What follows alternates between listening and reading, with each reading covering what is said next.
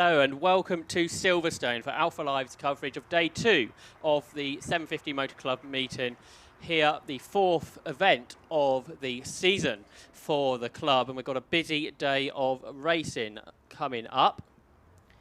9 races on the programme for today, and featuring a number of new categories which we didn't see yesterday, so we're very much looking forward to that. After a great day of racing yesterday, we won't see the hot hatches, the sports specials, the Master 7s, the bike sports, sports 1000s or the road sports, but this is what we will see. Coming up in a few moments time will be the Swallow Hills Homes F1000 Championship. They had a race yesterday, they're the only category to return.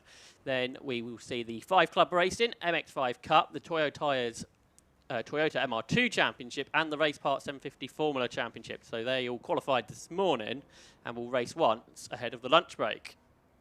And they will be back this afternoon for their second encounter, and they will be joined by the TQR Club Enduro Championship, the 750 Motor Club's endurance series for production and sports cars. And that will happen towards the end of our programme, and a huge grid for that, so we're very much looking forward to seeing that. But as we said, the first race on our programme, the cars coming out shortly, will be for the Swallow Hills Home F1000 Championship.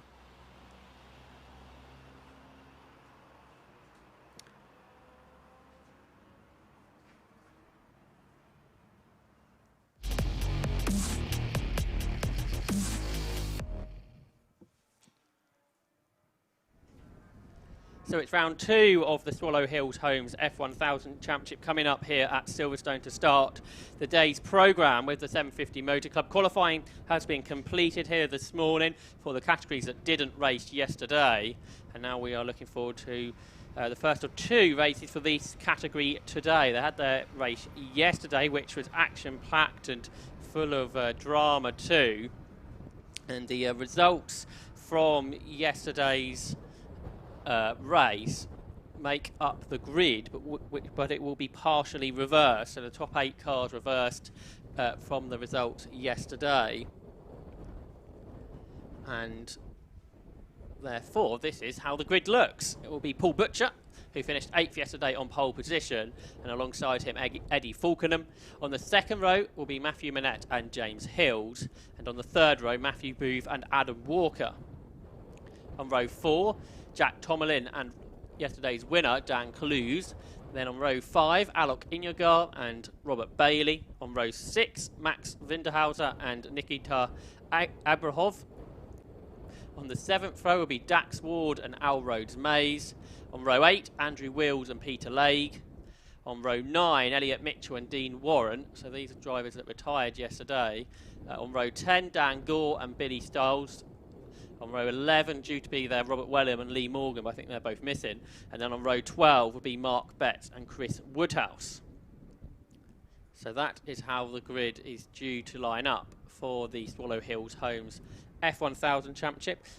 We are based in the commentary box looking over Abbey Corner here at Silverstone. My name is Joshua Barrett, and alongside me is Marcus Pye. Welcome along, Marcus. We had a great day of racing yesterday. We certainly did, and I love seeing these F1000 cars. They're so rapid, and they're so well driven and brilliantly presented as well. And of course I remember the very first Jedi cars coming up back in '84 with John Corbin, and I was chatting to John in the pits this morning, still building the cars over in Wellingborough, and they've made towards 180 of them now in that time. And of course it's a big grid of these F1000s, and so they lap regularly at over 100 miles an hour at different circuits they attend. And it's just getting bigger and better because it's genuinely affordable, fun, superb racing. The cars are great. The engines are pretty highly stressed, I guess, because they're knocking out towards 200 brake horsepower at the flywheel, but 170 horsepower at the rear wheels. So that really makes a fantastic power to weight ratio, because you're talking, in terms of power at the rear wheels, you're talking about 340, 350 horsepower per ton. So that gives scintillating performance. And we have had in the entry at least the biggest grid of 1 litre Jedi racing cars. Unfortunately, we have lost some cars over the Yeah, course of the weekend. Lee Morgan, fresh engine, cracked piston they discovered on that. And I think the other car you talked about, that's got a problem somewhere in the valve system. Something's cracked and slipped. So that's gone back to the engine builder. But nonetheless, it is a great field of Jedi Mark 6s and 7s, or 6-stroke 7s. And I think we're going for a great 2-race spectacle today, because this category races 3 times over the weekend. Once yesterday, as you said, Dan Clues won that one from a guy making his car racing debut, 16-year-old Jack Tomlin, who did a superb job. And he's looking forward to today's run. He's running with the Jedi Racing Cars team.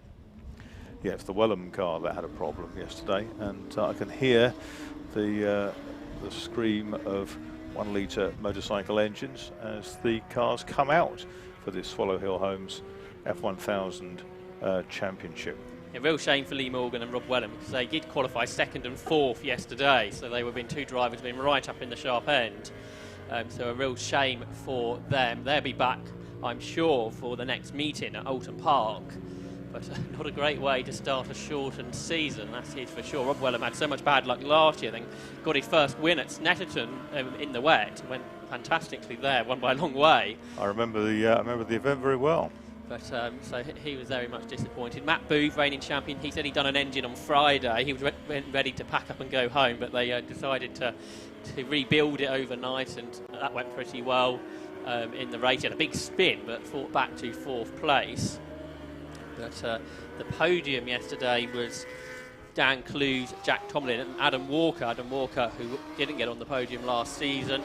First race out did. There was an enormously popular podium for Adam Walker. The whole of the pit wall apparently erupted with excitement, because he's been around a while.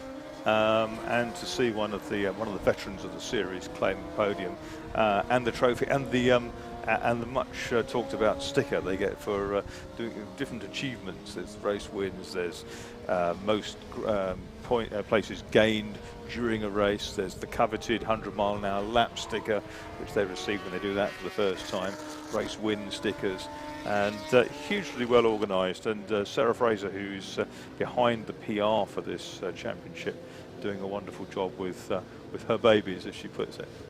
Starting towards the back will be Dan Gore. He'll be one to watch. He was battling for the lead yesterday before problems. Yes, that was a gear linkage issue. Something came adrift in the gear linkage cable and left him without cogs. So the Mattel team has sorted that one out, thankfully. But it's not a problem they've ever encountered before. They've only been doing it a couple of seasons in terms of F1000, but of course they're well versed in low cost and bike sports, and also RGB Sports 1000. This partially reversed grid is set to be for an exciting race, but it's Paul Butcher there on pole position, the driver that finished 5th in the championship last season. You can see there him alongside Eddie Falkenham, a former Clio racer with the club, so he's got a great bigger speed compared to what he raced a couple of seasons ago. And Josh, we've got drivers from 16 to 80 in this field, haven't we? Peter Laig, the veteran saloon car racer, mini racer of the late 60s, early 70s, back for more as an invitee in this class. It's extraordinary, really, isn't it? Well, the race is about to get underway. Then the first race of the day, the Swallow Hill Homes F1000 Championship. This is round 2 of 2020, and the red lights go out and away they go. It's a good start, I think, from Butcher from pole. You see Matthew Booth, the reigning champion, coming through the middle of the pack, so he's made a good start, and he's going to grab 4th as they turn into Abbey Corner for the first time. It's a 15-minute race on the Silverstone International Circuit. Butcher's converting his good start into a good lead. It's Matthew Manette, I think, round the outside to grab 2nd from Falkenham, and then Boo is the next one through, and you can see the rest of the pack flowing through the village hairpin and then through the linked section that takes them onto the hangar straight. There's Booth then, the reigning champion. Yes, the car with the distinctive sort of broad arrow stripe over the top of it. It's a maroon car with the white stripe. It's vaguely reminiscent of the John Surtees Can-Am colours of old, and which they transferred into Formula 5000 and Formula 1. But there they go then down into Stowe. Benefit of these small cars is you can fit a lot of them on the track, so it's not just sort of single file racing. There's so many of them kind of ultra modern generation of single-seaters are. Booth there was passed. He was passed by James Hills, who went round the outside of him, former Formula Renault racer from something like 20 years ago, I was told this morning, returning to racing and moved through the pack nicely there and just passed Matthew Booth. Great pass there from Hills. And so he's the one chasing Falkenham now as they turn into Abbey Corner. But it's Matthew Manette second and Paul Butcher leading. Butcher 1.6 seconds clear, so making the most of that. He qualified poorly yesterday with some problems and fought his way up into that coveted 8th position, which gives you the reverse grid. Here's the battle for third though. Falkenham in 69, then James Hills and Matthew Booth chasing, and then yesterday's winner there too, car number 2, Dan Clues, then has made a decent start up to 6th. Yeah, that's the pale blue car, isn't it, Dan Clues, that you can see popping out of the slipstream as they come down the Hangar Straight, where the Formula 1 cars were pulling phenomenal speeds last month, earlier this month, in fact, in the double-header Grand Prix here at Silverstone. James Hills has gained another place at Stowe Corner, that time going down the inside of Falkenham, so that's James Hills onto the podium. So out of Club Corner comes Butcher. That's the lead he's got over Matthew Manette. Is Manette catching? It was 1.67 seconds, and it's now 1.39. So he is, and here comes Clues. He's trying to come past Falkenham. Booth has already done so. So Eddie Falkenham now starting to drop down the order a little bit as they make their way down towards Village. Jack Tomlin there as well, who came second yesterday in his car racing debut. Look at Dan Gore, he's already into the top 10 from the back of the grid, so that's not a bad start, is it? There's Booth then, he's chasing James Hills for third. Onto the Hangar Straight they go. Matthew Manette, he's had coaching from Scott Mattel over the winter, and he won a Monoposto race at Oulton Park last month, and he's much, much quicker than last season. He's there in second, and behind, Matthew Booth is trying to repass James Hills at Stowe Corner, and he does so on the inside line. There's Clues, he's in 5th. It's Hills, though, still trying to come back there around the outside of James Hills. So good battle there then, Hills and Booth side by side for 3rd and 4th positions as they make their way then out of Club Corner. There's Butcher, maybe on that lap. He's extended his margin again over Manette, but Booth did get 3rd.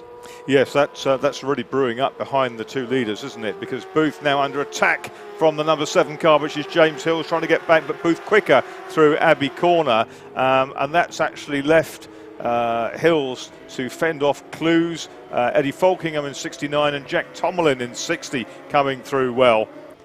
This is where Jack Tomlin really has to learn about racecraft, isn't it? Yesterday he was quick, but he didn't really have any battling to do. Now with his reverse grid, he certainly has. Having come out of karts, he's probably not short of racecraft in fairness, but it's just a chance to really get your eye in a bigger machine. And he's going to try to tuck onto the back of that group and learn about getting the toe, which perhaps you don't pick up in the karts. Here comes Dan Clues down the inside of James Hills, but Hills fights it out on the outside line to stay ahead as they go down into the Vale then on what is lap 4 of this race that continues to be led there by Paul Butcher in car number 42. He's made hay, hasn't he? He's moved away. Absolutely. Now Matthew Booth is going after Matthew Manette. So Booth looking quick and making the most of Dan Clues here, not being able to get past James Hills despite that big effort into Stowe Corner last time. That's right, down the order behind Tomlin, it's Alok Iyengar, Adam Walker and Dan Gore. Dean Warren, Elliot Mitchell, Dax Ward behind them, Mark Betts and Peter Lake, the 80-year-old, running in 15th place in car number 9. But there's Matthew Booth, running the coveted number 1 as last year's champion. He's now right in the slipstream of Matthew Manette, coming down the Hangar Straight. As popping out from behind Hills comes Clues. Clues in the number 2 car has got the inside line, and Falkingham in the dark car behind is close too. Good battling further back here. This is Elliot Mitchell, car number 11, coming past 22. Dean Warren for 11. Mitchell was another driver that retired yesterday, so coming through from the back, through Club Corner. There's Booth, so he's caught Manette now for second. He got the fastest lap on the previous lap of 1:04.35, and he's trying to get past Manette, but Manette defends to the inside line, so Booth has to go around the outside into Abbey. That's not going to work. He found out yesterday when you try and pass at Abbey what happens, so he decides to sit behind through there, but then through Farm Curve, he takes a tighter line, but Manette there, he's coaching from Scott Mattel to keep Booth back for now. Yeah, he's doing a good job, isn't he? Most of these cars running the Suzuki GSR XR engines in different varieties. One or two have Yamaha R1s in. So down the hanger straight, Booth has pulled out the toe pretty early this time, so he's keen to get past Matthew Manette, but no, Manette hanging on. What about behind? Because James Hills and Dan Clues are still together. Eddie Falkenham is staying with them. Good effort in sixth position with Jack Tomlin seventh. A tighter line here taken by Clues, which puts him alongside Hills, but in front, Booth is going down the inside of Matthew Manette, so he grabs second. Car number one. Booth then, the reigning champion. It was his first season in the category last year. Took the championship former sports specials champion with the club too. So he's into second. Third is Manette, but Hills hanging on there in fourth ahead of Dan Clues. Yeah, one senses that's all getting a bit tighter now, and the next pair behind Tomlin, Iyengar and Walker, not that far behind, trying to tow themselves up onto the back of the others, and there's Falkingham under attack now from Jack Tomlin, the 16-year-old. Great, this is through the... Oh, get very, very sideways there, and that was the 69 car of Falkingham. And Tomlin had to come out of the throttle as well, so he hasn't been able to capitalise. But what it's done, it's dropped Falkingham off the back of the two pale blue cars. The number 7 now looking down the inside into Stowe and making it 7, but a faster run around the outside. No, he's run too wide. The red car, he's got a good exit though. And it's the two blue ones now moving ahead then. And round the outside, in the end of Vale into Club, that was 2. Dan Clues trying to get past Hills. They've got past the... In fact, we've got 5 of them now running in a line, which is pretty awesome. Yes, they got past Matthew Manette there, yeah, it was Manette who's been shuffled back down the order. And now round the outside of Manette to Abbey comes Eddie Falkenham. That was a good move, wasn't it? With such quick cars, with so much aero. But off the road's gone Peter Legge at the Vale. Also, we've lost Dan Gore again, so more problems for the Mattel cars run car. Here comes 60 now. So this is Jack Tomlin trying to get past Manette, but Manette hangs on this time as they make their way down through the link. But there'll be yellow flags at Vale now for that Peter Legge car that's had a spin. Here they are down the hanger straight, and Dan Clues and James Hills are still side by side. This is for third and fourth position, and is Clues going to get past Hills here on the inside? I think he is. He's got the nose in front, but James Hills isn't going to let that go. You can carry the speed on the outside through Stowe in these cars, and then of course they meet this yellow flag zone, and in that yellow flag zone is the leader. He's been all out by himself, Paul Butcher. He didn't win a race last season, but he's halfway through this race, got this gap to Booth. It was 4 seconds. Is it going to come down on lap 8? I think it might well have done. Yes, 2.8 seconds on that lap. Booth was a second quicker, and still side by side there around the outside. Dan Clues now ahead of James Hills. Great battle. Yeah, that's really shaping up very, very well. Clues is stealthily coming up, but it's the Works Jedi car, 42, Paul Butcher that leads. This is Tomlin in 60, having a go now at Manette, isn't it? Manette, who defended so stoutly in the early part of the race and now has slid back into the pack. Booth now leads down towards Stowe Corner. There's the number 2 car, that's Clues. 7 under attack from 69, the resurgent Eddie Falkingham, who's made it into Stowe, so he's having a really good run, the ex-Clio racer. Little puff of flame there in the exhaust on the overrun coming down into Stowe Corner. And there's Mark Betts in the 88 car. He's off in the gravel somewhere. That's at in the first part of the circuit, isn't it? Yes, it looks like it. So Mark Betts out of what was 11th place, the former Sports 1000 racer. But it's Butcher that leads now by only 1.4 seconds. So Matthew Booth is rapidly catching Butcher. Butcher's lapping a couple of seconds off his best. So whether he's put too much into the tyres early on, or because he's the only one that's really dropped his pace. So he's been caught by the pack, basically. There he is, coming out of the link section, being caught by Booth. He doesn't use as much road on the exit. Eddie Falkenham certainly does there in 4th position, and Matthew Manette even more so, way out wide. Yeah, that's sort of over towards Northampton somewhere. It's a long way wide, but it's plenty of track there, because it's where the circuits link up here at Silverstone. Silverstone with its history going back to the Grand Prix of 1948 3 years, or a couple of years before the 750 Motor Club started its 750 formula. First champion being Charles Bulmer, an Austin 7 Special. But the club has evolved, and this is the premier bike-engined single-seater class, F1000, giving a very, very good account of itself. So Butcher's lead now 1.1 seconds, so he upped his pace a bit on the previous lap, and Clues is catching him there in third. Eddie Falkenham with a standout drive from him in fourth. James Hills in fifth. This is the battle for sixth. Jack Tomlin up the inside of Matthew Manette. Now they're side by side as they go through the linked section, but I think Manette's hanging on, so Jack Tomlin struggling here, Marcus, to gain a place. Yeah, interesting, isn't it? He was in the right place at the right time yesterday and claimed an excellent second place. Now finding a little bit of a reality check. It's difficult out there, and the cars are well matched, drivers well matched. There's battling anyway. You can pass on the outside, you can pass on the inside, and he's now trying around the outside at Stowe Corner, the corner on which I watched Jim Clark win the 1967 British Grand Prix for Team Lotus. And these little cars, phenomenal performance. A little bit sideways, a bit of oversteer coming through club for Falkingham in the black car, the back eagle picture. But here is Booth, who is chasing down our leader, 42. Paul Butcher's halved it again. It's down to 0.7 now. The deficit between Butcher and Booth. And then catching them both is Dan Clues. He's the quickest of the three in third place. Including this lap, there are 3 to go, so they are on lap 12. It'll be a 14-lap race. It's a 15-minute time limit. And here, Tomlin, so now he has got 6. We did get past Manette, and then behind Manette are Inagar and Adam Walker. So Adam Walker, who finished third yesterday, has actually dropped down from his 6th position spot on the grid. So he's not making the progress that perhaps he would have liked. But it's Matthew Manette at the front of this group in 7th. As they turn into Stowe Corner. Once again, no challenges within this group, but it's that leading trio that may well be the focus as they come out onto the start line. I can see out the commentary box window as Matthew Booth is...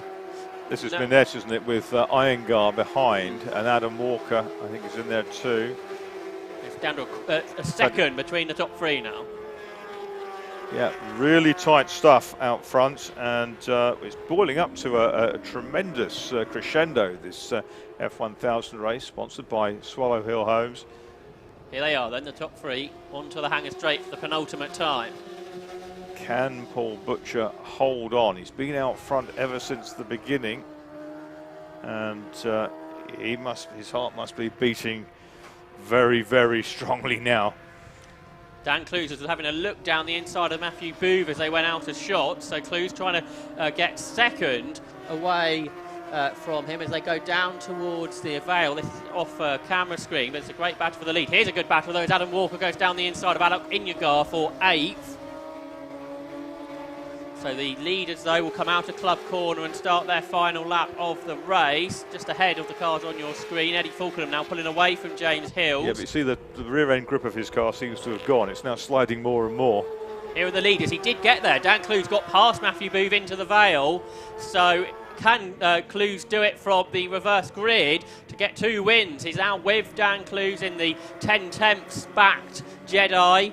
As they turn their way now through this linked section onto the hanger straight. We saw him able to challenge Booth in towards Stowe. It's all about exit speed and momentum here, because you lose a couple of miles an hour coming into that straight, and it might scupper your chances. Now what Butcher needs to do is probably command the centre of the course. He's trying to do just that, but Clues is squeezing his way up the inside, and he's robbed Butcher of the lead going into Stowe on the inside.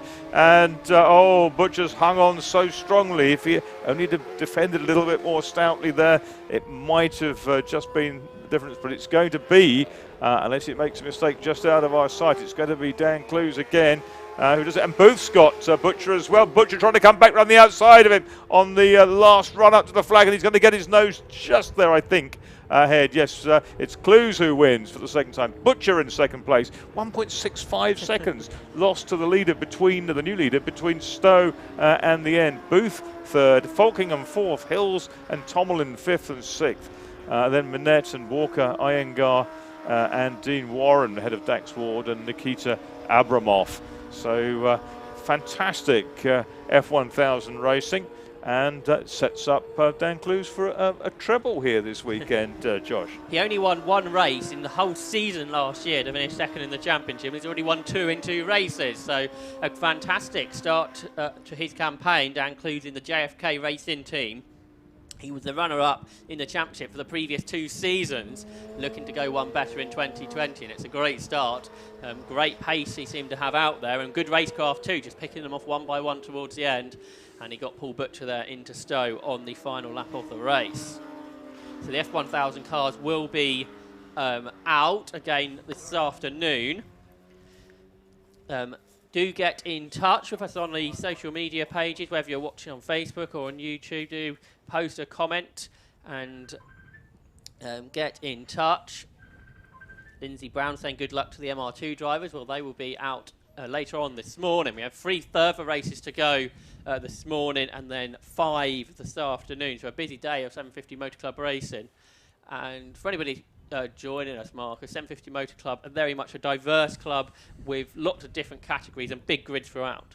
Yes, as we're going to see today, we've got the majority of our grids are really full. We've got a long Enduro this afternoon, which is going to pitch all kinds of cars together, touring cars, GT cars, etc.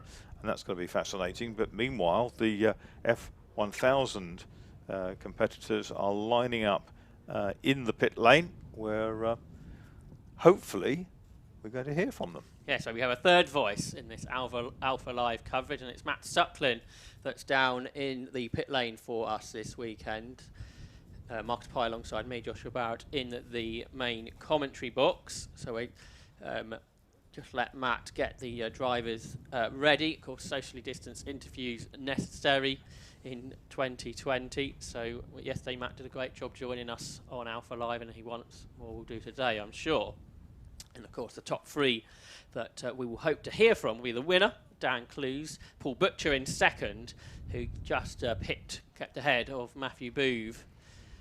So Clues, the only driver to podium twice this weekend.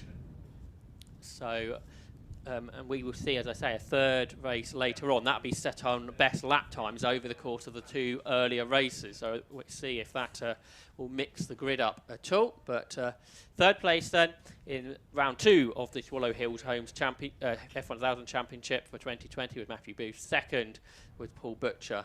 And the winner was Dan Clues for the second time this weekend, looking to go for the triple, the F1000 Championship, the only championship to run 3 times over the weekend here at Silverstone. 2 races for all the sprint series, other sprint series, and 1 race for the 2 Enduros we have with the 750 Motor Club. So following this will be the 5 Club Racing MX5 Cup and the Toyo Tyres Toyota MR2 Championships, a 2 1-make rear-wheel drive sports car series, and then the longest running championship in the country, the Race Park 750 Formula Championship, will also race before lunch. So do stay with us on Alpha Live. Do get in touch. Thanks to Mark Crawford for getting in touch, saying this is awesome. Lots of new drivers, lots of new viewers come into club racing and come into the 750 Motor Club thanks to the Alpha Live streaming, and we do very much welcome you and very pleased that you are able to join us this weekend at Silverstone. There'll be more 750 Motor Club racing live streamed throughout the course of the year. And now Matt Suckling has managed to grab our race winner, so let's head down to Matt in the pit lane.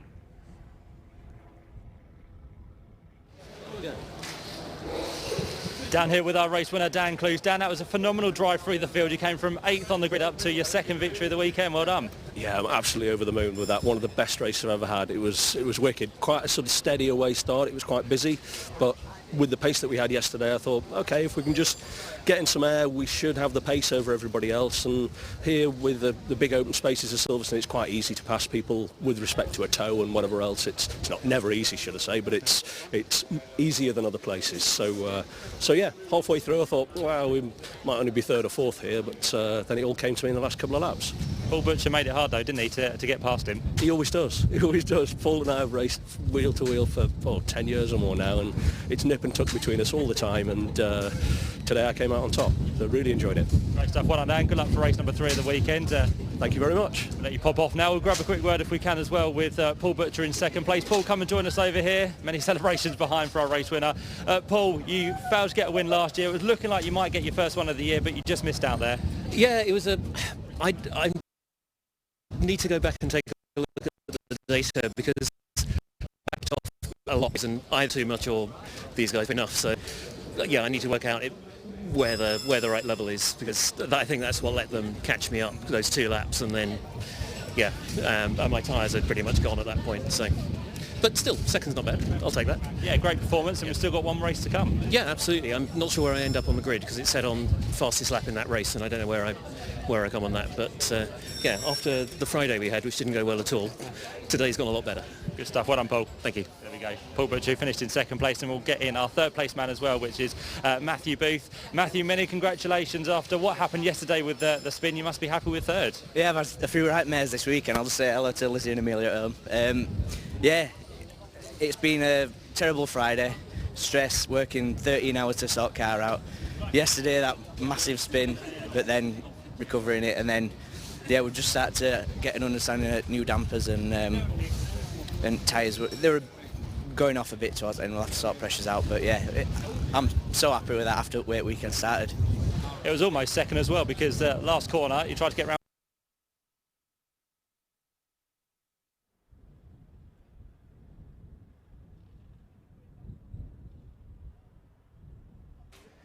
So we will now move into our second race of the weekend, the day, I should say, the 5 club racing MX5 Cups. We welcome the Mazda MX5 series back to the Alpha Live coverage. We saw the opening 3 rounds of this championship at Snetterton last month, where Ben Short won all 3 races, so therefore leads the championship. But Ben Short, who was here yesterday, I think he's racing some kind of historic car at Brands Hatch today, so he is not here. And actually, that's probably going to make the racing better, because he rather dominated at Snetterton. And that will make what is going to be a 43-car grid, a very competitive slipstreaming race, I should think. In qualifying this morning, we had, 9 cars separated by just over half a second. So I think we're going to have a great MX5 Cup race in store here. The 5 Club Racing club that joined or began with the 750 Motor Club back, I think, in 2014, became a championship in 2015. Ben Short's won the championship twice, Will Blackwell Chambers once, and Paul Maguire once, and Ben Hansey was the champion last year, and he's back to try and defend his title. So Ben Short leads the championship after Snetterton, but he's not here. Steve Foden, second in the championship. He is here. He took us 2 seconds and a 4th at Snet. Ben Hansey, third in the championship. He took a couple of thirds and a 6th. Callum Greatrex, 4th in the championship. He got a 2nd, an 8th and a 9th. 5th was Tom Short, who got a 3rd and a 4th, and one result outside the top 10. So very much behind Ben Short at Snetterton, it was very much a mixed bag. So that's what we're going to have here today, I suspect. We'll have the MX5 Cup cars out on track in a few moments' time. We'll have a look at that big 43-car grid in a few moments as well, which in qualifying this morning, the best lap of 1 minute 23.3 was set by Richard Baxter, who he's only 8th in the championship, so that's a great effort from him in qualifying. A best result of 5th at Snetterton, but a great effort this morning from him.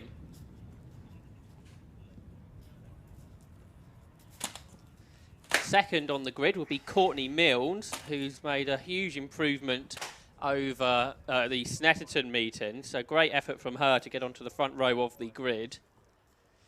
And then third on the grid will be long-time MX5 racer Jason Greatrex, who was at Snetterton and a bit behind the championship. I think he had a DNF as well as a 4th and a 5th. And then alongside him will be the champion from last year, Ben Hansey. Let's take a look at that grid in full then. On the front row, Richard Baxter and Jason Greatrex. On row 2, Courtney Mills and Ben Hansey, and then on row 3, Tom Smith and Callum Greatrex. On row 4 will be Steve Foden and Marcus Bailey. On row 5, John Pethick and Matthew Short. And on row 6, Thomas Holland and Stephen Craggs. On row 7 will be Dan Blake and Howard Lancashire. On row 8, Adrian Johnson and Hayden McDonald. And then on row 9, Lloyd Huggins and Kian Donaldson.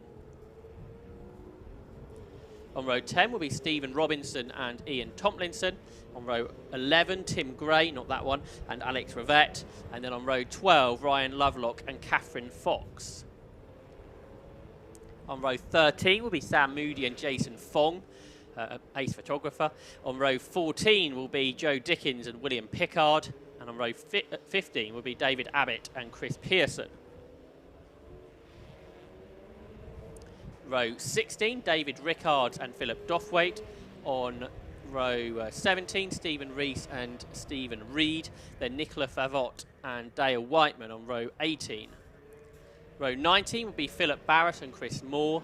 Row 20, Alex Lewington and Matthew Penniffin-Nill. Row 21, Jeremy Rivers-Fletchers and Jake Dormer. And that, I think, is that with James McCann at the back, I think. So 43 Mazda MX-5s about to head up onto the well, they are heading onto the Silverstone International Circuit for the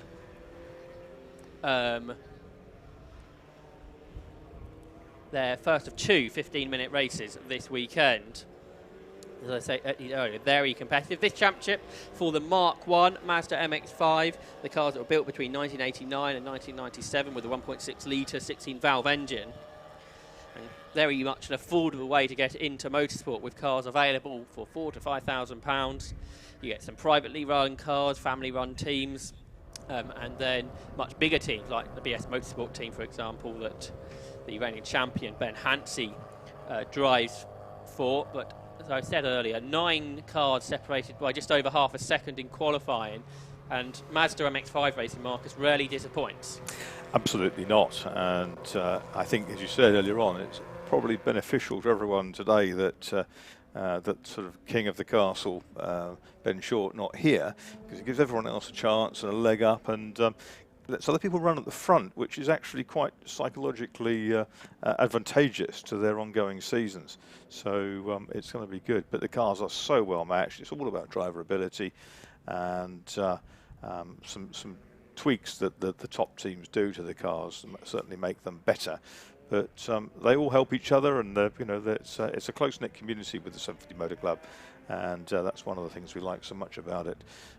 Interesting to see them all lining up now, just being sort of the socially distanced marshals, kind of directing them into their 2x2 grid. 5 Club race, very popular with novice drivers, but there's also some pretty experienced guys out there too, including Jason Greatrex there on the front row. He's been racing cars, these types of cars for a long time, and Fiats and things like that before that. It is genuinely affordable, and of course the cars are strongly built with their cages, etc. And of course, if you do have a big banging one, it's probably easier to go and get another one rather than to try and rebuild what you've got in a lot of cases. And again, that's good for the budget, because they've made millions of them. I remember when the Mazda Miata, as it was called in the States, spawned some very, very successful racing over there with the Sports Car Club of America back in the, I guess it would have been the end of the 1980s, something like that. And it's been it was a kind of a tribute in a way to the Lotus Elan. It's styled like the early Lotus Elans of the 1960s, sort of Japanese Lotus Elan, and it made a great. It was great value for money, sold in its millions, and one of the huge success stories of the Mazda Motor Company. Hello at home to Georgia. She's supporting Alex Rivette. Joshua Beesgang says can't beat a bit of live motorsport. You certainly can't beat a bit of live 750 Motor Club racing, can you? And that's what we're very much enjoying this weekend. So do get in touch on the live feed, and we should try and look at that. But I think over this 15-minute race, we rarely get the chance to, because it's going to be frantic racing, I'm sure. Look at that. And again, with the cars going all the way back round Club Corner, it's a massively packed field. Of course, in the old days, in the early 70s, the 2-litre sports cars and things here, and Formula Ones even, had 4x3 grids on the Grand Prix circuit here, which was staggering. So the red lights are on and out they go. So this is round 4 of the 5 Club race in MX5 Cup, and eventually those cars that were halfway round Club get onto the start and finish line. I think from the from the pole position side, it's going to be Richard Baxter to swoop into the lead from Jason Greytrack, and here come the rest. Let's hope they get through Abbey safely. Only one car away from the capacity, 43 cars starting. Behind Greytrack is Ben Hansey, the champion from last year. Here comes Tom Smith down the inside, another BS cars. Courtney Milnes has dropped a couple then from the first time that she'd started that high up the grid. This championship that was struggling only 12 or so months ago has absolutely grown. Great work from Alan Robson and his team to build an awesome grid for 2020. There's Dan Blake, car number 27, 230. Following him was Tom Holland. There was another one on the inside, and now it's the big slipstream in action down the hanger straight. It's 3 that have made a bit of a breakaway, and then absolutely the rest are there behind. But Baxter's going to hang on in the lead. Here's the 4th place battle. Courtney Milnes now under pressure there from the outside line. That's Callum Greytrack, Jason's son, who's trying to come around the outside. Then it's 3 and 4 cars abreast as they turn their way into Stowe Corner. And it's side by side for the lead now, because Baxter's under pressure from Greytrack to the outside. Ben Hansey behind them. Which car is he going to follow? Well, Baxter's hanging on as they turn their way onto Club Corner. Richard Baxter, who's only 8th in the championship, leads at the end of lap 1. From Jason Greytrack and Ben Hansey, and I think it's Tom Smith that leads the next group of cars. And there's a bit of another break before the rest are there, 2 and 3 cars wide, heading down to Abbey. Here are the top 3, though, as they turn through Abbey once more, Marcus. Yeah, the bumper to bumper, absolutely fantastic. Tyres screeching as they head up towards the tight infield section, which will necessarily bunch everyone back together. Greytrack's clinging on to that second place.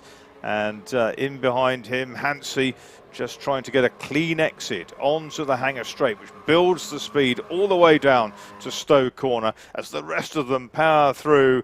And 1 or 2 going exceptionally wide, particularly that white car there in the back of your screen, just on the grass there, the white car with the checkered stripe down its centre. But here they come, and they're all trying to reorganise themselves to come down into Stoke, and Greytrack's find a way through. He can. And number 8, Baxter trying to hold on the outside, but has run too wide. That's let Ben Hansey through as well, but Baxter's soon back onto the bumper of Hansey and coming down through the Vale towards this tight left-hander down into second gear, and then accelerating through this double apex corner at Club.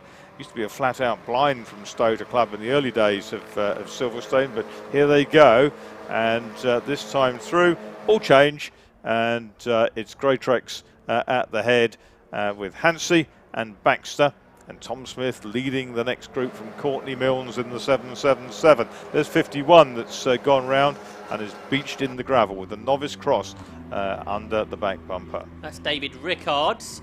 Here come the top 3 though into the village hairpin. So with that new order, Greytrack's Hansey and Baxter, then Tom Smith leading the rest. Tom Smith and Jason Greytrack's had a bit of an incident in the last round at Snetterton, so both a bit further down the championship than they would have liked after just 1 meeting of a 5-meeting season for the 5 Club Racing Championship. There's 230, that's Thomas Holland, who is in just outside the top 10, in fact. Jason Greytrack's trying to get away now as they battle behind. To the outside of Ben Hansey comes Richard Baxter, and is Baxter going to try and break later? He does, and he gets there. The former Radical driver then, Richard Baxter, goes back into second place. A pretty aggressive move over the front of Ben Hansey. A change behind because Courtney Milnes has got there ahead of Tom Smith in the battle for 4th position. So Baxter fighting back now, Marcus. Yeah, very much so, and that was quite a fairly brutal chop to get back, but he was entitled to it. He'd got past, and he's got out. bit wide on the exit of the first element of club, and that will have cost him momentum, and that will allow Ben Hansey back into the fray. The black car of Courtney Milnes, as you say, 777, is now up into 4th place, and as the intensity of this battle increases, it may be that the 4th and 5th cars can tow their way up onto the tail of that group. There's a slower car up ahead for the leaders to negotiate fairly shortly. That's the car the marshals have managed to get out the gravel at Vale. Yeah, so good job.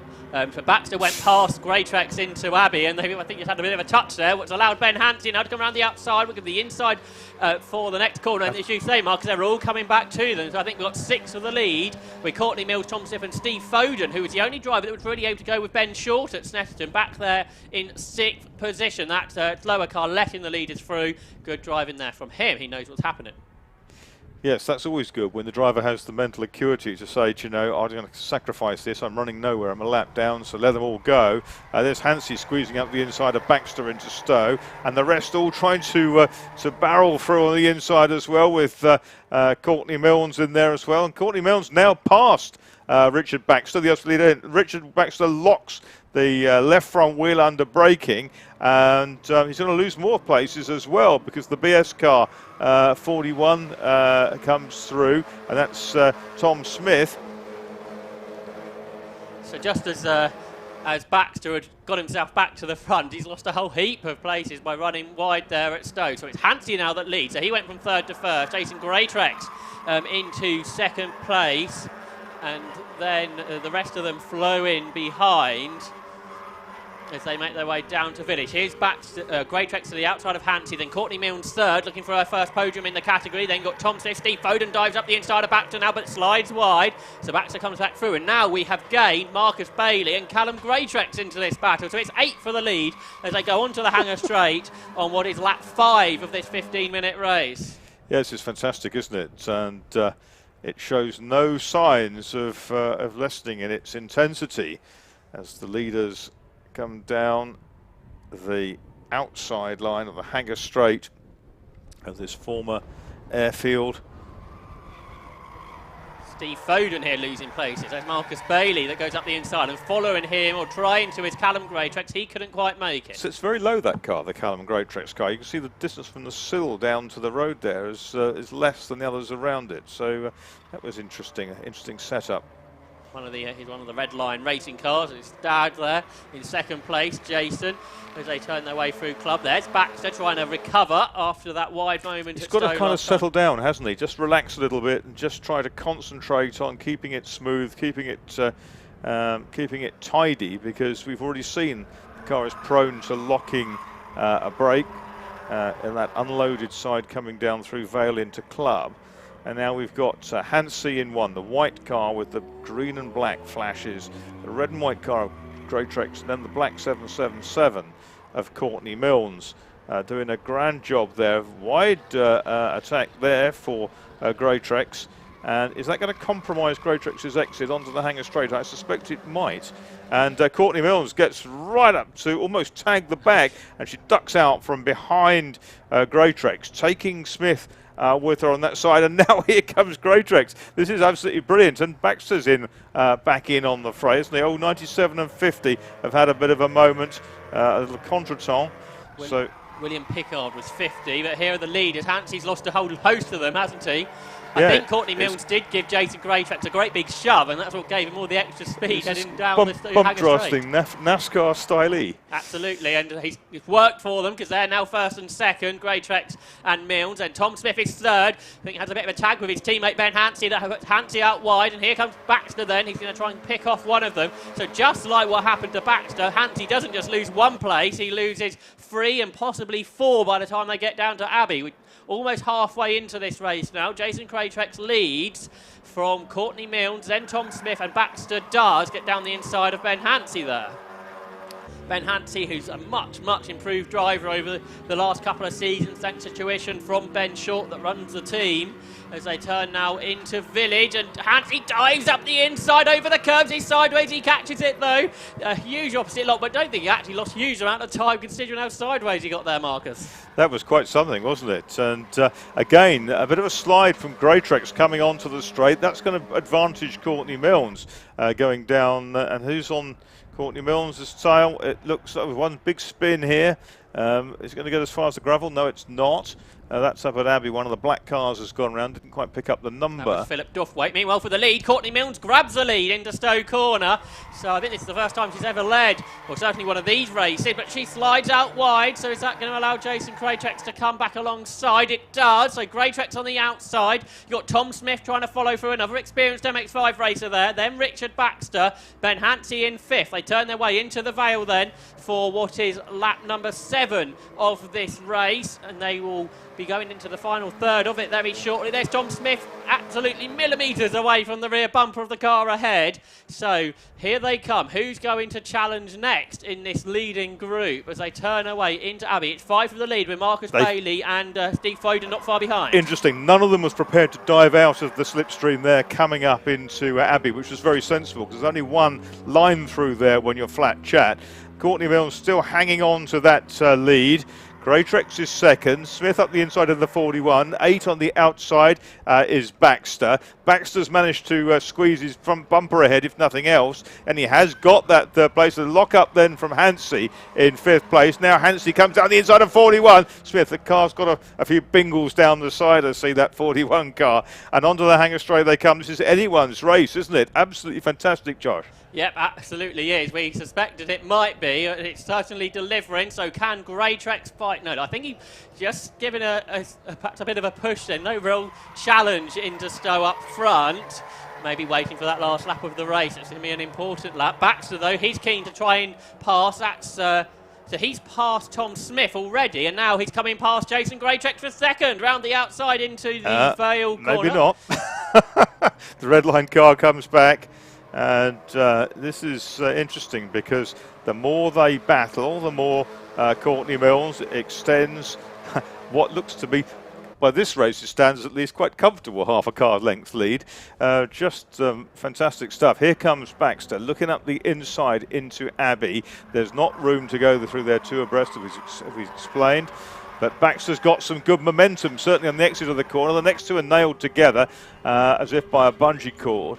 And here they come then, up the inside, change of lead, and that is Greytrex going through, and runs wide though on the exit, and Baxter's trying to come through as well, hasn't quite made it. They're all trying to engineer space for themselves, and it's Greytrex leads onto the hangar straight from Courtney Milnes, and then 8 is the grey car of Baxter. Smith and Hansey in the white ones behind, and then the next group, Marcus Bailey, Steve Foden in their little gap back now to another 5 or 6 cars. It's between these, certainly between these 7, anything can happen. That was mighty close. And Ben Hansey gets past all of them, does he? He was 5th heading down the hangar straight. He's now 2nd-ish. He's side by side with Tom Smith. So the 2 BS Motorsport cars work their way through. Courtney Milnes has dropped to 4th. She led at the beginning of the lap. Here comes around the outside of Richard Baxter, Marcus Bailey. So again, it's Baxter that loses out in the battle up at Stowe. So he's dropped to at least 6th. Because Steve Foden looking to come through, but Baxter trying to hang on around the outside. Not quite sure how effective that will be. There are 2 laps to go, I reckon, with 35. Jason Greytrex leading into Abbey. This is about over 5th with Marcus Bailey looking up the inside, and following him through goes Steve Foden ahead of Richard Baxter. So he's at the back of the group now. But Greytrex up front has got a 2nd advantage over Ben Hansey. Here comes Courtney Milnes. That was a brave move, wasn't it? Sort of, it was almost a reactive to an inkling of a space there. Courtney Milnes dived for it, but hasn't lost any momentum, which was a good effort. But she's open to attack from those behind, headed by 154 there, Marcus Bailey, and down the hangar straight. Are they close enough to the leader? Courtney Milnes makes an early move, so she's trying to get back into 3rd place from Tom Smith up into Stowe Corner. They're side by side into Stowe. There could be some door handling here. And Courtney Milnes has got her car, black nose, just ahead of the white one. So up into a podium place. Hansey just up ahead. Greytrex there as well. Looks like the the white car behind has had a moment, and that is Smith, isn't it? He ran a little bit wide, and that disadvantaged those following, so it's allowed a bit of a break to the top three. And as they come through, it's Greatrex from Hansey, from Courtney Milnes, then a gap back to Tom Smith. Then we've got 77 Steve Foden, Richard Baxter in 8, who led this race early on, and Marcus Bailey behind. I think in this leading group, the only drivers that have won any of these 5 Club races before are Ben Hansey and Steve Foden. The rest looking for their first win with 5 Club racing, I believe. And into the link they go. There's a wide run for Steve Foden. This is the last lap of the race, the 4th round of the 5 Club Racing MX5 Cup. Jason Greatrex defending. He's trying to break the toe. Ben Hansey, I didn't think was really close enough to challenge, but weaving side to side, Jason Greatrex. That'll be zapping all his momentum up, and that's brought Ben Hansey right to him. So perhaps into the chicane on the final lap, there may be a challenge. Here's Baxter going around the outside of Foden for 5th, but that's not going to work. He outbraked himself. He couldn't get it turned into the apex. Here's the battle for the lead. Then Greatrex down the outside comes Hansey. That's brave. But Greatrex is equal to it. He breaks a tad later. He's just got to try to hold on to the inside now. And Courtney Milnes is 3rd, but I think Tom Smith not quite close enough. As they come up to the checkered flag, it's going to be Jason Greatrex from Ben Hansey. In 3rd place is Courtney Milnes. Then it's Tom Smith. A gap back to Steve Foden, Richard Baxter and Marcus Bailey. Callum Greatrex, Matthew Short and Stephen Craggs complete the top 10. What a stunning race. It really was, wasn't it? And pretty clean racing up front too, despite all the place changes. Sure, there was plenty of battling going on in the pack too, but it was, well, you just didn't want to take your eyes off that leading group, did you? Yeah, I mean, Richard Baxter, Jason Greatrex, and who else led? Ben Hansey led, Courtney Milnes led, so four drivers led. Sometimes there were 3 different leaders on a lap. Absolutely stunning stuff. 5 Club Racing absolutely showing the way with MX5 racing in 2020. And Jason Greatrex, I think that's his first win in the category. He did race back when the championship was started 5 or so years ago. Where he may have won a run, I'm not too sure though. You know, that was so exciting that I completely lost track of how many laps they were on. It's pretty rare that my lap charts blow up, but if we did 11 laps in the end. 11 laps, well. And the top 7 separated by 3 seconds at the end of that. Bring on race 2, that's all I can say. The fastest lap went to 5th placed Steve Foden, and I think we only lost 1 car in the 43, and that was the car that spun into the gravel. I think then he pulled into retirement. So that's great, and that shows the driving standards in the championship too. And I think everybody was on the lead lap too. I don't remember seeing anybody getting lapped except for that one retiree. So great stuff from the 5 Club Racing Championship here at Silverstone. Now, when they have 3 races, a third is a reverse grid. I'm not sure because they only have 2 today, whether it'll be a reverse grid later or not. But really, out of those first 7, there's nothing between them anyway. So I don't know if it will make a huge amount of difference to the excitement of the racing. But we will look forward to more 5 Club Racing MX5 Cup racing this afternoon. And when we have single make racing, Marcus, when it's like that, we don't mind, do we? Absolutely not. I mean, that was just awesome. Some really fantastic club racing, brilliantly driven cars. There was very, very little in the way of paint trading along the way, and that shows strong respect for fellow competitors. And well done to Jason Greatrex, Ben Hansey and Courtney Milnes for filling the podium at the end of it. Very, very clean, quick racing, and this is a very, very standard production car. It's just been nicely honed with some safety equipment to enable it to go racing, and it's providing sensational value for money, which is why the grid is large this year. So well done to Alan Robson, the guys who have got this resurgence really up together. People are really hungry to go racing this year, I sense, in this shortened, sort of straightened season. Lots of comments on the stream, so lots of people enjoying that Mazda MX-5 racing. which is great to see. Dave Searle asks, what are the average age in this series? Are there any old fat blokes like me? Anybody There's room come for everybody. Exactly. We've got youngsters, teenagers, up to old age pensioners and two, and they can all win the race too. Yeah, it's not ageist, it's not weightist. Or sexist. No, clearly not. So great to see, and as people are commenting, there are other Mazda MX-5 championships in action this weekend. I think the 5 Club Racing have upped the numbers to have the highest of all of them, but it does show Mazda MX-5 is massively popular, and there must be at least 100 racing this weekend throughout the I think there's 4 Mazda MX-5 championships in action this weekend, so it's great to see the support that 5 Club have managed to get in 2020. And if the rating's like that all season, it's going to be pretty awesome, isn't it?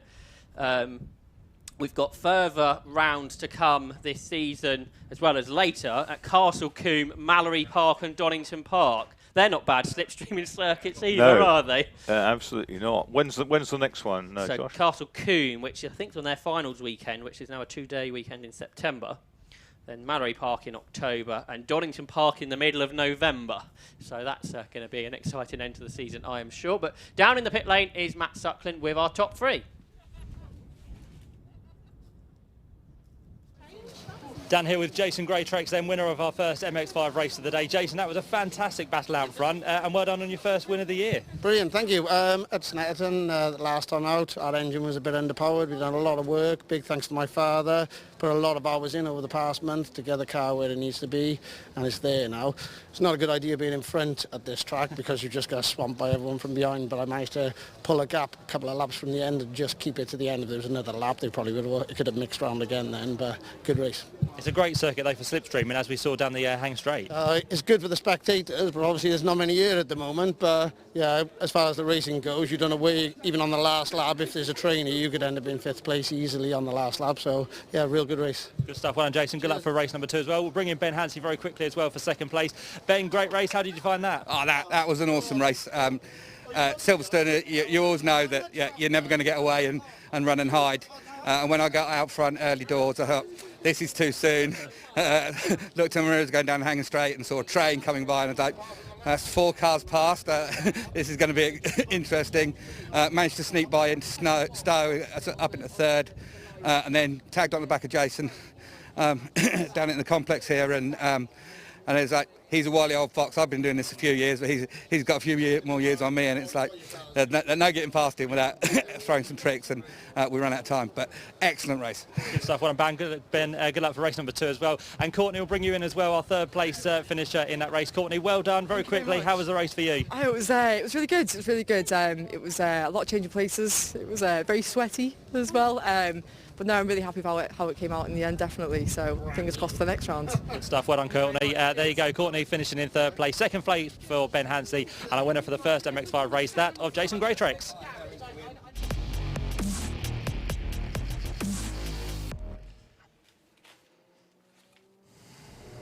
We move from one budget rear-wheel drive sports car series to another. It's now time for the Toyo Tyres Toyota MR2 Championship. And there is a capacity grid of 44 cars. They're already heading to the to the grid. So let's take a look at how they are due to start. 3 different makes of or types of MR2 in the group.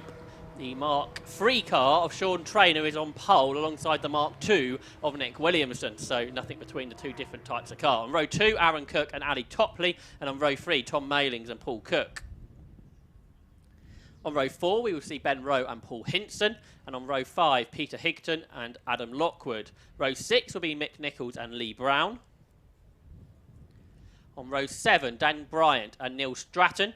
On row 13, Dave Hemingway and Adam Lewis.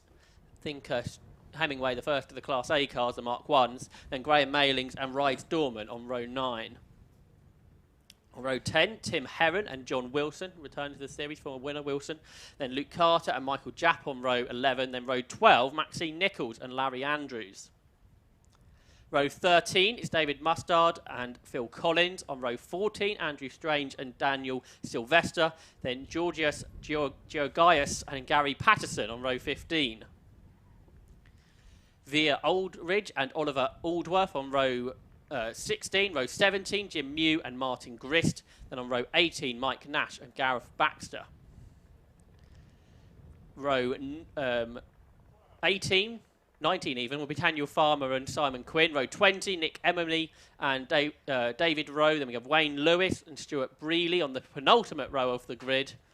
And making up the 44 runners will be Patrick Stoner and Andrew Ruthven. So a full grid, 44 Toyota MR2s, which is amazing. There are 3 different types of cars in 3 classes, but they do battle for overall honours too. So the Mark 1s are in Class A, not too many of them nowadays. Then Mark 2s are in Class B, and the Mark 3s are in Class C. And the reigning triple champion, won 3 back-to-back, he's won 4 in total, Sean Trainer. He swapped to a Mark 3 Roadster for this season, but he has got on pole position here. Alongside Nick Williamson. Williamson was one of the winners at Snetterton. The other winner was Aaron Cook, and it's Aaron Cook that leads the championship. He qualified 3rd. He's on 44 points after a 1st and a 4th at Snet. Sean Trainer, 2 points behind after a 2nd and 3rd. Nick Williamson, 3rd. He was the winner, but also a 6th at Snetterton. Paul Cook is 4th. He took a 2nd and a 7th. Daniel Bryant, 5th. He took a 3rd and a 7th. Then Paul Hinson, 6th in the championship, returning. He was the 2012 champion. So it was super competitive last time out at Snetterton. We have 6 or 7 cars battling for the lead, much like the MX-5 race we just had. So I suspect this will be no different. Again, a big slipstreaming battle. But Sean Trainer in that Class C car, that won't have quite as much power, but it's a bit lighter, it's a bit more nimble, so his car will have advantages in different places to the Mark II. But perhaps more importantly, the Mark IIs have that slightly bigger engine.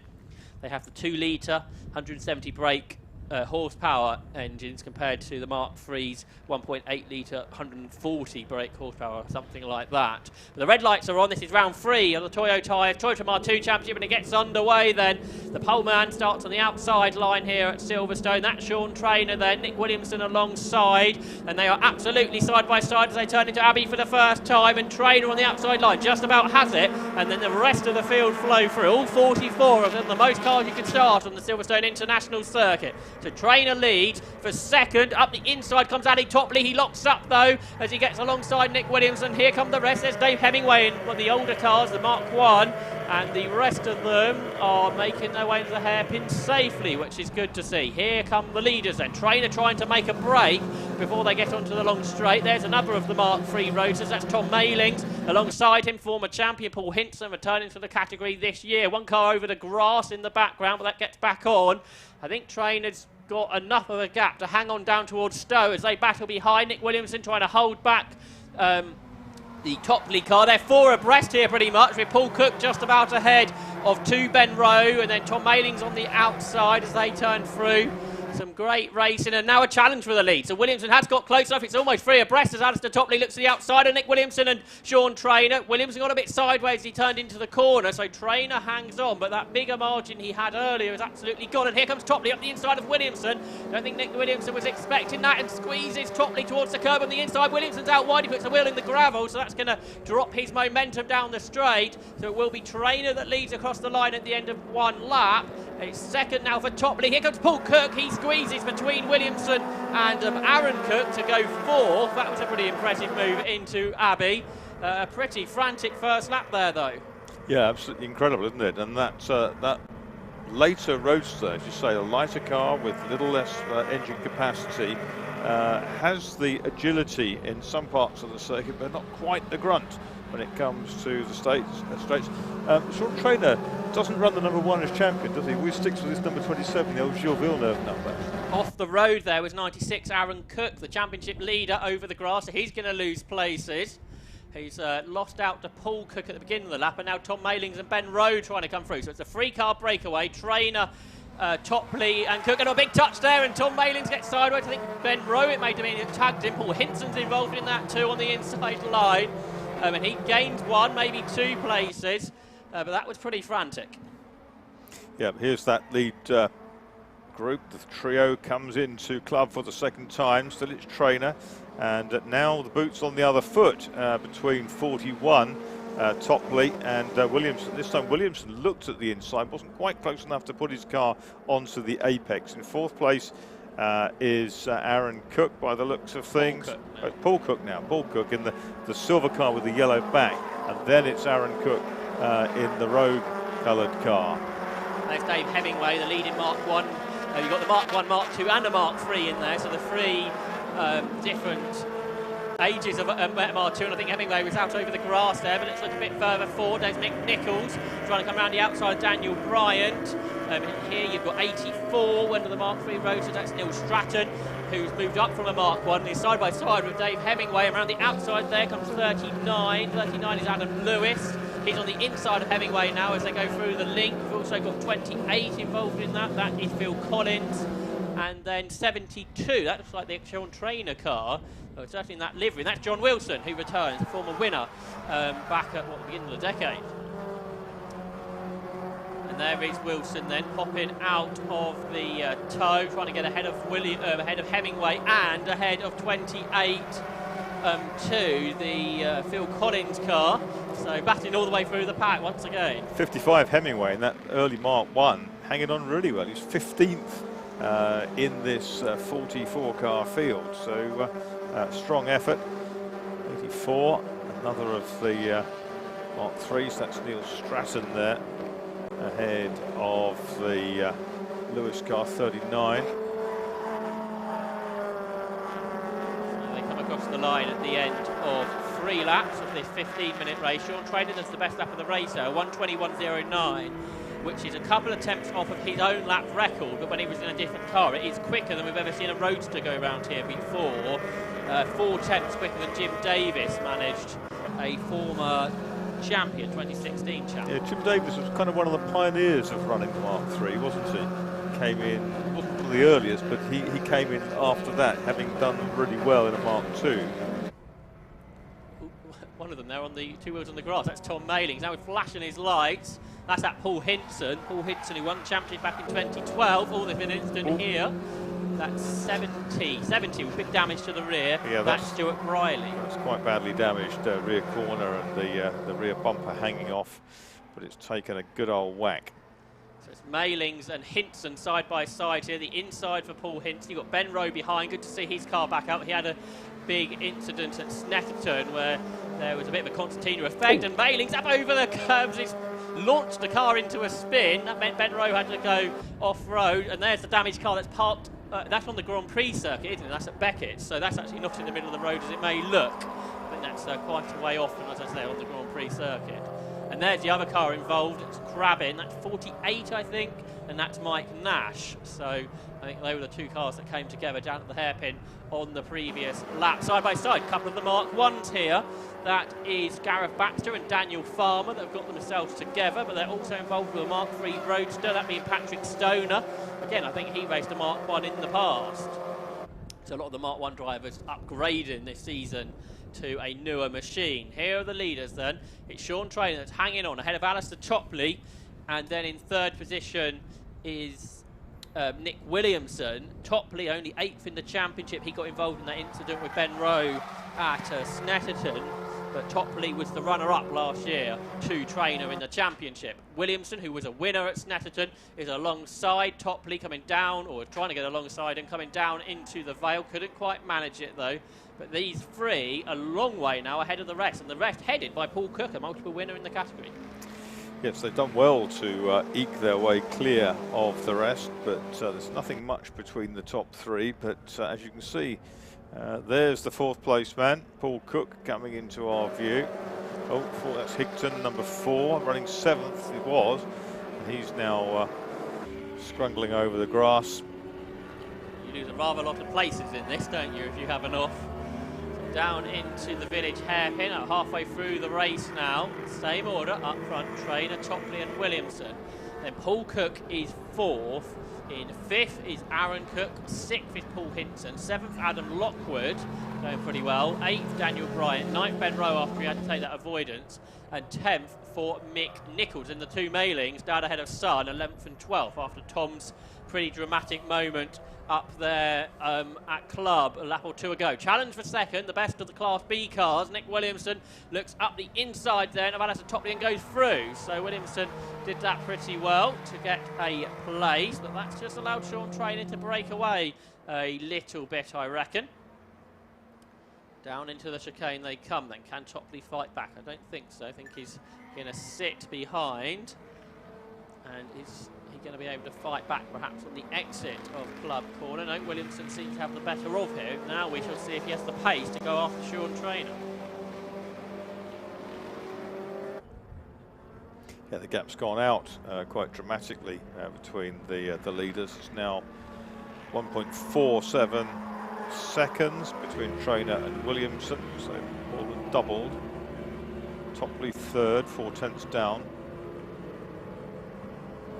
Strange that the Cooks felt differently. Paul and Aaron are quite a bit behind. They were battling for the win in the opening round of the championship, and that was Aaron Cook that beat Paul Cook there at Snetterton, but they're now some 7 seconds behind the leader. There's another of the Rogue Motorsport hire cars.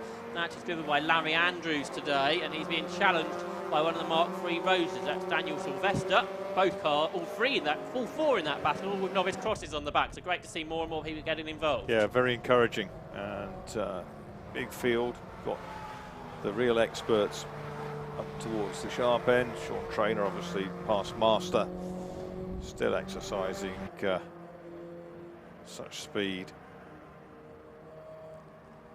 This is about of a second. The two Mark IIs, Nick Williamson and Alistair Topley, both bounce over the curbs there as they turn left, and then now they accelerate out through Club Corner. And after a pretty dramatic first lap, it's just calmed down a little bit now at the front of the pack.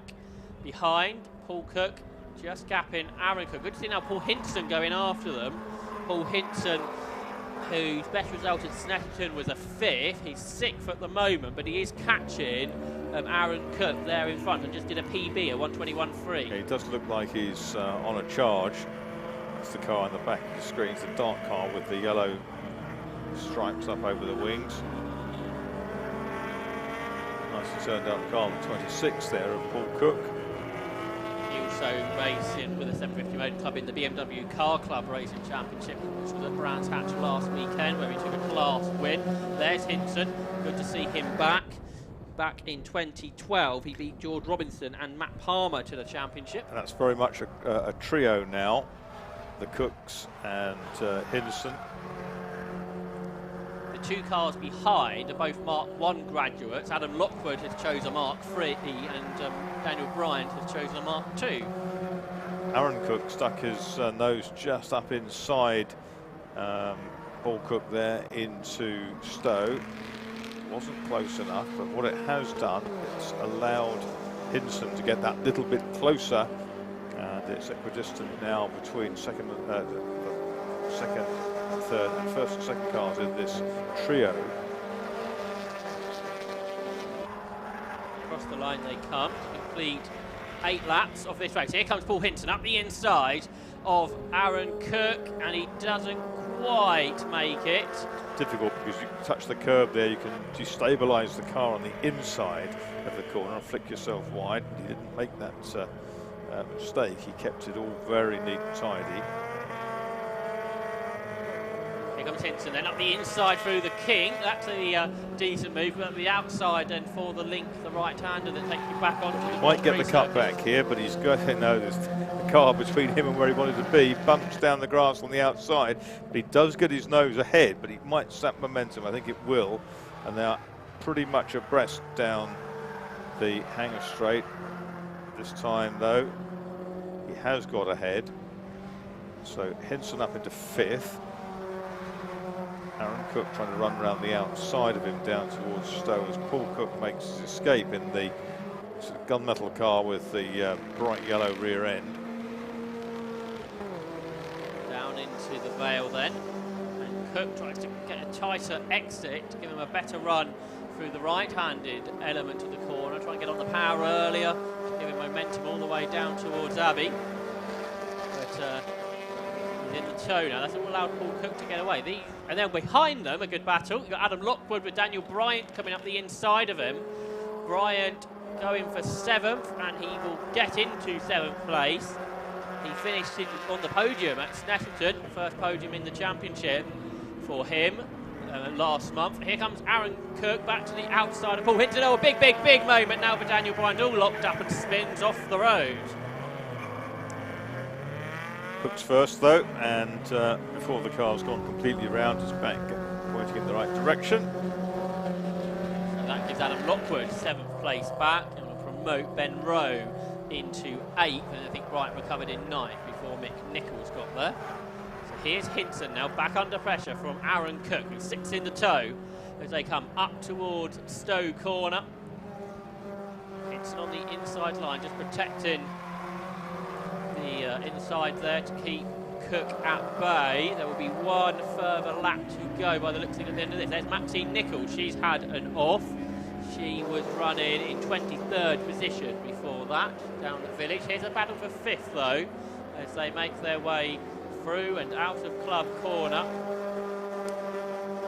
Hinton ahead of Cook as they complete the lap, and they might squeeze 2 more in here, because at the end of 10 laps it was 13 minutes 36 with 1 minute 24 on the clock. It could be very tight actually, whether they can get one further lap in or not. Another car off, the Martini car there of Phil Collins, 28, gets back on again though. And here's Hinton trying to keep Aaron Cook at bay. Adam Lockwood is catching them in the Mark III Roadster. Moving the curves there, unsettles Cook's car. Goes through the corner as a result. More battles further back. You've got the Mark III Roadster there of Jim Mew trying to go around the outside of the road car of Larry Andrews, who hangs on. This battle outside the top 20. I think just inside the top 30, so racing all the way through. Here's Hinton on Paul Cook. Paul Cook in 26, Hinton in the 25 car behind him, going through Stowe Corner, ducking down into the Vale. I think Sean Trainer's just going to squeeze another lap out of this race, isn't he? Just about 4 seconds. So this will be a 12-lapper. Williamson still 2nd and Topley 3rd. He's lost out on that lap in the traffic there by the looks of it.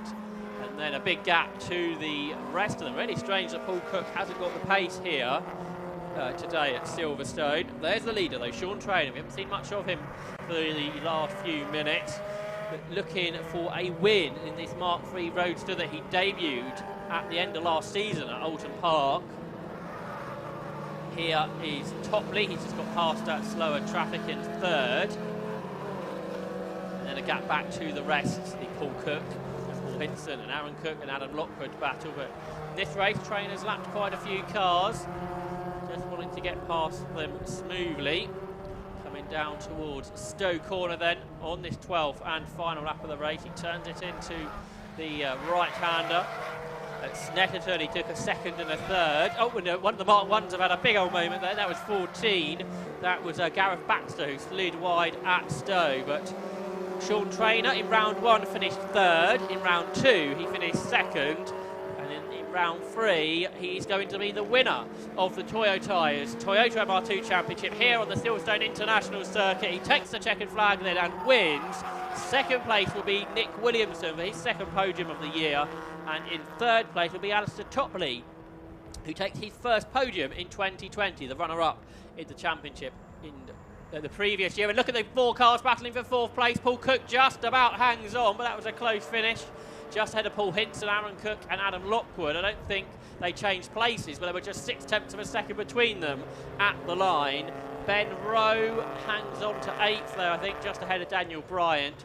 And then concluding the top 10, Tom Mayling's got ahead of Mick Nichols on the final lap of the race. But another good race there, Marcus, I think, from the MR2 Championship. Very much so, and it wasn't perhaps quite as intense as the previous one for the MX-5s. Oh, there's a big old bang at the end there as somebody gets elbowed out It's that Martini car. The again. Martini car, yes. Yeah, Martini on the rocks. That was Phil Collins, I think, 28. Should stick to drumming. They still flow around the corner. This is what is so impressive, isn't it? How many cars there are here. Patrick Mortel, head of the championship's done a great job with it. Began 12 years ago, and it has grown and grown and grown. It's been a success now with this kind of grid. I think for the last decade, hasn't it? 30 plus cars, and now with a full grid here at Silverstone of 44, is mightily good. And the grid for the later race, by the way, Sean Traynor did an overall lap record in the end, 120.61, so that beats any Mark II or Mark III beforehand. They were both actually records held by Jim Davis, the Class B and C record, but Sean Traynor has bettered that now, 120.61.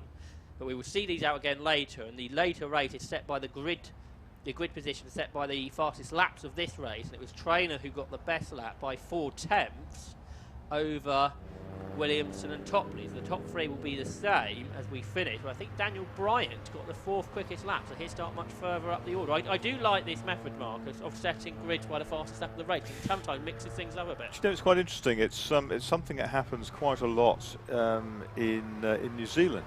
Right. And what you tend to do, you might race 3, 4, 5 times over a weekend. If you set your qualifying time, that gets your first grid. And then they don't go with the grid order, they go always with lap times. So if you've had problems in practice and you kind of improve by 2 seconds in the first race and you improve again, you'll gradually work your way forward. So effectively all the cars and drivers of a similar performance end up at the front, regardless of whether they finished a race or not. If they're a minor problem and had to retire, but they set a quick lap time, then they get shuffled up. So you go by your fastest lap of the weekend to determine each successive grid. And that tends to make for safer racing because you don't get people displaced in the grid.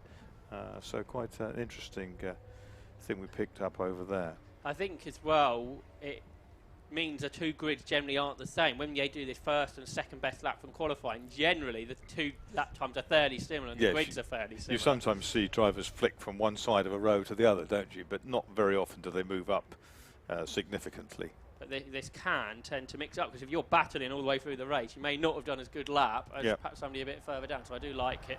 There's a few of the 750 Motor Club Championships that use that method. There are so many different methods to set different grids. It keeps us on our toes by having different methods for different championships.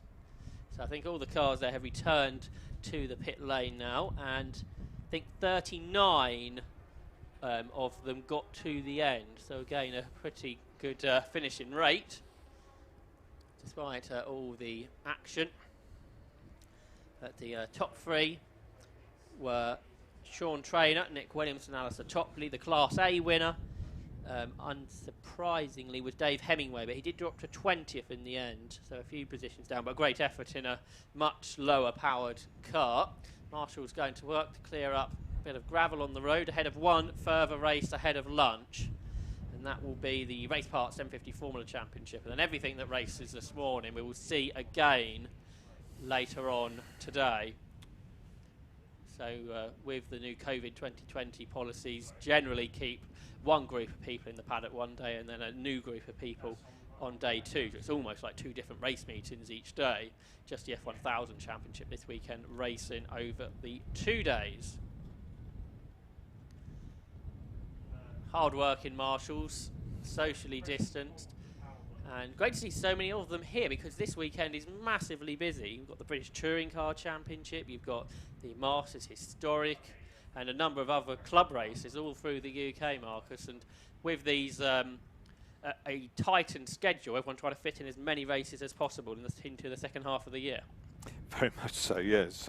This season has been quite extraordinary, hasn't it? And the number of postponed meetings and date clashes which have arisen as a result of that has been far from ideal, but nonetheless there's been some great work by the clubs and the circuits to accommodate as many events as possible, even if they're without spectators and with other changes to what had become the norm over decades. It's be interesting to see how, if there's any changes for next season going ahead.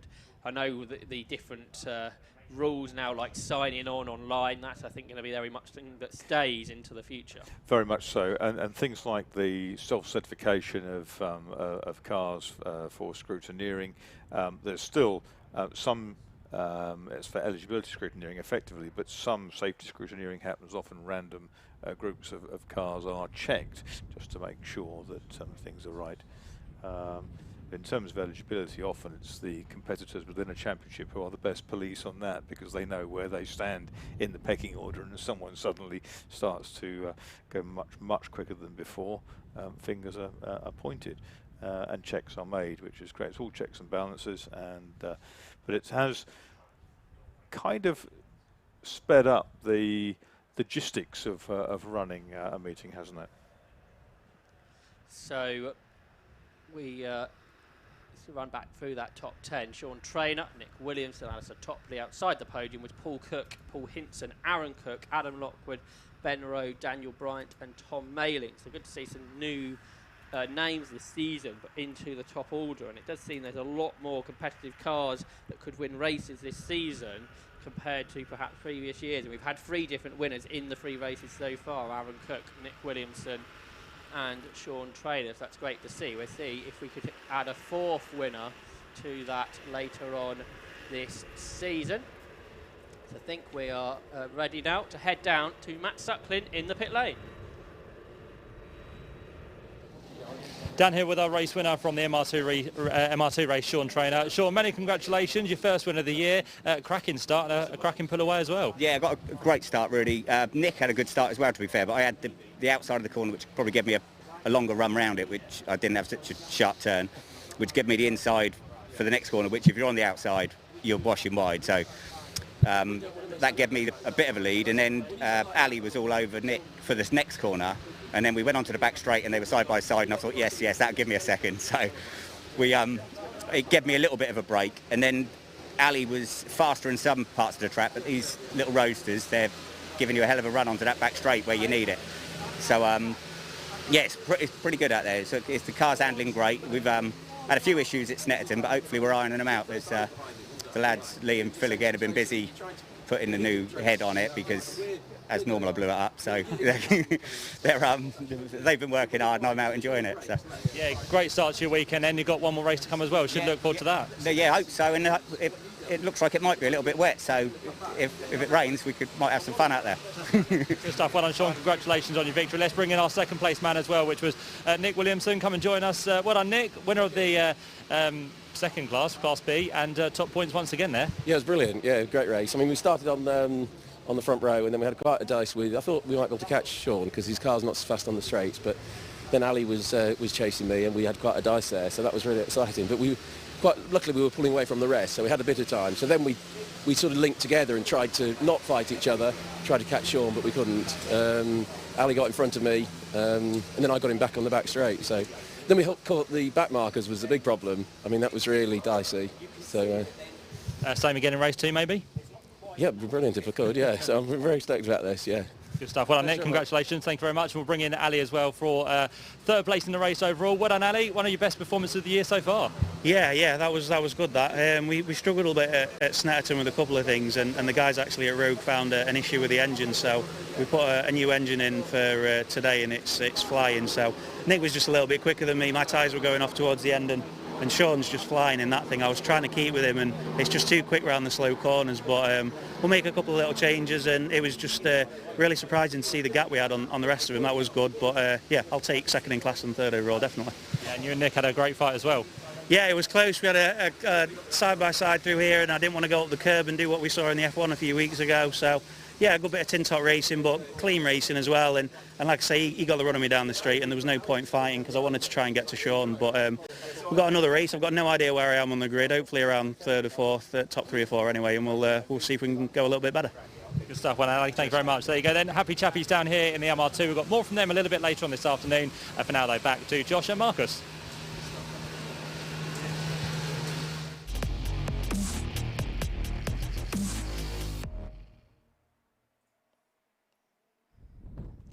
We now move into our final race ahead of lunch, and this is for the Race Part 750 Formula Championship. The championship that started back in 1949 and has been with the 750 Motor Club ever since. The longest running championship in the world. And the regulations, Marcus, very much mean the amateur can build and design their own cars here. Yep, it's not Austin 7 based anymore, and it's not even Reliant based anymore in terms of the powers that they've been with the Fiat engines for, I suppose, best part of 20 years now. It seems a long time since I saw the first car running with a Fiat engine at Mallory Park. One bitterly cold day. I don't think I've ever been colder at a race meeting, and yeah, it's not the biggest field we've seen, but it has all that tradition encapsulated with it, and hopefully there are some more cars on the way for certainly for next season. But I think at the moment quite a few of the competitors within 750 Formula are not with the best will in the world in their first flush of youth, and thinking that perhaps with the pandemic sort of knocking around, maybe it's best to sit this one out and regroup for next year. Let's take a look at who is here, though. This is how the grid will line up for the third round of the championship. On pole position is Peter Bove, a 1 minute 16.3 this morning with the Derby. Alongside him is reigning double champion Mark Glover in the race kits. In row 2 is Andrew Kemp. And Kemp is there in another of the race kits, Falcon, and then Chris Goff will start 4th in the CRG2. 5th on the grid will be Bob Simpson in the Simpson Special, and alongside him Steve Boover in the Derby. You can see on 7th on the grid is Ian Barley, and Barley goes in another of the race kits, I think. Then Richard Jenkins in the Shepherd, Rod Hill in the Mystic, Martin Kemp in the race kits Merlin, which is one of the historic 750 Formula cars that have been brought over to 750 Formula, with a rear wing and 6 tyres on. Tony Brazier, he's there in the BFS, and then Daniel Welsh should be at the back in yet another of the race kits Falcon. So quite a few actually, Marcus, of these race kits that are out this weekend, which is good to see, because you don't really see many of the same mark of car here. No, it's been a nice little enterprise by the team down in Surrey, aren't they? Sort of down Farnham way, I think they are. And Martin Kemp and his family have put out a few of those kits, and they've all kind of materialised, which is great. So often people get grand ideas about going racing, they buy a kit and they run out of steam at some point, whether it's because they underestimate the task, whether it's because they run out of money or run out of opportunity, or family situations change. Sometimes, you know, in the past we've seen lots of car kits sold and very few of them actually making the track. But in this case, of course, Martin's there on track with his cars, and is always able to advise if newcomers need help putting the cars together. But quite a few of these drivers also are very capable, very gifted, time-served engineers, and they enjoy the tinkering in the background to try to get an advantage, always to try to maximise what they've got and go quicker when they get to the circuits with them. But yeah, it's good to see that the formula continues, and racing itself has changed beyond recognition in those all those years. But there's a great following still among stalwarts of the 750 Formula, and people like Bob Simpson, who's been involved in the 750 Formula and nothing else since the back of the 60s, when he was there working, supporting his father, who was competing, and then came in himself. I think he's about the 4-time champion, isn't he, Bob Simpson. We don't currently have Mick Harris, who's modifying his car at the moment, isn't he? The car that's won 9 or 10 championships. But Peter Bove is another multiple champion. Mark Glover with the #1 car champion the last couple of years. And good to see Chris Goff with the CGR Evo, the Flying Saucer, as it's been nicknamed in the past, in that clover colour. Running on from P4, he's wiggling around, wiggling the steering as he comes down the Hangar Straight, and it's like one of those sort of nodding dogs on the back window of your Austin Allegro in the 1970s. It was quite something. The championship started at Mallory Park. It was the same podium in both races. Peter Bove won. He was closely followed by Dave Hodkin. Shame to see he's not here. Dave Hodkin took a couple of seconds, and Mark Glover was a little bit further back in third place in the two races there. Strangely, he was nearly a second slower than Bove in qualifying this morning too. So Mark Glover just not quite going so well this season. I say early stages, but it's only a 6-round championship for 750 Formula. They were due to be at Anglesey. Unfortunately, that's had to be cancelled. But they will conclude their season at Snetterton. I guess it is possible that Peter Bove could wrap the championship up this weekend, which would be a bit strange. Don't think that will happen. Hello to Harry watching at home. That's Bob Simpson's grandson.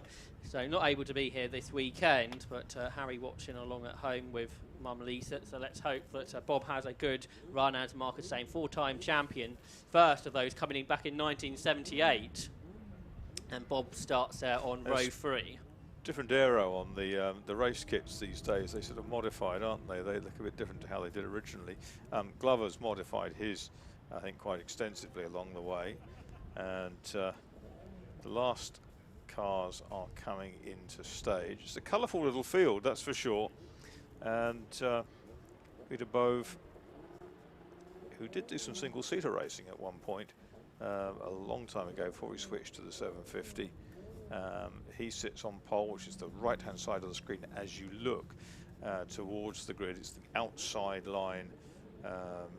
It's the racing line out of club and the kind of racing line into Abbey Corner, the very fast right-hander, which opens this international circuit at Silverstone. Green flag waves at the back of the pack, and they're about to get the light signal. Away they go. Peter Bove, the orange car number 2. 1 is Glover alongside. Glover's got the better start. Bob Simpson moving up strongly in 4. He's 4th currently behind Chris Goff in 7th. It's Bove who leads the way. Kempton made the greatest of starts, but as they come through, it's Peter Bove in the Derby. Then it's Glover in the race kits, Folk and Goff in the CGR, and then side by side going through. They're recovering Martin Kemp. The 17 is one of the classic Derbies with the modified March 733 Formula 3 nose cone. And Steve Booven, right? Is it? And when they come side by side onto the, and that unfortunately there is our first casualty. It's number 5. That's Rod Hill in the Mystic, isn't it? Yes, and he didn't even get to Abbey, so the marshal's already trying to deal with that. Here they come. There's a great big pack of cars in this leading group. Peter Bove giving off the toe to the rest. Chris Goff's come to second from the 4th on the grid. S42 though diving up the inside. Andrew Kemp to get the lead from 4th position. That was an amazing move. And he was about 5th away from the start, wasn't he? Didn't make a good start at all. So it's Kemp that leads. There's Bove. Here comes up the inside Chris Goff. Round the outside comes Mark Glover. So Goff now alongside Bove. Can't make it though. And Andrew Kemp, this lemon get away. Here comes Mark Glover up the inside of the pair of them. He's alongside Goff, but he's going to have to back out of it.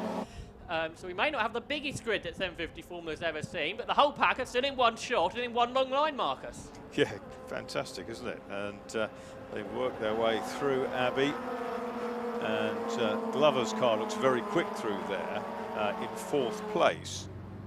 And problems here for 73. Tony Brazier, isn't it? PFS. Here comes Goff up the inside, trying to keep Glover at bay. There's Bob Simpson ahead of Steve Boover, 5th and 6th positions, just ahead of Ian Barley and Richard Jenkins. So into the link they come. There's Goff with Glover right underneath him. Here are the leaders though, Kemp and Bove. So can Peter Bove re-challenge down at Stowe, where he lost the lead on the previous lap? Perhaps a bit of a surprise seeing Andrew Kemp dive up the inside of him. And he pops out in the Derby behind Bob Simpson. He's going past Mark Glover. So Simpson passed, or tries to pass, the reigning champion. Can't quite make it though. Yeah, Glover carried a lot more speed into the apex of the corner from that outside lane, didn't he? He certainly did. A bit more air on that car. Here comes Bove down the inside to grab the lead. He runs out wide though, so Andrew Kemp straight back underneath him. Most recently, Peter Bove won the championship back in 2008. Behind Chris Goff and Mark Glover looking up the inside of him. So we'll see if that will work there side by side. We thought down the hanger straight. Glover's car not the best top speed, and that means Goff can go back through as they turn it into Abbey. Wonder if Glover's got so much error on that car, Mark, because it just loses a bit down the straight, but so quick through the corners. Looks a bit that way. Richard Jenkins is an ex-low-cost racer, isn't he? Absolutely, yes. Race winner on occasion. He's out in the Shepherd, the Max Shepherd race. With the repaint, it's now yellow, isn't it? Absolutely. Here comes Bo down the inside to get the lead into the link. So on lap 3, he takes the lead of the race away from Andrew Kemp. But can Kemp re-challenge down at Stowe? We've seen him pass him here before. The top 6 cars separated by just 3 seconds. Although Steve Boover on this lap is dropping away. Goff is now having a go at Kemp. We know Kemp's good on the brakes here. Oh, he touches the gravel though, a bit too wide, and that just put him offline very much so actually. And he may lose 3rd because Mark Glover's come down the inside of him, so that wasn't an ideal way of working that. Now Glover's going to try and pass Goff, but Goff is later on the brakes, I think, into the Vale, so he hangs on to 2nd. Glover is there in 3rd, and now Glover tries to get the tighter line, trying to get back alongside Goff here. Couldn't quite make it though. So it's at the end of 3 laps. Peter Bove that leads from Chris Goff in 2nd. 3rd is Mark Glover. 4th is Andrew Kemp, who led the lap. Then 5th is Bob Simpson. And the top 5 cars separated by just a couple of seconds. This is a great race.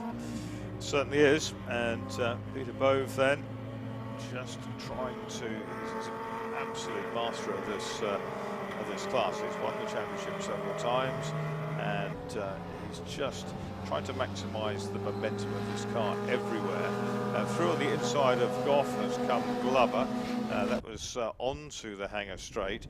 They're lapping the 73, the Brazier Special, the BFS, in its Egyptian national racing colours, that sort of lilac-y hue.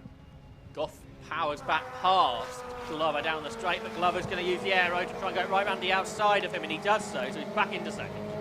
And that kind of rather put Goff off his stride, didn't it? In the flying saucer, the disco volante, as they call them in Italy. So now can Mark Glover go after Peter Bove? Split them a bit, hasn't it? You can see how much speed he can carry through the corners to pull away from Chris Goff. So they complete the first 3rd of the race now, with the top 5 still there pretty much together. Bove, Glover, Goff, Kemp and Simpson. And then a gap back to Steve Boover, Ian Barley and Richard Jenkins, with Daniel Welsh and Martin Kemp completing the top 10. So down into Village. Here comes Kemp to the outside of Goff, but that's not going to work. Fastest lap of the race, Peter Bove, the 1:16.7, which is actually only a few tenths away from his qualifying time. And the rest are right on their qualifying pace. So, which is interesting, but they're a couple of seconds away from David Bartholomew's lap record in the, that was the PRS, wasn't it, that dominated some of these races? It's the Pither Rothery Special as opposed to the PRS Formula Ford cars, which came from Hertfordshire. There's Bob Simpson, number 4, 4-time champion. Most recently champion in 2003, first champion in 1978. It's been a very long time since Bob Simpson missed a race, so great to see he's out there this weekend again at Silverstone. So across the line, Peter Bove now just starting to eke away, I think, from the pack. He's got a couple of seconds lead. A new fastest lap, 1:16.73, 4 tenths quicker than Glover. People 1:17.1, a 1:17.3 for Goff, a 1:17.6 for Kemp, and a 1:18.3 for Simpson. So they're just starting to spread out now as they find their natural pace. There's 42, that is Andrew Kemp in one of the race kits Falcons.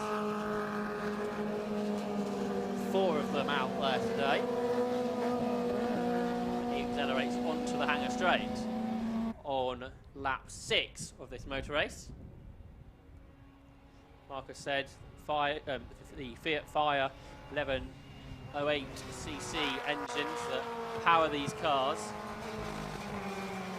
First car to have one was one of the Derby, wasn't it? I think it was the ex-John Harvey car that came out right at the end of one season, a long time back. Before I was following 750 Formula, I think. Probably before you were born, Josh. Through Club Corner they come. Is Mark Glover getting closer to Peter Bove on this lap? So this is the end of lap 6. A slower lap for Bove, 1:17.5. Glover does a 1:16.6, but the fastest lap goes to Chris Goff, a 1:16.31, which is a second and a half quicker than he managed in qualifying this morning. I think it's been a long time since Chris Goff set the fastest lap in a 750 Formula race. Yeah, he's been a player for a lot of years, hasn't he? And there were times when the old Flying Saucer looked like it was going to really start winning some races on a regular basis. But there's a little scuff on the front right of that car. Little tag somewhere, a bit of tyre mark, I think, on the front of Chris Goff's car. And he pops out of the slipstream. You can see that little scuff on the front right now quite clearly. Down he comes. He's taken the place. He's taken second place away from Glover. But Glover gets a tighter line coming out of Stowe Corner. Attacks back on the outside, coming down through Vale. Goff rides it out though. Turns in. Gets back on the power. These are very much momentum cars. Not a huge amount of power, but they're good on the aero. Carry good speed through the corners. This time Bove has made a bit of ground again. 1.5 seconds, only 1.6. Of course, Goff did have to make a pass on that lap, and actually he was still in the 16s, quicker than Peter Bove. So Chris Goff is one to watch here, although he's back under pressure. Yeah, 1.8 seconds between the top 3. Glover looked to the outside of Goff. That didn't work. Goff wants to stay ahead here, so then he can make the most of his better straight line speed down the Hanger Straight. He has stayed ahead of Mark Glover here onto that sequence of, well, that long straight. On the live stream, keep your comments coming in. One asking where Bill Cowley is this year, the 2017 champion. I think Bill's having a go at motorcycle racing this year, so just taking a step away from 750 Formula.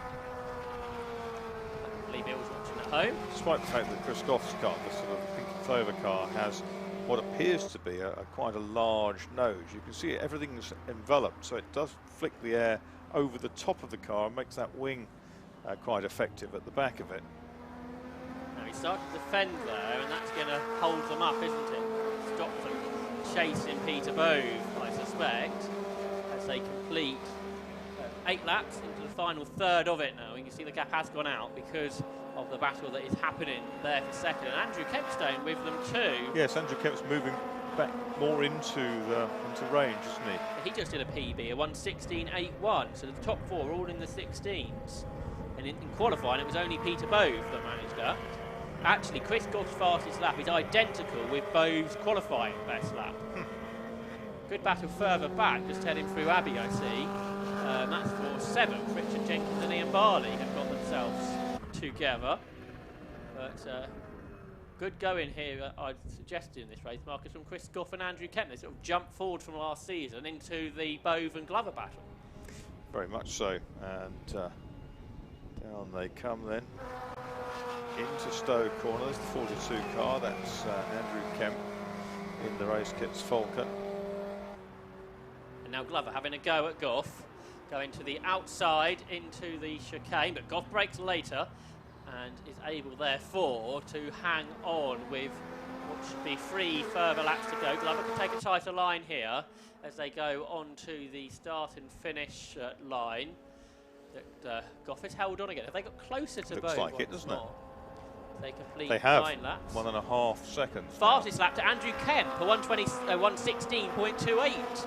Which is great to see. He's over a second quicker than he went in qualifying too. So I think as they're battling each other, Marcus, they're pushing each other on and going quicker than they've ever gone before, and kept down the inside of Glover. He just locked up a touch there that may have hurt his challenge, but he was, yes, he's dropped back now, but he was having a good go at the double reigning champion, Mark Glover.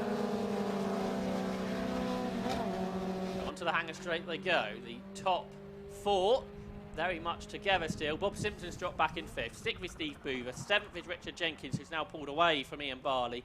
Then Martin Kemp and Daniel Welch complete the 10 remaining runners. I'm interested to see what the speed traps say in terms of the straight line speed on the hanger for these, because you'd think that the Derby out front, Peter Bove's with its needle nose and the cycle wings would be quite significantly slower in a straight line than those with the enveloping bodies.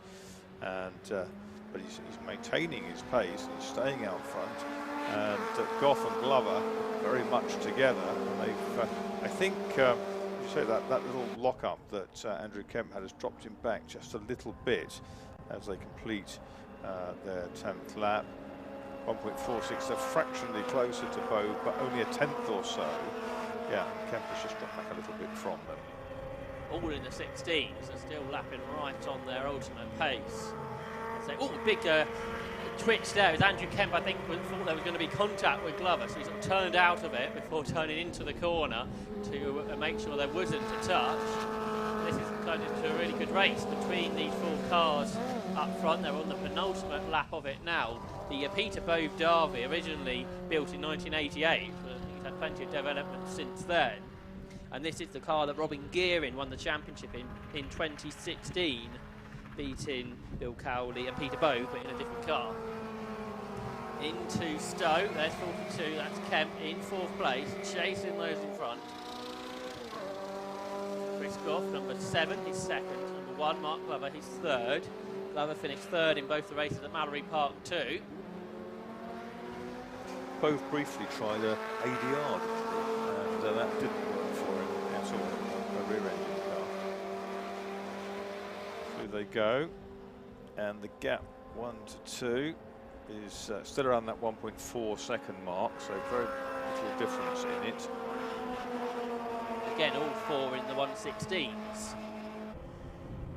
So it's the final lap now of the race part, 750 Formula Championship. 3rd round of the season, another lock up there for Kemp. This is the halfway round of the 6-round championship for 2020. Peter Bove is looking to extend his championship lead. It'll be a pretty healthy gap going into this afternoon's race. And Goff here has Glover right in the toe, trying to hang on there because we know the Goff car through the air seems a bit better and has better top-end speed. Yes, you can see he's got away. But there's Bove, who'll be watching the battle behind. That great big rear wing on the back of it.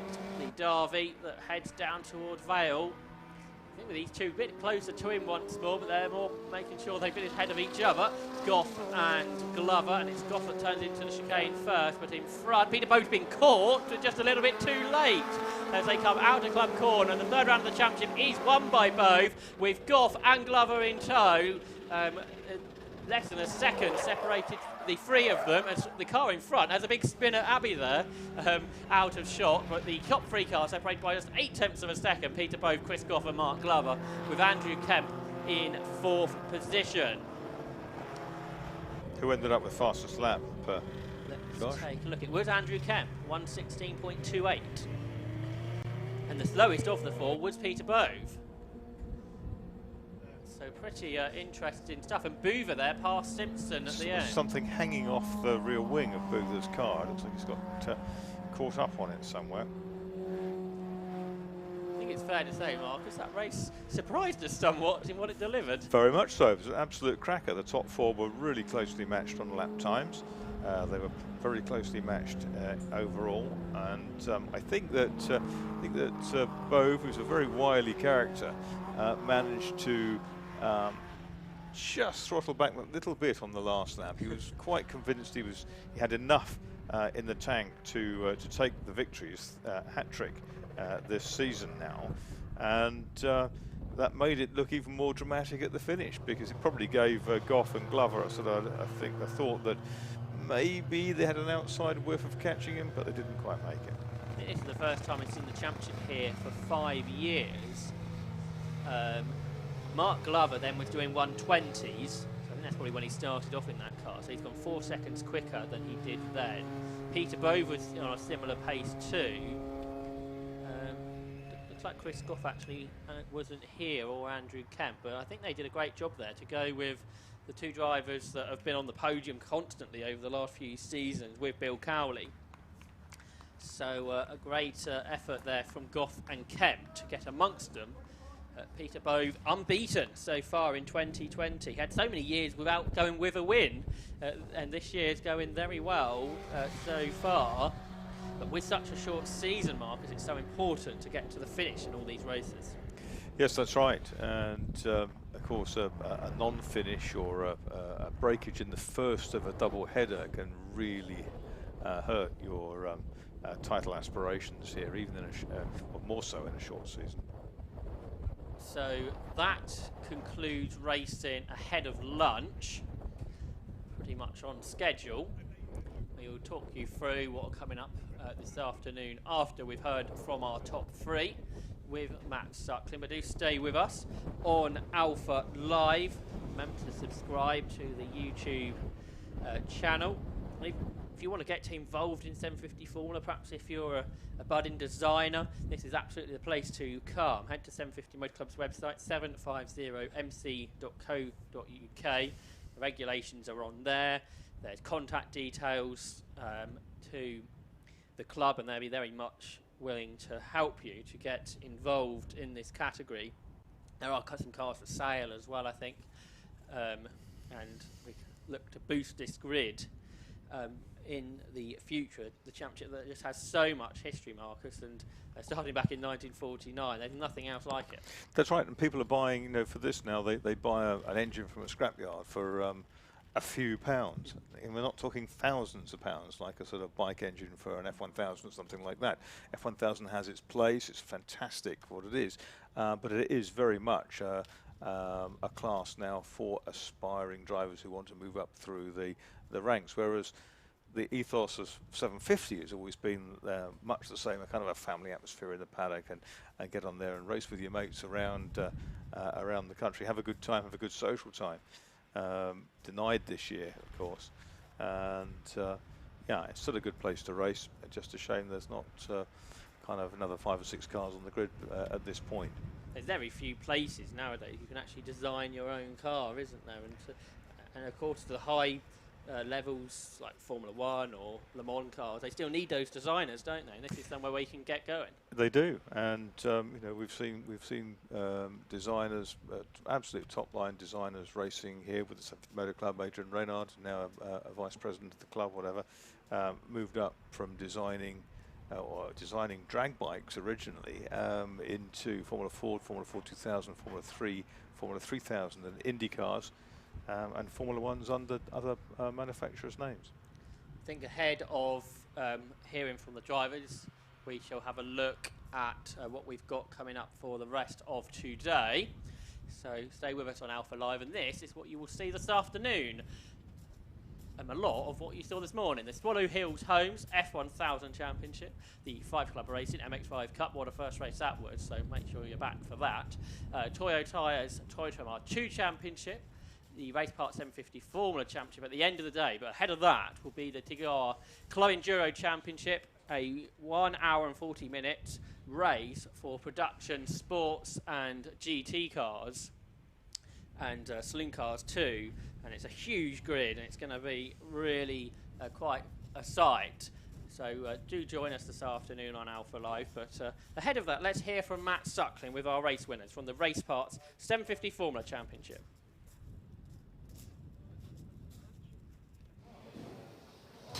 Down here with race winner from the 750 Formula, Peter Bove. Peter, many congratulations on the win there. You managed just to pull away, and then it came back to a very close finish there. Yeah, I made a mistake. I made a couple of mistakes in the race, but on that second to last lap, I selected the wrong gear, and it was yeah. But yeah, other than that, it was going well. It felt good, so it's a good race. Really good start to your season as well. Now 3 wins out of 3. Yes, yeah, I mean that was good. The start of the race was a bit weird because Andrew Kemp made a fantastic start, so did Chris Goff, and I kind of wasn't expecting them to be barreling down the inside of me, but Andrew had a good first lap, but got a bit wild and then managed to ease past him and pull away. So. But some really good racing between you 3, you 4 at the start. Yes, yeah, and good and close. Everyone gave each other room, so which is what you want, really. Well, I know what you want is a great start and leave everyone behind, but obviously that didn't happen. But you got the win. Well done, Peter. Thank you. There you go. Peter Bova winner. Let's bring in Chris Goff as well, second place in that race. Well done, Chris. Second place. You were looking for a little bit more, I'm sure. Yeah, Pete seemed to be slowing towards the end, and I thought maybe there's a chance, but I was more worried about Mark behind me, to be honest, because he was giving me, particularly through the twiddly bit. I seemed to have the legs on the straight, but through the twiddly bits, I think it's a set of new tyres he's got on. He really was pushing me hard. And it was noticeable up through the Vale, is it, up there, that I was using all the road and Mark wasn't, so he's obviously got a little bit more grip than me, but we managed to make it stick, so I'm really pleased with that. Yeah, and you were battling. You were trying to work together at the same time to keep with Peter, weren't you? Yeah, we all were. I mean, Peter's the lead of the pack at the moment, so actually being that close to him at the end was a real bonus. Good stuff. What a Mark? Chris, sorry. Chris, go for a second. Mark's on the way. To Mark. Cheers, thanks very much to our second place man. Then Mark Glover here in third place. Mark, well done to you. Congratulations on the podium. How was that race with Chris and Peter up front? Frustrating. Yeah, I was quite slow down the straight, so it may be a bit of a sitting duck. But I was really quick through the corners, which was pleasing. So I'm going to see what I need to a bit of top speed for the next race. Yeah, that's what Chris was saying there. You were good round the corners, but not quite keeping it with on the straights. But the slipstream must have helped. Not really. I was still dropping back even in the slipstream, so I've got a bit of thinking to do. Well, maybe a few changes for race number 2 and you could be right up there once again. Yeah, or it might rain, so I'll keep my fingers crossed. Good stuff. Well done, Mark. Congratulations on third place there. So there you go, our top 3 down here from the 750 Formula. We've got more racing to look forward to this afternoon here at Silverstone.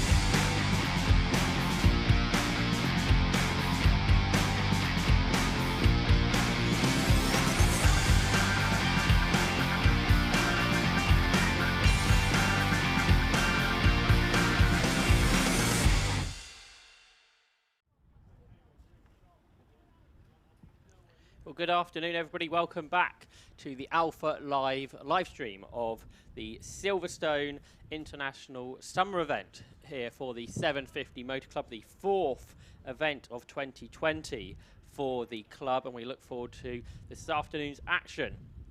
We have 5 races to bring you from Silverstone to conclude the weekend's exciting racing. We will have the Swallow Hills Homes F1000 Championship up in a few moments' time. Then the 5 Club Racing MX5 Cup, the Toyo Tyres Toyota Mar2 Championship, the sole outing of the weekend for the Tigawar Club Enduro Championship, and the Race Parts 750 Formula Championship. So 5 races to look forward to, 4 sprint races, 15-minute races, and then the Club Enduro race will be 1 hour and 40 minutes.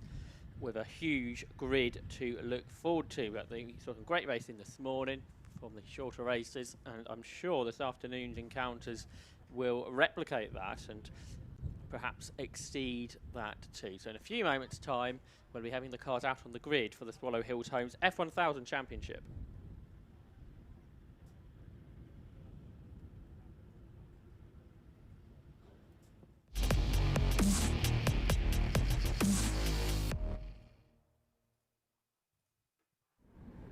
So we now look forward to round 3 of the Swallow Hills Homes F1000 Championship here at Silverstone on Alpha Live. Do get in touch on our social media pages. Comment on the YouTube stream, and we can pick that up. Hello to Duncan Haller following along. Duncan, a former racer with the club. Former podium finisher in the what was RGB back then, the Sports 1000 Championship, which we saw yesterday. Ollie Ward asking if the F1000 race will be starting soon. Well, yes, it will. The cars are in the assembly area and are preparing ahead of their 3rd race of the weekend here at Silverstone in a 4-round calendar. The car's being released from the assembly area, so we can take a look at the grid, which was set by the fastest laps from this morning's race. So here, this is how they will start. On pole position will be Dan Clues, double winner this weekend already, and alongside him, the reigning champion, Matthew Boove. On the 2nd row, Dan Gore, who's had problems so far this weekend, and Paul Butcher, who finished 2nd this morning. Eddie Falkenham and Jack Tomlin on row 3, 16-year-old Tomlin making his car racing debut this weekend. Matthew Manette starts 7th alongside returnee to racing James Hills. On row 5 will be Dean Warren and Alok Inugar. On row 6 will be Mark Betts and Adam Walker. Row 7 is where we will see Elliot Mitchell and Billy Stiles. On row 8, Nikita Abramov and Dax Ward. On row 9 will be Robert Bailey and Peter Laig. Row 10 will be Al Rhodes Mays and Andrew Wills. And on row 11, Max Vinderhauser and Chris Woodhouse. And we will be missing Rob Wellham and Lee Morgan from the back. Both have lost engines during the qualifying session yesterday. So real shame for them. Alongside me, Joshua Barrett, in the commentary box is Marcus Pye. I mean, Marcus, we've already got dramas out on the circuit. Yes, it would appear so. Unfortunately, that's Mark Betts had a spin in the earlier race. He's being pushed away to safety. Engine in that car appears to be dead, so that's a real shame for him. Here's Dan Clues, though, looking for 3 out of 3 this weekend at Silverstone. And on this morning's form, I'm not sure anyone can really bet against him. That was a close run thing. Indeed, I think we're looking for a good race here between him, Booth, hopefully Dan Gore too. We saw a couple of laps yesterday of Clues and Gore battling away, and I think with Matthew Booth added in there, we're going to have a great race between the 3 of them. Hello to Thomas, who's supporting Billy Stiles in his first racing weekend. He starts on row 7 for this race, and Ollie Ward supporting Jack Tomlin from Aeromad Helmet Designs, and he did a good job yesterday on the podium in his first ever car race, the experienced European karter. So on pole position then, Dan Clues, the runner-up in 2018 and 2019 in the championship. So looking to go one better this year, and he's started it in the perfect way with 2 wins, including from that reverse grid earlier, which was a great effort. Then Matthew Booth, who almost had to withdraw from the meeting on Friday after engine dramas, but they got it fixed. the Silverstone International Circuit for these cars. You're on 100% throttle for such a long time, and some of these 1 litre engines have been hurting. Because of that, the premier bike engine single-seater category in the country in its 24th year of competition. This is round 3 of the Swallow Hills Homes F1000 Championship for the 2020 season. The red lights are on and the lights go out and away they go. The Jedi racing cars accelerate up towards Abbey Corner, and it's Dan Clues from pole that's made the best start, with Matthew Booth there in second. Third, swooping through is Dan Gore, the former Caterham racer. There's Peter Lee, get in there, he's sideways and he's off the road. He's heading towards the gravel trap. He avoids the barriers, and off the road there's Booth. Is that the reigning champion? It's gone straight on and into the gravel. That's very strange. Wonder if he's got some sort of issue, I suspect. What if he had a puncture? But couldn't quite see that from that shot. There is 22. That's Dean Warren, the monoposto racer, making his F1000 debut this weekend. So we're just left with 2 at the front. The 2 Dans, Clues and Gore, with a gap back to Paul Butcher in third. Yeah, Gore's had a tough weekend so far, hasn't he, with real big problems, gear linkage problems yesterday, another drama this morning. But he looks a bit more determined now to try and put something on the score sheet for the weekend. And he's there behind Dan Clues. Dan Clues, the Newcastle driver, out front. Dan Gore in second place, driving from Mattel Racing. A gap back then to third place. Has got Booth here struggling down the Hangar Straight, unfortunately, and will be out of contention. Not sure if the car was even tracking straight, so definite drama for him. Battle here. There was the 5th position being headed by Eddie Falcon. There's another lock-up. Could have been Rob Bailey. The pack there, 27. That is Al Rhodes Mays, just ahead there of Andrew Wills. Here are the leaders, though. Clues and Gore up front. Gap back to Paul Butcher. Then Jack Tomlin in his racing debut this weekend is challenging Paul Butcher, who led the majority of the earlier race, and he's going down the inside for 3rd position and gets there. So he will now try and go after the top 2, Dan Clues and Dan Gore. Yep, Tomlin, the 16-year-old karter, gone past Paul Butcher in the 42 car and immediately stretching away. Can he now close down the leaders, who had a gap of more than 2 seconds to 3rd and 4th first time round? Maybe hoping the top 2 start battling. They're pretty close, aren't they? Dan Gore, they certainly are, and Dan Clues. Gore chasing, just 4/10 of a second away. There's Tomlin then, in his car debut this weekend in his Jedi there, in the Jedi Racing Cars team. There's the Mattel car. That is the Jedi driven by Dan Gore, and the leader is the JFK Racing Team's Dan Clues. And they complete, or they go on to the 3rd lap of the race now, as they come up towards Stowe Corner. Top 2 with this big gap, then back to Tomlin. The gap there was 3 seconds at the end of 2 laps. Battles here, 21, Manette, just ahead of Dean Warren. And then you've got Alok Inyagar and Adam Walker involved in that battle.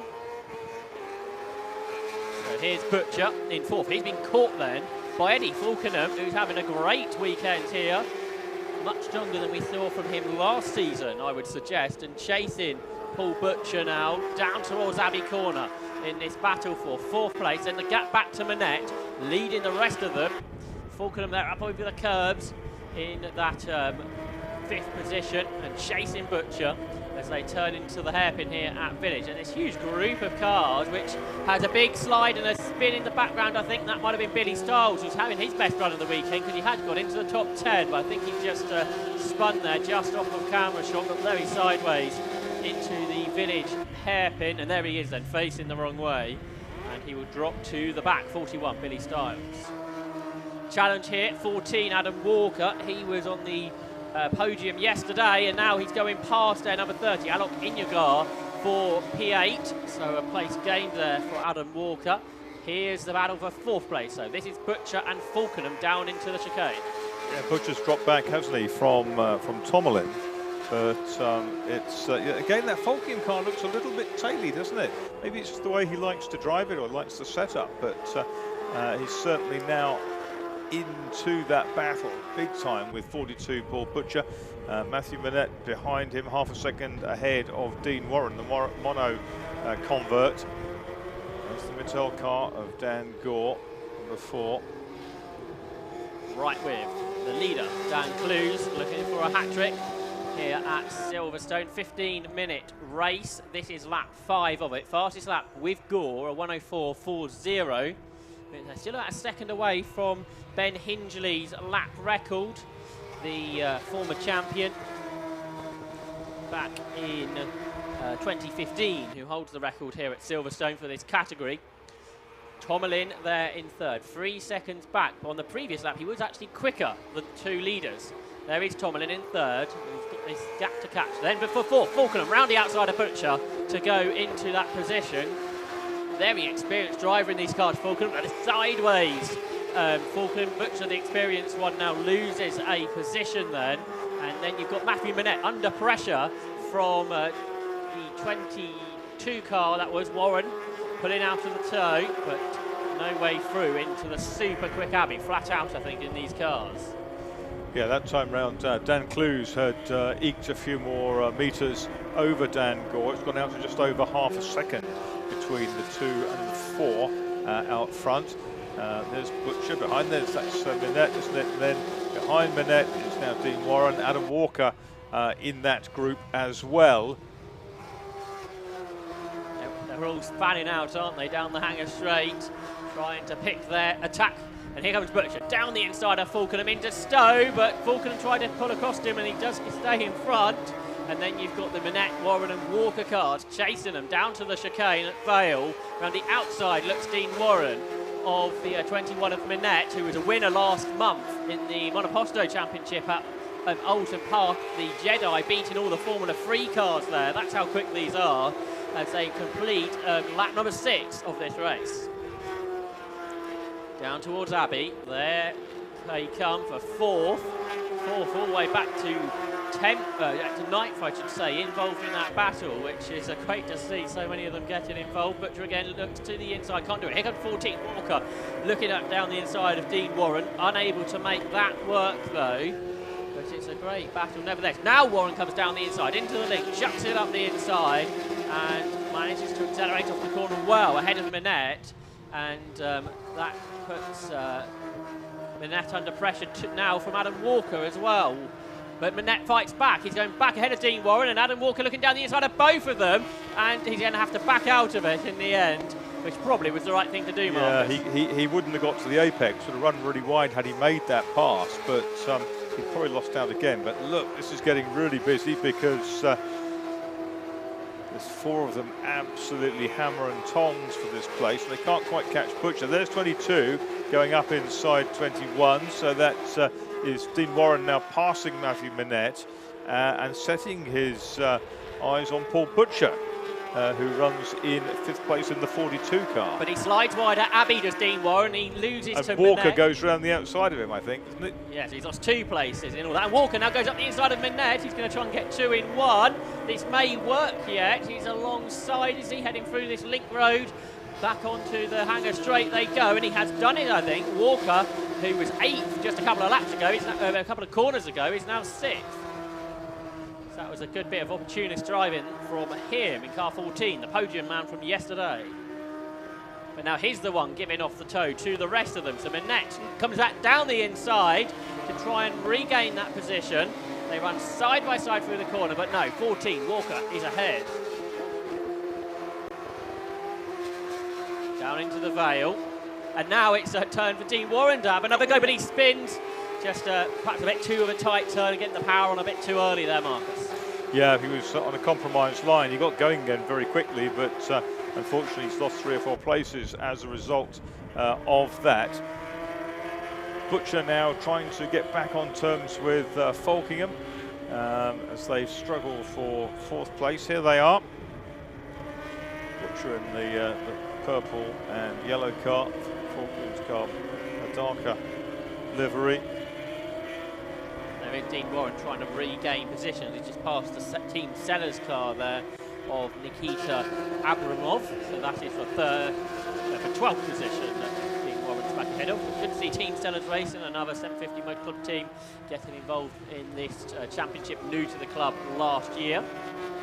There's 11 then. Mitchell around the outside of Manette. So Elliot Mitchell goes 7th. And Matthew Manette's lost a couple of places recently.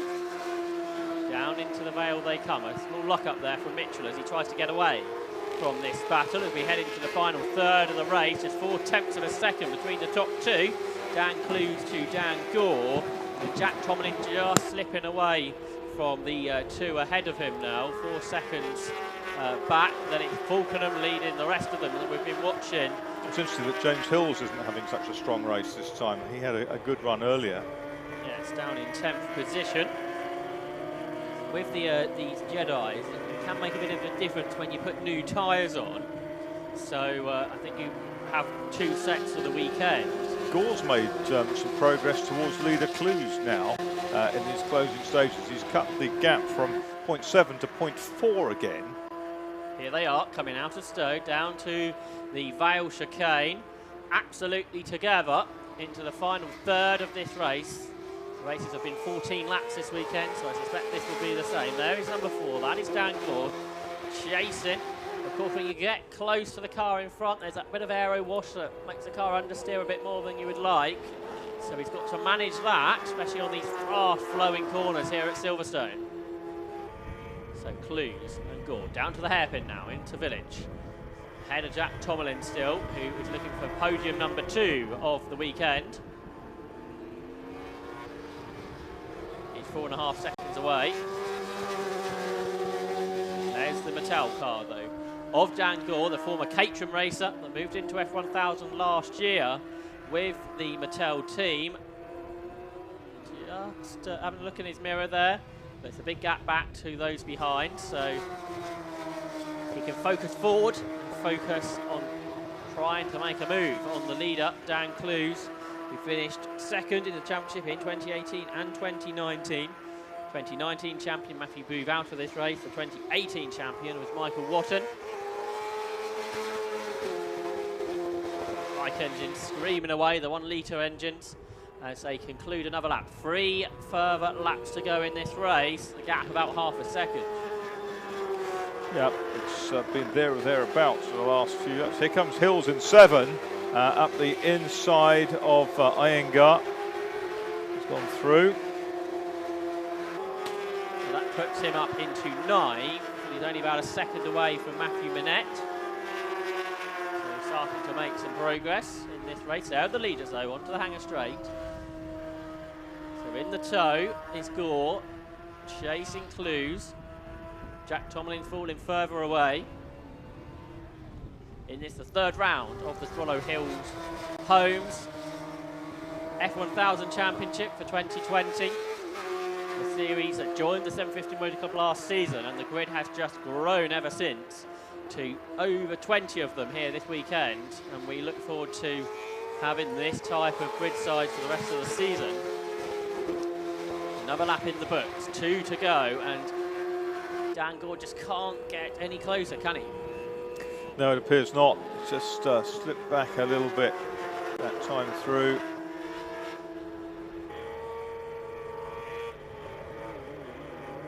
Clues looks very comfortable, it has to be said. Out front in the number 2 car. Looking back, this is a battle for 4. Eddie Falkenham still there, but Paul Butcher chasing him. Adam Walker and Elliot Mitchell have caught now 2, making that a 4-car battle. They've dropped Matthew Manette. And a good battle for 4, being headed here by Eddie Falkenham, and this has been by far his best weekend in the category. Moved over from Clio 182s last season. So it's a big change, isn't it? Absolutely. The speed difference, there's nothing you can take from a Renault Clio into one of these, I'm sure. And a challenge here. This is on Paul Butcher from Adam Walker down the inside for 5th. And Walker makes it then ahead of Paul Butcher, but is he going to slide wide? He's drifted wide, allowing Butcher back alongside him down to the chicane. But the inside line for Walker should keep him ahead, but Butcher's braked much, much later. And he's gone right round the outside, but then the tighter line for Club. Is that going to work for him? It didn't. So round the outside, Adam Walker into 5th. So he shall try and go after Eddie Falkenham, but there's only 1 lap to go. Yeah, it's a brave move, wasn't it? And he didn't get disheartened when Butcher came back round him at the end of the Vale. And certainly Adam Walker is in the ascendant. Probably a bit too tall an order to rob Eddie Falkingham of 4th place. Walker in the 14.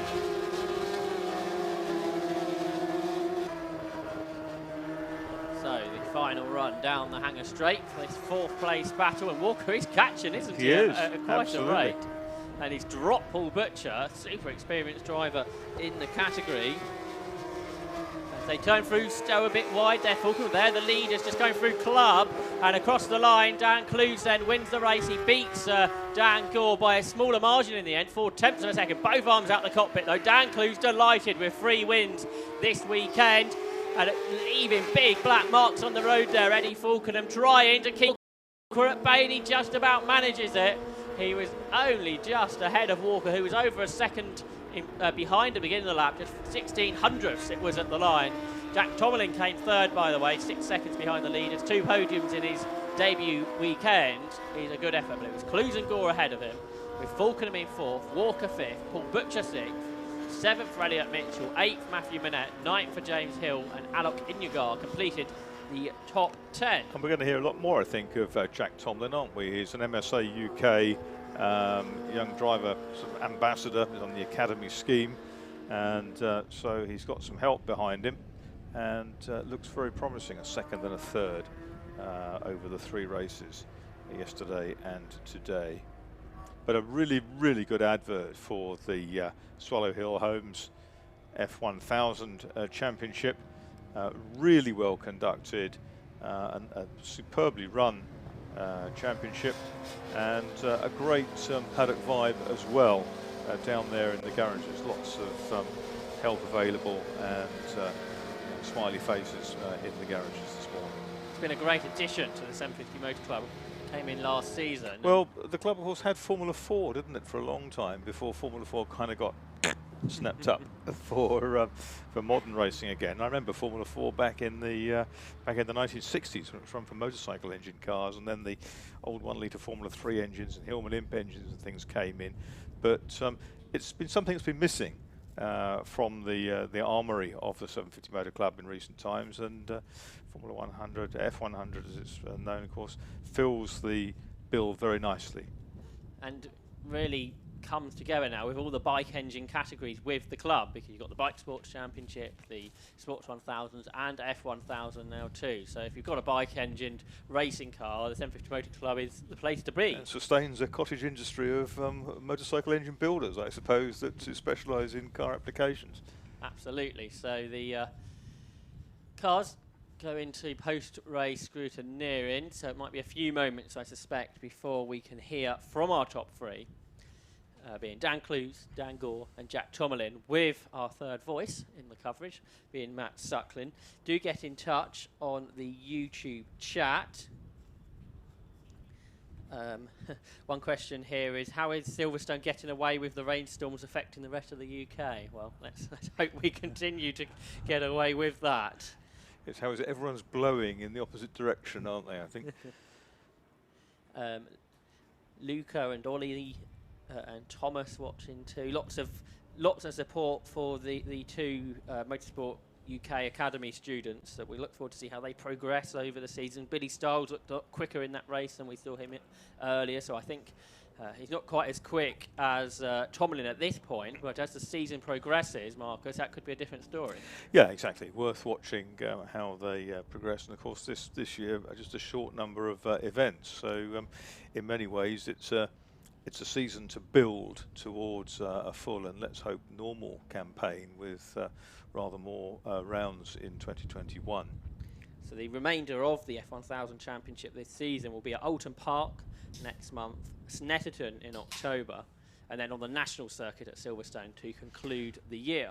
I think going back to what our the comment that came in on social media about how Silverstone getting away with it. Well, Silverstone's renowned for its microclimate. It used to have sort of snow in May for things like the International Trophy, and torrential rains and all sorts of bits and pieces. Can happen at any time. So that microclimate might just be kind of smiling on us today, while 5 or 6 miles down the road, there could be precipitation. Absolutely. Remember to share the live stream on your chosen social media form, Facebook or Twitter or whatever it may be. Try and get more people involved in the 750 Motor Club action here at Silverstone, and remember to subscribe to the YouTube channel, like the 750 Motor Club pages on Facebook too. But let's welcome Matt Suckling into this afternoon's broadcast.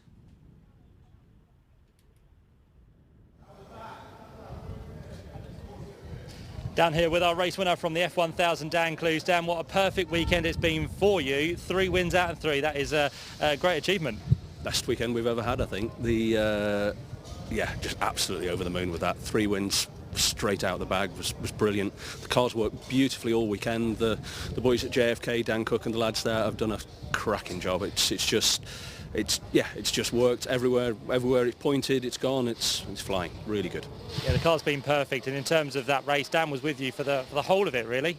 He was, yeah. There can't have been probably half a second between us all race. Just watching him in the mirrors and just hoping I could just break the toe, but it never really happened all race. It was just, he was always there. So just concentrate, no mistakes, and if I could just keep the pace and no mistakes, and hopefully I could keep him back. And it got close a time or two, but yeah, all good. Very happy. Great stuff. Well done, Dan. Good luck for the next one. Thank you very much. See you at Olm Park. Yeah, we'll do. There's Dan Clues. We would now bring in Dan Gore as well, who finished second within that race. Dan, it's been a testing weekend, fair to say, but you've come good at the end. Yeah, mixed weekend, so this makes up for losing second in the first race with the gear linkage failure. So yeah, glad it's all come together at the end. But a good bit of pressure on Dan Clues right throughout that race, so you were trying every single point on the track. Yeah, it was a good race, that. It was, I really enjoyed that. I was trying to ruin his weekend for him. I'd tried the mind games before the race, telling him I was looking for points anymore. I was just looking for trophies, hoping he'd jump out of the way, but no, he's just too good for that. So I tried to keep the pressure on, but didn't make any mistakes.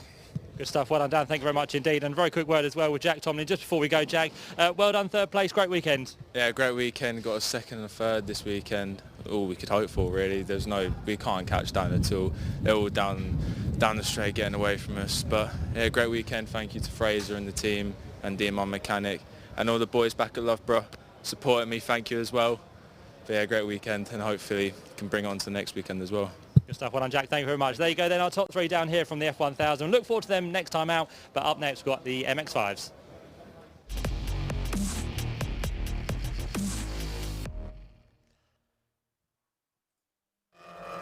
And we already have the 5 Club Racing MX-5 Cup that are heading towards the grid for the second race for the category this weekend, which will feature a partially reversed grid. So on pole, it will be Matthew Short, and alongside him, Callum Greatrex. On row 2, Marcus Bailey and Richard Baxter. Row 3, Steve Foden and Tom Smith. Then Courtney Mills and Ben Hansey. Race 1 winner, Jason Greatrex, will start 9th alongside John Pethick. Then Stephen Craggs and Tom Holland. Following them will be Howard Lancashire, Adrian Johnson, Ian Tomlinson, Dan Blake, Lloyd Huggins and Alex Rivette. Before we see Hayden McDonald, David Abbott, Ryan Lovelock, Sam Moody, Tim Gray and Stephen Robinson. Joe Dickens, Charlotte Fox, Chris Pearson, Philip Barrett, Jake Dormer and Jason Fong. Stephen Rees, Alex Lewington, Dale Whiteman, Matthew Pennington, Father Neil, Chris Moore, William Pickard, Keon Donaldson, Jeremy Rivers-Fletcher, Philip Dothwaite, James McCann, Nicola Favot, David Rickards, and then right at the back of the huge 43-car grid will be Stephen Rees. So, this huge grid of MX-5s, the top 9 are reversed from the earlier race, leaving Matthew Short on pole, the father of 3-time Snetterton race winner Ben, the 2017 champion, who's not here today. Alongside Matthew Short will be Callum Greatrex, the son of race 1 winner Jason. Then Marcus Bailey, tyreman, starts 3rd. Richard Baxter goes off P4, who's part of the driver 61 squad, I think, who it's got Mansell watching Richard's progress from home, so let's see how he can get on. Steve Foden will start 5th. He was a double runner-up at Snetterton. Tom Smith starts 6th, and then the 3 podium drivers from earlier. Got Courtney Milnes, who took her first podium in the category earlier. Ben Hansey, the champion from last year. And then Jason Greatrex, the race 1 winner. Who I think that's his first win in this particular category, but he'll have to come off 9th. It was an amazing slipstreaming race earlier, and I don't see why this should be any different, particularly with a little bit of a mixed-up grid with that reversal. Not convinced how long Matthew Short to be able to stay up front. Callum Greatrex, he got a podium at Snetterton, and then all the drivers behind with a 7 battling for the lead in race 1. This is the 5th round of the 5 Club Racing MX5 Cup for 2020, and it's away then for 15 minutes. Who's made the best start? It's pretty even between Short and Greatrex. Richard Baxter trying to come up the inside from row 2. There's a bit of shuffling in the middle, and up the inside goes young Greatrex. So Callum Greatrex grabs the lead through Abbey Corner, and the 43-car grid flow through the complex for the first time. Matthew Short trying to fight back. Richard Baxter looking up the inside. And round the outside, Matthew Short regains the lead then, away from Callum Greatrex.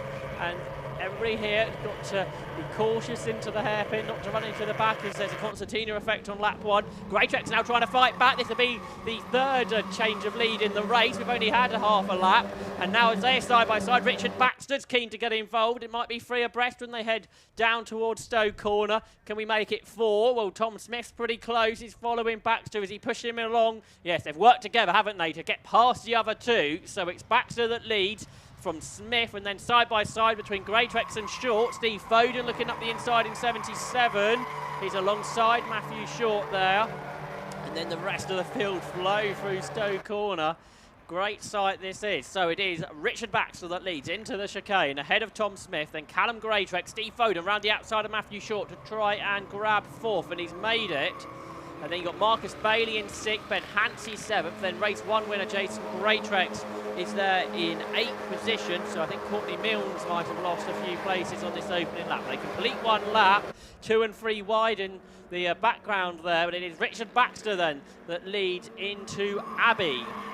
Yes, Courtney Milnes has dropped behind John Pefwick. There's been a big spin at Abbey though, so let's pick that up. There it is. It's Matthew Short out of 5th position. He's going to rejoin, but much, much further down the order, unfortunately, for him. There's diving up the inside. Stephen Craggs again a couple, but he may run out wide. Dramatic stuff, as you'd expect in a reverse grid race, and as you'd expect in any kind of MX5 racing. But there are the leaders. There's a 4-car breakaway. That's Richard Baxter, Tom Smith, Callum Greatrex and Steve Foden. Matthew Short, when he spun, that's rather split the pack up, and it's Ben Hansey, reigning champion, that heads the rest. Yeah, that's right, Josh. And Courtney Milnes got jostled down into 10th place during all of that, whereas Jason Greatrex, Ben Hansey was 7th, Greatrex 8th at the end of the first lap. They didn't kind of make a lot of progress, did they, any of them? But that 4-car barrage down the Hanger Straight was amazing, how the 2 on the inside managed to come past the 2 who were leading onto the straight. That was superb. Into Vale there, Steve Foden got the better of Callum Greatrex. He went up the inside of him to go ahead. But some of the battles in the pack, it is fantastic. Wherever you are in the field, you will find somebody to race in the 5 Club Racing MX5 Championship. And here are the leading pack, with Richard Baxter a second ahead now of Tom Smith. Then Steve Foden looking to come through. Yes, he's into 2nd, isn't he? So Foden up to P2. He was twice a runner-up at Snetterton. He was only beaten by Ben Short there, who won all the races. So Foden certainly has the pace. Didn't go as well in race 1 as you might have expected. There's Ben Hansey leading the rest, diving up the inside there. Courtney Milnes trying to get the better of race 1 winner in the red line car. That's Jason Greatrex. They're 7th and 8th now, following Marcus Bailey. But Richard Baxter getting away up front. So will Foden and Smith and Greatrex work together to try and go after him? Of course, in that earlier race, Marcus, Richard Baxter seemed to have a lot of pace, but he seemed to run wide in some of the battles. But now he's up front. I wonder if he might be able to get away. Yeah, he's not kind of involved in all that sort of jostling. Just drive his own race. That's quite important. 77 there, Steve Foden, who's got his way through into that 2nd place. He's trying everything he knows to reel Baxter in. He's got to keep it really tight, really neat, and kind of try to ignore, if that's possible, what's happening in his mirrors. The next four are even closer together, with Courtney Milnes coming up the inside and grabbing a place past the pits. That's at the expense of Jason Greatrex, who won the earlier race today. And Marcus Bailey's got ahead of Ben Hansey too. So the podium drivers from earlier are not making the progress they would have liked. There they are all together in 6th, 7th and 8th. So the only car they have passed is Matthew Short, and he spun. As he made it sort of rather easy for them, didn't he? But still some great avoidances in the middle of that when he dropped in at Abbey on lap 2. There's Jason Greatrex chasing Courtney Milnes. They're the leaders, much further up the road. I think it's fair to say. Baxter, Foden, Smith and Greatrex, that's Callum. And then these four that look like they're just one MX-5 heading down the Hanger Straight, being headed by the Midland tyre shaver, Marcus Bailey. Then Ben Hansey, Courtney Milnes and Jason Greatrex. Is that something you've seen on his passport? Occupation, the tyre shaver. Quite something. Down to the Vale they come. It's a 15-minute race. We're a third of the way into it. Best of the rest in 9th is John Pethwick ahead of Stephen Craggs. There they are just in the background. It's the back of the 5th heading through club. Richard Baxter keeping that second or so advantage over the chasers, being headed by Steve Foden. I think Baxter did get pole, didn't he, in the earlier race, so the quickest driver in qualifying. And here's that battle for 5th. Bailey and Hansey at the head of it. And going through Farm Curve. There's been another spinner at Abbey by the looks of it. Yellow flags just in front of the commentary box window. Vivid blue car. So plenty of drama in this race. On the screens, we see the 5th place battle there, and at the back of it, Courtney Milnes having a look at Ben Hansey. Couldn't quite do anything about him. Which is much closer coming out onto the Hanger Straight and taking lots of momentum. The car ahead of Hansey, that's Marcus Bailey, just moving to the right to try to distract the tow, redirect the tow. The tyre grin is quite extraordinary, isn't it? On the effect mics, you can hear that much more than the 1600cc engines. So there's Smith in the Ben Short Motorsport car. He's fallen away from Steve Foden now. Strangely, the reverse grid race seems to have less drama in it than the race this morning, which is interesting. Baxter going away up front then from Steve Foden. Then the battle for 3rd, Tom Smith and Callum Greatrex. And the 4 cars battling for 5th, being headed by Marcus Bailey. Here they are into Abbey. Ben Hansey right on the back of Bailey. And then Courtney Milnes and Jason Greatrex are right there too. As they cross the line, there's a second between them all, and Courtney Milnes is up the inside of Ben Hansey. That doesn't work. So Jason Greatrex looks to the outside. He's got a better exit therefore. Takes the wider line through the King. Got a big bump in the middle of it as the 2 tracks combine. But it doesn't work for him. He stays behind Courtney Milnes. A bit further up the road is Callum Greatrex having a go there at Tom Smith. He wasn't sitting in the tow as you'd expect. Here's Hansey on Bailey. And Jason Greatrex has really dropped away. Has he got a problem, I wonder? Looks like he has. He's kind of pulled away to the right-hand side of the circuit. And that's Hansey going past Bailey at quite easily at Stowe. Bailey comes back at him though, the next corner into Vale. 4 seconds behind those ahead now, which would make you think that they're not really going to catch them. I wonder whether simply Greatrex Senior missed a gear and the loss of momentum has meant he's fallen prey to John Pevick, I think. And Pevick going well. Let's get involved in this group, which were battling for the lead this morning. New driver on me, it's John, so he's having a good run. And behind, there's some good battling too. But let's look at, there's Pevick in the blue car, 52, just ahead of race 1 winner, Jason Greatrex. There's a bit of a twitch through the hairpin. Yeah, novice cross on the back of John Pethwick's car. So this is his first season of racing in his first 6 races. So this is quite an effort, Marcus, to be in the top 10 of this competitive field. It is indeed, and yeah, it's looking promising for the rest of the season for him. That lead gap has been 1.37, 1.37, 1.38 for the last 3 laps. So if Steve Foden can just get close enough to get in the tow, it'll drag him right with Richard Baxter, won't it? But Baxter's just about keeping the draft at bay. Greatrex has come back at Pethick and tried on the outside of Stowe. Now going to try to outbrake him into Vale, and looks quite convincing as he does so. Yes, he's through on the inside. The red line car, 35, back past John Pethick, putting him back into 9th place.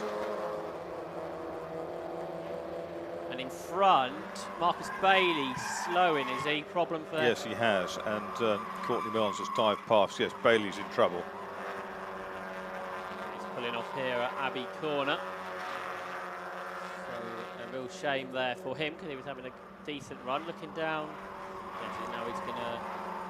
I'm not really sure he knows where to go. It would have been helpful if he turned left and pulled off there, but there's plenty of place a bit further on if he can find a good place to park. Here's a battle a bit further back in the pack. Shows you in the 5 Club Series is racing throughout the field. So you've got Tom Holland at the front of this. Then 113 is Alex Rivette. There was support for him on the live stream earlier.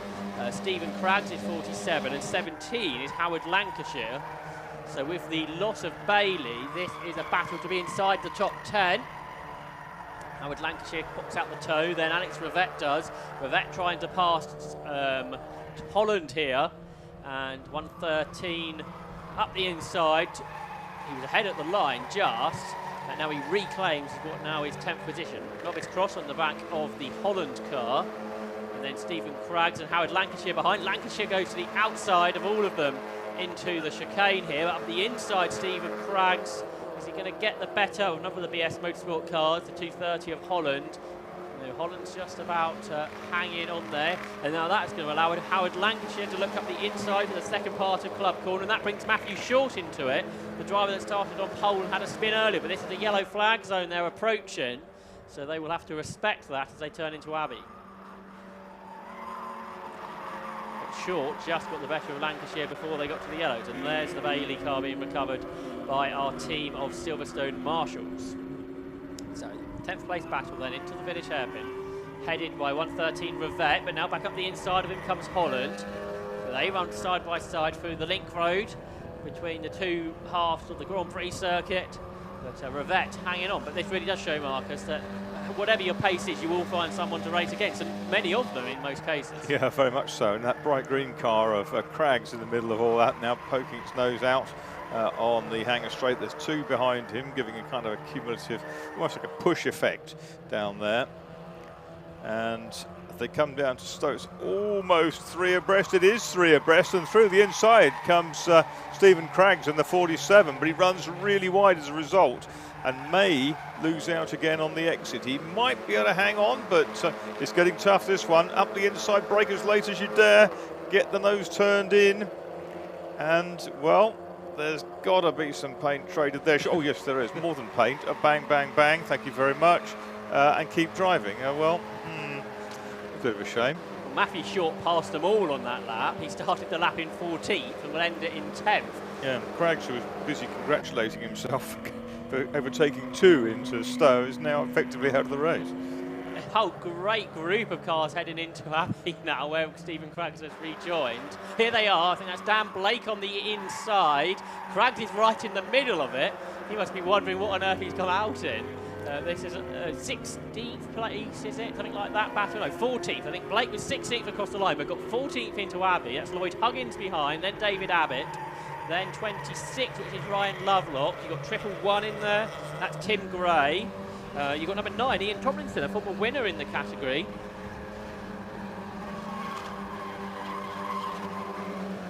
As they make their way through onto the hangar straight. But absolutely awesome to see these battles that perhaps we didn't really get to focus on in race 1 because the lead battle was so intense. But it's great to see the action that you can have in this championship. They're 4 abreast almost heading down there at the back of the group. On the outside there, 96, that's Sam Moody. There's Tomlinson, former winner in the category, a bit further back this weekend. Howard McDonald in there. Some of the cars running very wide on the exit of Stowe corner. 26 then towards the front of the grid, Ryan Lovelock, but he's out-braked there by David Abbott, who goes down the inside of him. And then you've got Triple One just behind the Tim Gray car. And then you've got Craggs trying to make his way back through in a slightly damaged car. At the back of the group there, number 18, that's Jason Fong, who I think you know, Marcus, ace photographer, does a bit of stuff down at Goodwood. Getting stuck in, is Jason Fong. He raced an MGB earlier on in the season, but this MX-5 race, and I suspect slightly more frantic. 50 off the road, by the way, that's William Pickard. This is the battle for third. Tom Smith has been re-caught by Jason Greatrex and, Callum Greatrex, I should say. And Greatrex trying to come around the outside of Smith here. Looks like we're going to have 6 different podium finishers in the 2 MX-5 races, doesn't it? This is the last lap of the race. Going that way. The top 4 all didn't finish on the podium earlier. These are the drivers that did finish on the podium. They're battling for 5th. It's Ben Hansey ahead of Courtney Milnes and Jason Greatrex with John Pethick behind, but across the line it's the driver 61 driver Richard Baxter that wins for the first time in the 5 Club Racing MX5 Championship. He beat Steve Foden by a second, with Tom Smith 3rd and Callum Greatrex 4th. Ben Hansey is 5th. Jason Greatrex does beat Courtney Milnes to 6th, and then John Pethick in 8th, and then a big old gap to the rest, which should be Adrian Johnson in 9th, but he's been caught by Matthew Short on this last lap. They both clobber the curb through Club Corner, but holding on just about is Adrian Johnson. Then Howard Lancashire and Alex Rivette up next. Dan Blake got 13th from Tom Holland on the last lap of that race. And then Lloyd Huggins, P15 for him. And then they just continue to flow out of Club Corner, 2 and 3 wide across the line. It's a great race in there in the 5 Club Racing MX5 Cup. And Baxter, Foden and Smith, both Baxter and Smith taking their first podium. No, Smith got 1 3rd at Snetterton in the first round, I should say. But Baxter, his first podium of the season. His best result before now was a 5th this season. So he bettered that position pretty well, didn't he, to win here at Silverstone. But I think, Marcus, it's fair to say we enjoyed the MX5 Championship here at Silverstone. Yeah, the second race wasn't anything like as exciting as the first, unless you were, of course, in that car 8 out front. Richard Baxter will think it's the greatest race probably he's ever driven, so well done to him. And a well-deserved victory over Steve Foden and Tom Smith. And, yeah, another very, very good race. Yeah, Scott Mansell, Brands Hatch lap record holder, saying that he's been working with Richard Baxter over the last few years. I imagine giving him quite a bit of coaching. And coming out the woodwork, claim the glory. Well done. And Scott raced with us at Snetterton in the Mazda 7 series, so it'd be good to have Scott back out in the 750 Motor Club this season, perhaps. But good to have Richard Baxter with 5 Club for the full season and now taking his victory. Great support for a lot of the MX5 Championship, and it's very much a championship that you can get involved in for a very decent budget indeed, which is ideal way of getting into club racing. We saw so many novice crosses as well, didn't we, in that race, and actually some of them pretty near the front. Yeah, actually there's some. Is there a specific novice prize within that championship? No, I don't think so. Perhaps that's an idea for Alan Robson to add into the championship. Well, those looming clouds are now got to Silverstone. The weather forecast not got any rain on it at the moment, but that black cloud perhaps has other ideas. Well, there is that fabled Silverstone microclimate to discuss and discover. Just going back on what we were talking about prior to that race, we've had a comment come in from Dan Bentham, directing to you, Marcus, saying totally with you on the old days of Formula 4. They were fantastic designed and built cars, which were really quick too. They were, yeah, absolutely. I remember the Blaney brothers with their Blay cars, the 250 and 650 cars. I remember the many Vixens, and Mike Wilds went on to Grand Prix racing. He drove a Vixen, as did Marcus Musser. He was a Vixen driver, the historic Formula 3 racer who was born in Liverpool, although he's Monegasque. And yeah, that's some really, really good days. JW Force, Johnny Walker Force, other really fine cars. And Formula 4 evolved over the eras to sort of kind of embrace what was around from the senior formulae, and also allowed you to do your own thing as well. There were some modified Formula 4 2000s that came out in it, and it continued for a very long time under the 750 Motor Club banner, but then got kind of, was it sequestrated or whatever, or taken away for modern one-make racing. And it's good to have some of the teams that were, or drivers and families that were involved there, and still with the 750 Motor Club. You've got Jim Ward, who runs his son's car in Hot Hatch now. He won a championship last year. Hopefully they're watching on the live stream. And of course John Moore was a long-time Formula 4 racer, and he runs the cars in Sport Special. So it's great that even though Formula 4 went away, some of those drivers went into other parts of the club. But back here at Silverstone, the MX5 Cup top three are downstairs with Matt Suckling.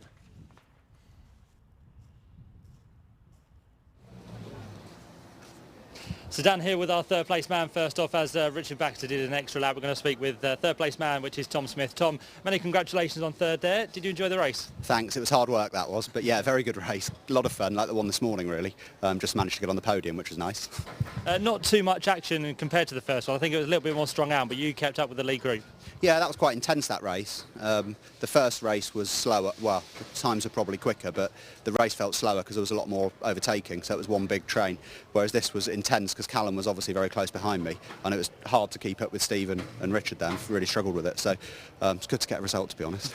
Any reason for not keeping up, tyres or the track or anything like that? No, I'm not David Coulthard, so I won't make any excuses. I'm just not very good, or not good enough. Good result though, more points for the championship, which is all important. Yeah, apparently so. If we get sort of to the last couple of rounds and I'm somewhere in the mix, then I'm sure it'll become really important. For now, it's just having fun, isn't it? So we'll see, yeah. Good stuff, well done, Tom. Thank you. There we go, Tom Smith in third place. We'll bring in Steve Foden, who finished in second place. Steve, great race out there with you and Richard. How do you enjoy it? To be honest, I was really struggling to keep up with him. Like, you know, obviously the first few laps I managed to break away. Tom and Callum were doing a good job keeping up, and then there was one lap where they both, you know, there was three of us on the train, they decided not to make the move, and then they started squabbling a little bit, and I saw them disappear in the mirrors, and I was like, right, let's focus forwards, try and catch up with Richard. Everything I tried, every lap onto the back straight, the car wasn't handling too great through there, so I was just losing a load of time, catching through the rest of the lap, lose it there, so it was kind of a bit of cat and mouse towards the end of it, but it was enjoyable nonetheless. Just shows how close the cars are though, because with the reverse grid you then move to the front rather than being in kind of 7th or 8th place, so it kind of shows how very close this series and championship is. Yeah, absolutely. I mean, we had a bit of a mess up in qualifying where we got our pole time disallowed for track limits or some kind of technicality, so we kind of were on the back foot going into the first race, managed to claw back a couple of places, and then to be going into the reverse grid on second, you know, on the second row, I was thinking, you know, this is doable to get on the podium, so I'm quite happy with the result. To be able to get here in second, it's good. On to the next one now, and looking forward to that? Absolutely, yeah, we've got, which one is it next? I think Castlecombe next. Thank you. Well done, good luck, Steve, and of course our third place man there, Tom. I'm not sure if Richard is about. He's disappeared to the assembly area, and he's quite a way to be able to be caught there, so I think Richard has disappeared unfortunately, but we've got away with the third and second place men, which is good enough, and that brings a close to the MX5 5 Club racing here at Silverstone for this weekend. And as the guy said, we're off to Castlecombe next, but in the meantime we've got MR2s on track next.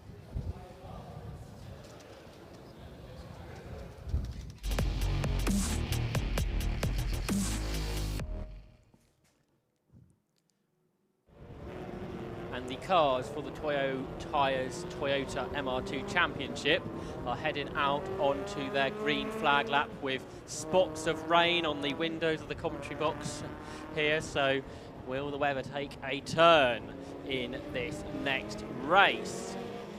Well, we run on treaded tyres here, on Toyo tyres, and they will be able to cope with both conditions, whatever Silverstone can throw at us. This grid will be set by the fastest laps in the earlier race. And it's race one winner, Sean Traynor, that starts on pole alongside Nick Williamson. A winner from Snetterton, Alistair Topley and Adam Lockwood on row 2, ahead of Daniel Bryant and Paul Hinson.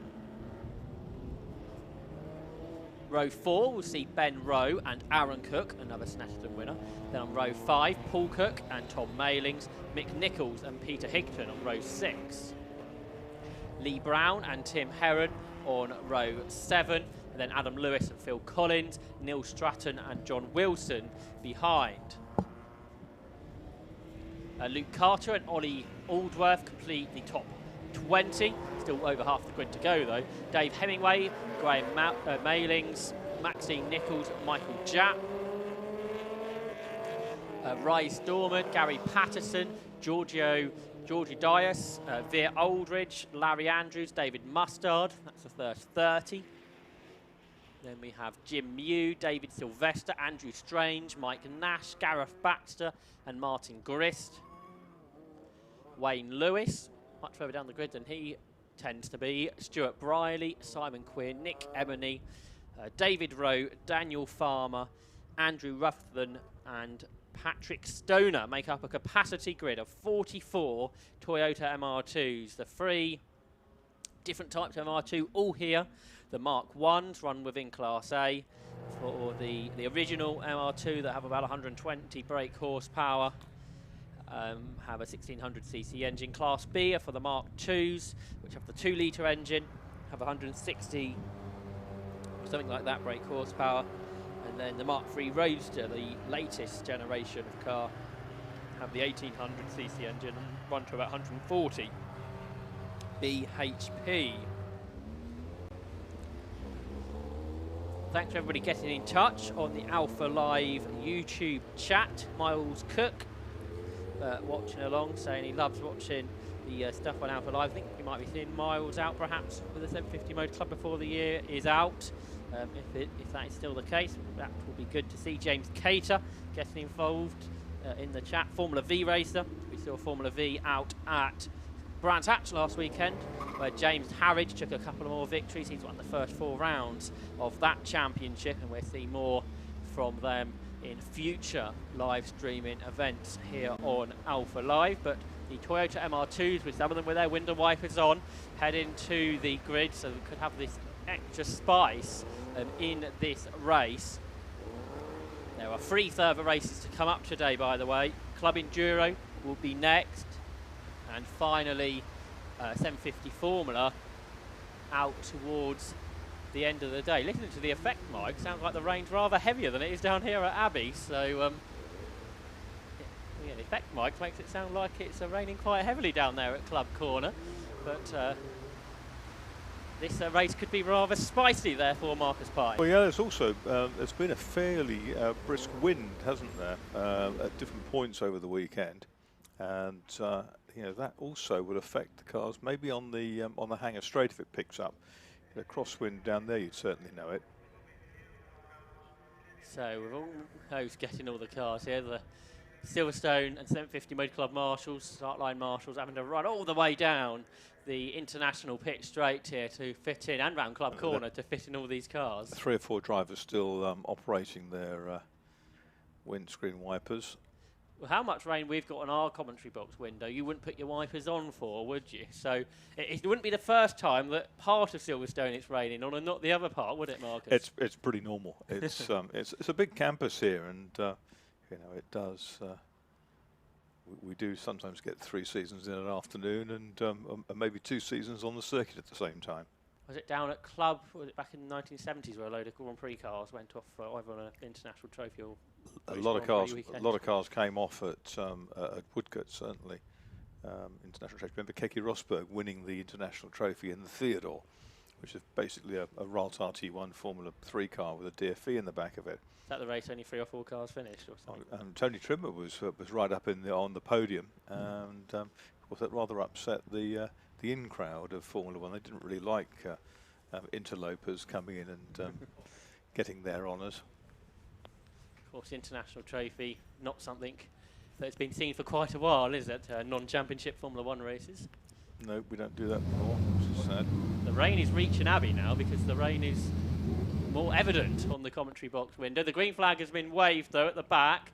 So it might be a voyage of discovery in round 4 of the Toyota MR2 Championship. The race gets underway. One hasn't got away. That's Mick Nichols. Let's hope they all avoid him. So far, so good. Yes, just about. And it's Sean Trainer that turns into Abbey as the leader, being chased by Nick Williamson. Then Ali Topley in 3rd as they started on the brakes now into Village. How much grip is there? Round the outside, Ben Rowe and Paul Cook, I think, involved in that. Both former race winners in the category. And through Abbey they've got, but Mick Nicholls' car has gone absolutely nowhere, which could be a drama. Very slippery here, Daniel Bryant off, and again Ben Rowe gets involved in an instant, just like at Snetterton. Not as badly damaged this time, and it's 3 abreast for the lead here. Sean Traynor, Nick Williamson, Alistair Topley. As the rain gets heavier and heavier, the marshals are working on the start line, so decision got to be made whether they need to safety car this or not. Who's got the lead, because they were 3 wide as they turned out a shot there. They're now at Stowe. They're only a couple of corners away from the stationary car in the middle of the road. It's Williamson and Topley. Now the safety car is there.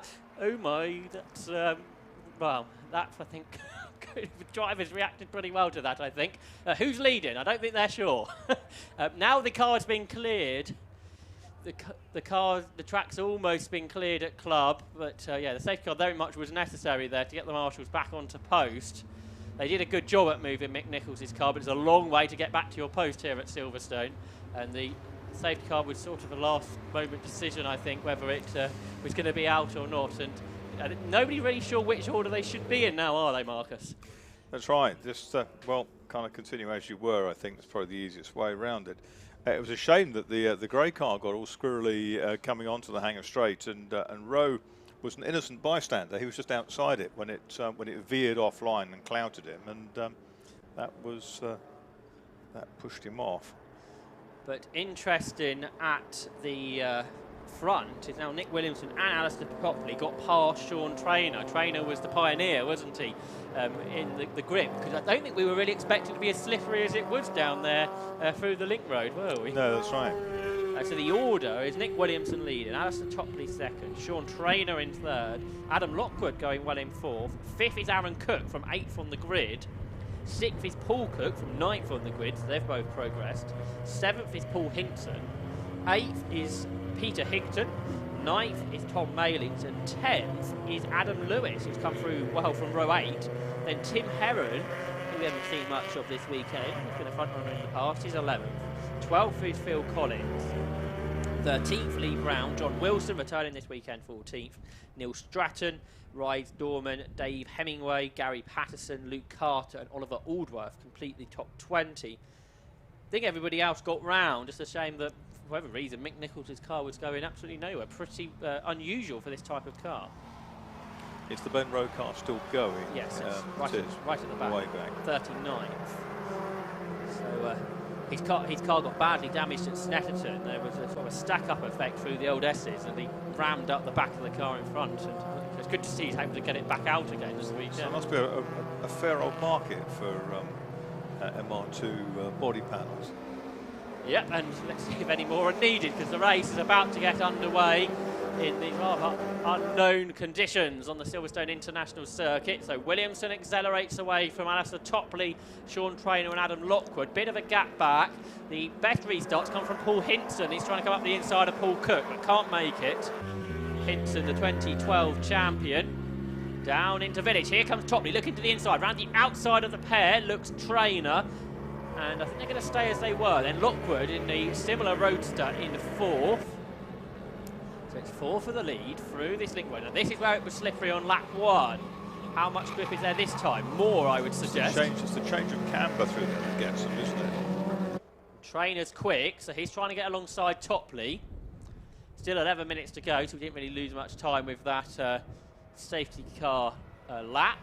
So Williamson's got this lead, but Trainor's on the inside of Topley. Topley, the short oval racer, just about moves over in front, I think. Here are the pulls. Hinton up the inside of Cook.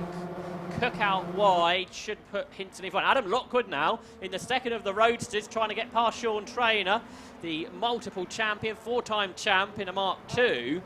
First full season in this car. Keeping Lockwood at bay and all of that. And this is bringing Aaron Cook to try and make it 5 for the lead. I'm interested to see those two roadsters. They've got different mouths on their radiator grills, and the one on Trainor's car looks to be a little narrower. And the other one is 99 then, pulling off now. It's Oliver Aldworth. Challenge for the lead here. Topley round the outside at Farm Curve, but just runs a bit too wide. And So Trainer looks to the outside now of Topley, can't make that, so is that going to give Lockwood a chance? No, they stay in that same order. I think it's certainly allowed Lockwood to get closer, but he can't compromise his line onto the hanger straight. That won't work. And another one's had a moment. That's 13. That's Rise Dorman. Here are the leaders, though. It's nearly 5 now because Aaron Cook has virtually caught the quartet out front. And then Cook and Hinson side by side at the head of the next group. Has the drizzle got any worse? I don't think it has. I think it might have been a very, very brief shower that's perhaps going to go away now. Here comes Trainer, late on the brakes round the outside. He's moving ahead of Alistair Topley here, and he's got him round the outside of the Vale. Oh, we've got a little bit out of line though, and that's going to cost him because he won't get turned back quite so easily to the inside. And he's going to find a car already there, which is the car of Ali Topley. And slipstreaming Topley is Adam Lockwood, and he comes up. It's precious close to being partway alongside Trainer. Trainer's actually dropped back a little bit here because Aaron Cook is closing on them. Now Topley challenging Williamson for the lead. Can't do it. So in this 5, you've got the 3 winners of the season so far. Round 1 was won by Aaron Cook, round 2 by Nick Williamson, and round 3 by Sean Trainer. So the non-winners in here are Alistair Topley and Adam Lockwood. We've had 3 winners in 3 rounds. Can we make it 4? That'd be Topley and Lockwood who are trying to manage that. In the background, there's some good battling being headed by Paul Hinson. Paul Cook's not having a great weekend. What about for the lead? Topley again having a go at Williamson. Can't make it. Still having a look on that outside line. If he can hang on there, which he has done so, that'll give him the inside for the Vale as we move into the second half of this race. They both try to break late, but the inside line for Topley, surely the better one. If he can move across for the right-hander, Williamson's still kind of there, which will give him the inside all the way through club. Adam Lockwood also trying to come past Trainer. So the top 4, pretty much 5, are tied together as they complete that lap. Now Aaron Cook dives out the toe too, so the top 5 cars separated by just 7/10 at the end of the lap, with Alistair Topley at the front of it now, ahead of Nick Williamson and into Abbey. Aaron Cook slices up the inside of Adam Lockwood, although Lockwood's going to try and fight back through Farm Curve. Can't do it though, and now Trainer's looking down the inside of Williamson, and he's alongside here. They're going to be side by side through the link road, but Williamson is back in front, is he? Yes, and Lockwood's back in front of Cook once more. Trainer has a slide, Cook has a big slide, but turns it into a chucking up the inside of Adam Lockwood kind of move. Yeah, that was really well caught. I thought it was going round. Of course, with that engine in the back of those cars, kind of middle to back, it becomes a bit pendulous, the tail, but he caught it well. He's past Lockwood now down the straight, so despite the fact he was slow onto the straight, he's managed to attack, and he's trying to go around the outside of Trainer, the multiple champion, going into Stoke Corner. Can't quite make it. That line kind of worked then, didn't it, for him? Don't know if you want to replicate it, though, because it may go wrong. Down into the Vale they come then on this, the 6th lap of this motor race. The 4th round of the Toyo Tyres MR2 Championship. It's an 8-round season now for 2020. So we'll be halfway through it at the end of this race. We've got 5 for the lead. A much tighter race than race 1. And it's Topley and Williamson up front. And the race 1 winner, Sean Trainer, there he is. And then you've got Aaron Cook, who now moves ahead of Adam Lockwood over the course of the latest lap. They turn into the hairpin at Village. Lockwood's dropping away a bit with Paul Hinson chasing. And then you've got Paul Cook, Tom Mailings, Adam Lewis there, 39, having a good run. Here's Williamson. He's been caught by Trainer now. That was a full second at the beginning of the lap. There's Hinson, 25, the 2012 champ. Onto the hanger straight. Sean Trainer right in the toe of Nick Williamson here. Darts out of it to the outside. But by the end of the straight, the Silver engine perhaps just dropping him out of contention for a pass. Just runs out of puff, doesn't it? Gets to 2 litres. And then through the corner, it's right with him again. Particularly through the slower corner where the car's lighter. A lock up for the leader too. Williamson clobbers the curb. And then they accelerate through club to complete lap 7 with 3 or 4 laps to go. Really could be any of those 3 to win this, you would think. It's got away now from Aaron Cook and Adam Lockwood. That group there is Paul Cook leading it in 7th position. Round the outside at Farm comes Trainer, which gives him the inside line for Village. That didn't work for him in the end. It was quite a bold effort to try it. This is the trouble, it would appear, Marcus, with the Mark III Roadster. Maybe a bit quicker over the lap. Actually getting past the Mark IIs is quite difficult. You shouldn't really be hanging a couple of wheels on the grass going onto the hanger straight. That's not going to help with momentum. No, certainly not. Fastest lap is with Trainer, a 1:20.46. That's quicker than the earlier race, so any slippiness early on is gone. 77 off at the side of the road. That's Tom Mailings from 8th. Oh, big slide there from Williamson. Hanging onto the back of the road car of Ali Topley. I think he raced NASCAR on the ovals, the mini NASCARs. Moved over to MR2s last season, finished 2nd in the championship. And out of club they come. Topley still leads with 3 laps to go, I reckon. Yeah, it's tenuous though, isn't it? Because the gap's down to 0.19. Williamson there, jinking one side of the circuit to the other. There's that unsettled Topley, was out over the curbs on the exit of Abbey. Oh, Trainer sideways through Farm Curve. That was spectacular, an unusual place to be getting sideways like that as he gets back onto terms with these Mark IIs. Through the link road they go. And round the outside comes Williamson, but he's going to run too wide. And that's going to gift the position to Sean Trainer somewhat. There's lap traffic ahead. That's going to come into play onto the last lap or so. Paul Hinson chasing Adam Lockwood. They're in 6th in the background. And Paul Cook leading the rest. Here comes Trainer then. He's alongside Topley. Down the hanger straight. He's on the outside line. Can he go right round Topley here? No, he can't. He has to tuck him back underneath. But he's tighter through the corner. So he'll be fully alongside. He'll be ahead of Topley. Will he heading down towards the fail? But Topley, no, he's still alongside. He'll be on the inside line for the chicane, or for the left-handed element of it. He locks up, the 2 cars rub a bit, and this means Williamson's going to make it 3 wide for club. Trainer's got the lead, Williamson's going off, Aaron Cook's re-caught them, he's going to get 3rd out of it as they start their penultimate lap. Sean Trainer leads it then, but only just 1/4 of a second, and in the tow Topley. Now he got to the outside, Aaron Cook there too as they turn into Abbey Corner, and a good run through the corner for Topley. He's going to put him alongside as they go through the left-hander at Farm Curve. Can he stay there to be alongside for Village? Not quite, so Cook and Williamson go to the outside of him.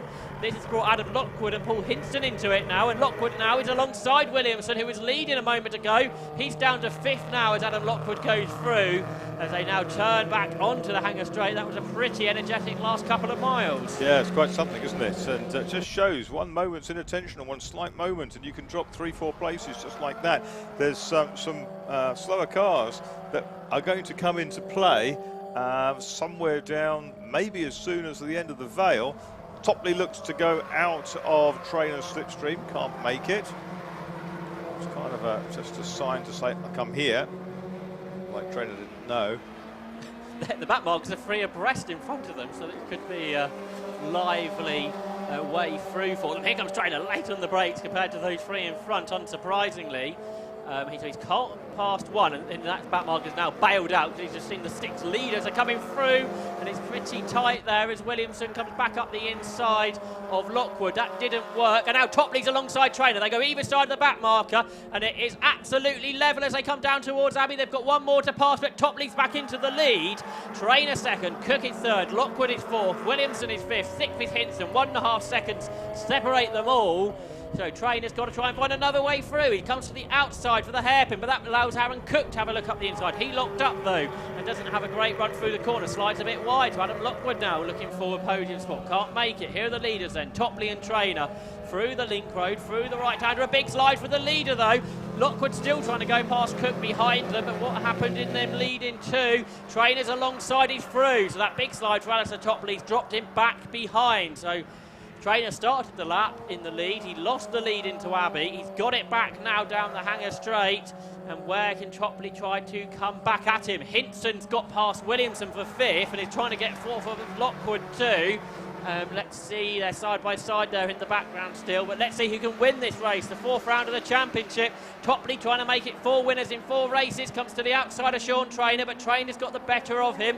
He's got to be careful here not to run too wide through the first element, not to run wide through the second element. That's what he's doing. He's run all 4 wheels off the road.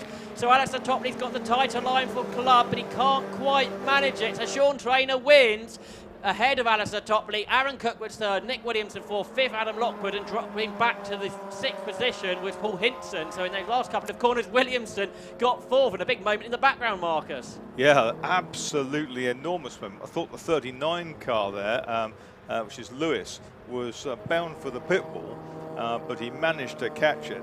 Quite something, big reflex job that. And I think a sharp intake of breath along the way. But what a race that was. Quarter of a second, 0.26 of a second between Trainer and Topley. Trainer's just a little bit too clever, isn't he, with his racecraft for the others more often than not, and did a grand job in the 27. Now, how do the lap times compare with earlier? So they were quicker than the first race, I think.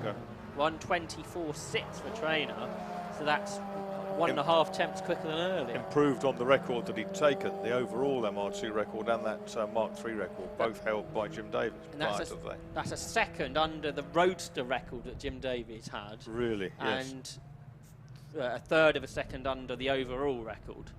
So that's pretty impressive from him. Adam Lockwood also under the Roadster lap record there in 5th place. But what a race. That, I think, was up there with the Mazdas from this morning, wasn't it? Exactly. And there's been, in a lot of these double races, there's been one absolutely corking race and another decent race. But it's good that the races of the day are kind of spread around in different classes. No one feels left out. Absolutely. 750 Motor Club.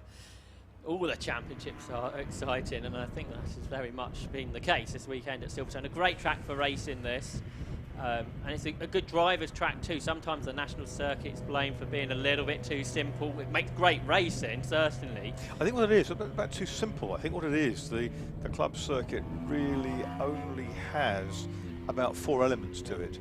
So if you get it right, you don't have to kind of concentrate quite so much. And these types of kind of Formula Ford race are a bit different. But here you've got Abbey, you've got Farmer, you've got the link road, you've got onto the straight, you've got Stowe, you've got Vale, you've got the different aspects and nuances of club. So there's always something to do, always something to box everyone back up again. So it's an interesting driver challenge. Yeah, the paddock's a little bit awkward here, especially from here, which is 2-3 miles away from the commentary box. Yeah, that's right. And it's obviously there isn't much of a paddock away from the garages, which sometimes I say can be a little bit awkward. But apart from that, this circuit generally is very much liked, and Bexley, particularly with the great pictures from Alpha Live, means that we can see the cars all the way around the track, which we can't necessarily do out of the commentary box window, and Absolutely. it really brings to life all the racing all the way around the circuit. And hopefully everybody at home is enjoying it. Lots of people enjoying the racing. Rob Sutherland too. Yes, lots of comments came up during the course of that race. So glad everybody's enjoying it. Do share the live stream on your social media to get all your friends watching too. Some of you already here, ready for the Club Enduro race, which will follow this. But before we get to that, let's hear from Matt Suckling, who's down in the pit lane.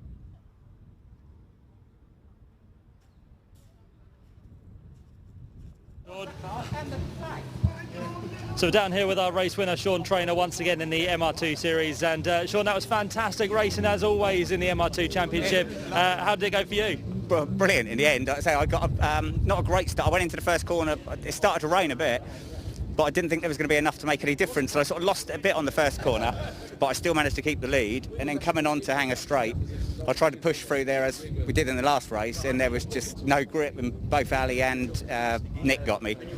And then they were battling, and I think it done Ali's tyres. So I just thought, right, I'll just go, if I can get third and a fastest lap, it's not bad for the championship.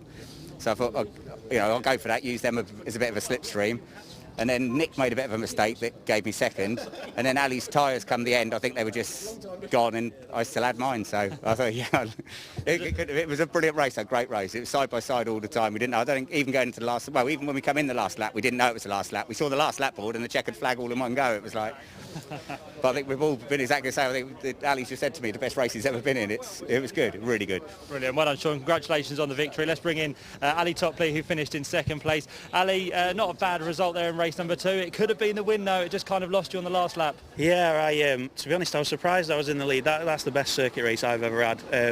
3 wide for the lead on the first lap, swapping positions all the time, just really, really good and good clean racing as well. And yeah, I got the lead and Sean got pinned behind the lap cars there. It was like I was back on the ovals, pinning them on a lap car, and I thought, right, we've got the lead. But when I made the mistake coming onto the straight, my tyres were just going off on the rear. I thought, it's okay, I've not seen the last lap board. And then we came across and the last lap board was out with the checkered flag, but I'll take class win, second overall. And yeah, just an amazing day really, so much better than Snetterton, and I think with Angus he called off, we're going back there in a few weeks, so hopefully a bit of redemption for me. Yeah, it's been a good points haul this weekend, which is a positive as well. Yeah, we obviously had the incident in race 2, which is going to be one of my drops where we got spun out, so yeah, 2 solid point scores, and when you're up against people like Sean and Aaron, my teammate, and Nick, you need all the points you can get. Good stuff. Well, and Ali, congratulations, and we'll bring in Aaron Cook as well, who finished in 3rd place. Aaron, on the podium for the first time here this weekend. That was a good race for you. Yeah, we had a bit of setup issue in the first one. Massive credit to Rogue Motorsport and Matt in particular, who spent almost the whole between race 1 and 2 setting it up again. But yeah, it changed the car. Felt like we was lacking a little bit mid-corner, so we had to really wind the car up and make the most of the slipstream down the back straight. A few places down the race where you dropped back and then you caught back up towards the end, especially with the top 2 battling. Yeah, I'll say we started in 8th. We knew we could come through from there as long as we had the car underneath us. When it started raining, I was pleased to see it, but it didn't stick around for long. But yeah, it was a lot of work to get through, really hot work. But yeah, massive credit to Rogue for getting that sorted. Great stuff. Well done, Aaron. Cheers. Thank you. There we go. Our top 3 down here in the pit lane for the MR2 Championship. Enthralling racing as always, and we look forward to seeing them back out again very soon indeed.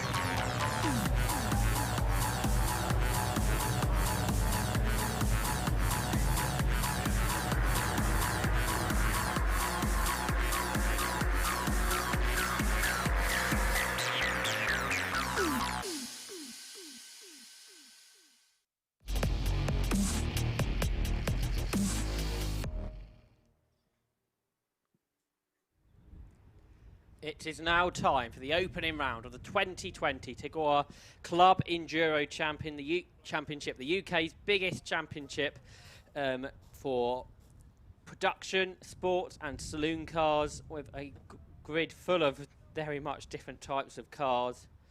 Sponsor prize vouchers and driver hospitality is all part of the Club Enduro Championship, which features around at Spa-Francorchamps. 3 classes in this category based on a power to weight ratio, and a lot of 2-driver teams with a mandatory pit stop at any time within the race of this weekend, 3.5 minutes for refueling, and as I say, driver changes too. There's over 40 cars on the grid,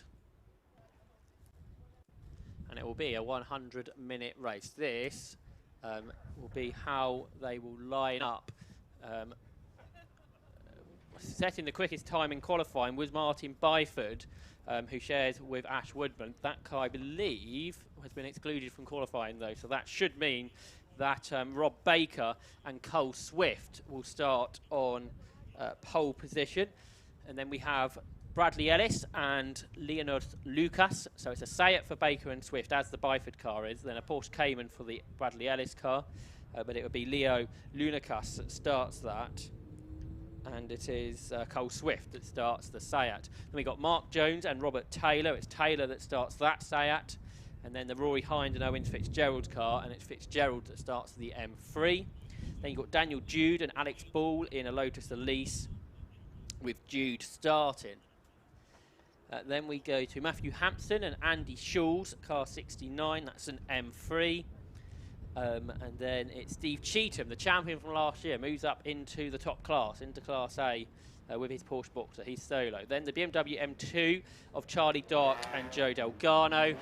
Then Julian McBride in an M3. The Wallace brothers in their Seat Leon. Darren Ball in his BMW M3. Kevin Dengate is next, also in an M3, ahead of Russell Clark, his teammate. They're in separate cars this weekend. David Trigg and Stuart Dayburn are in the Invitational Janetta.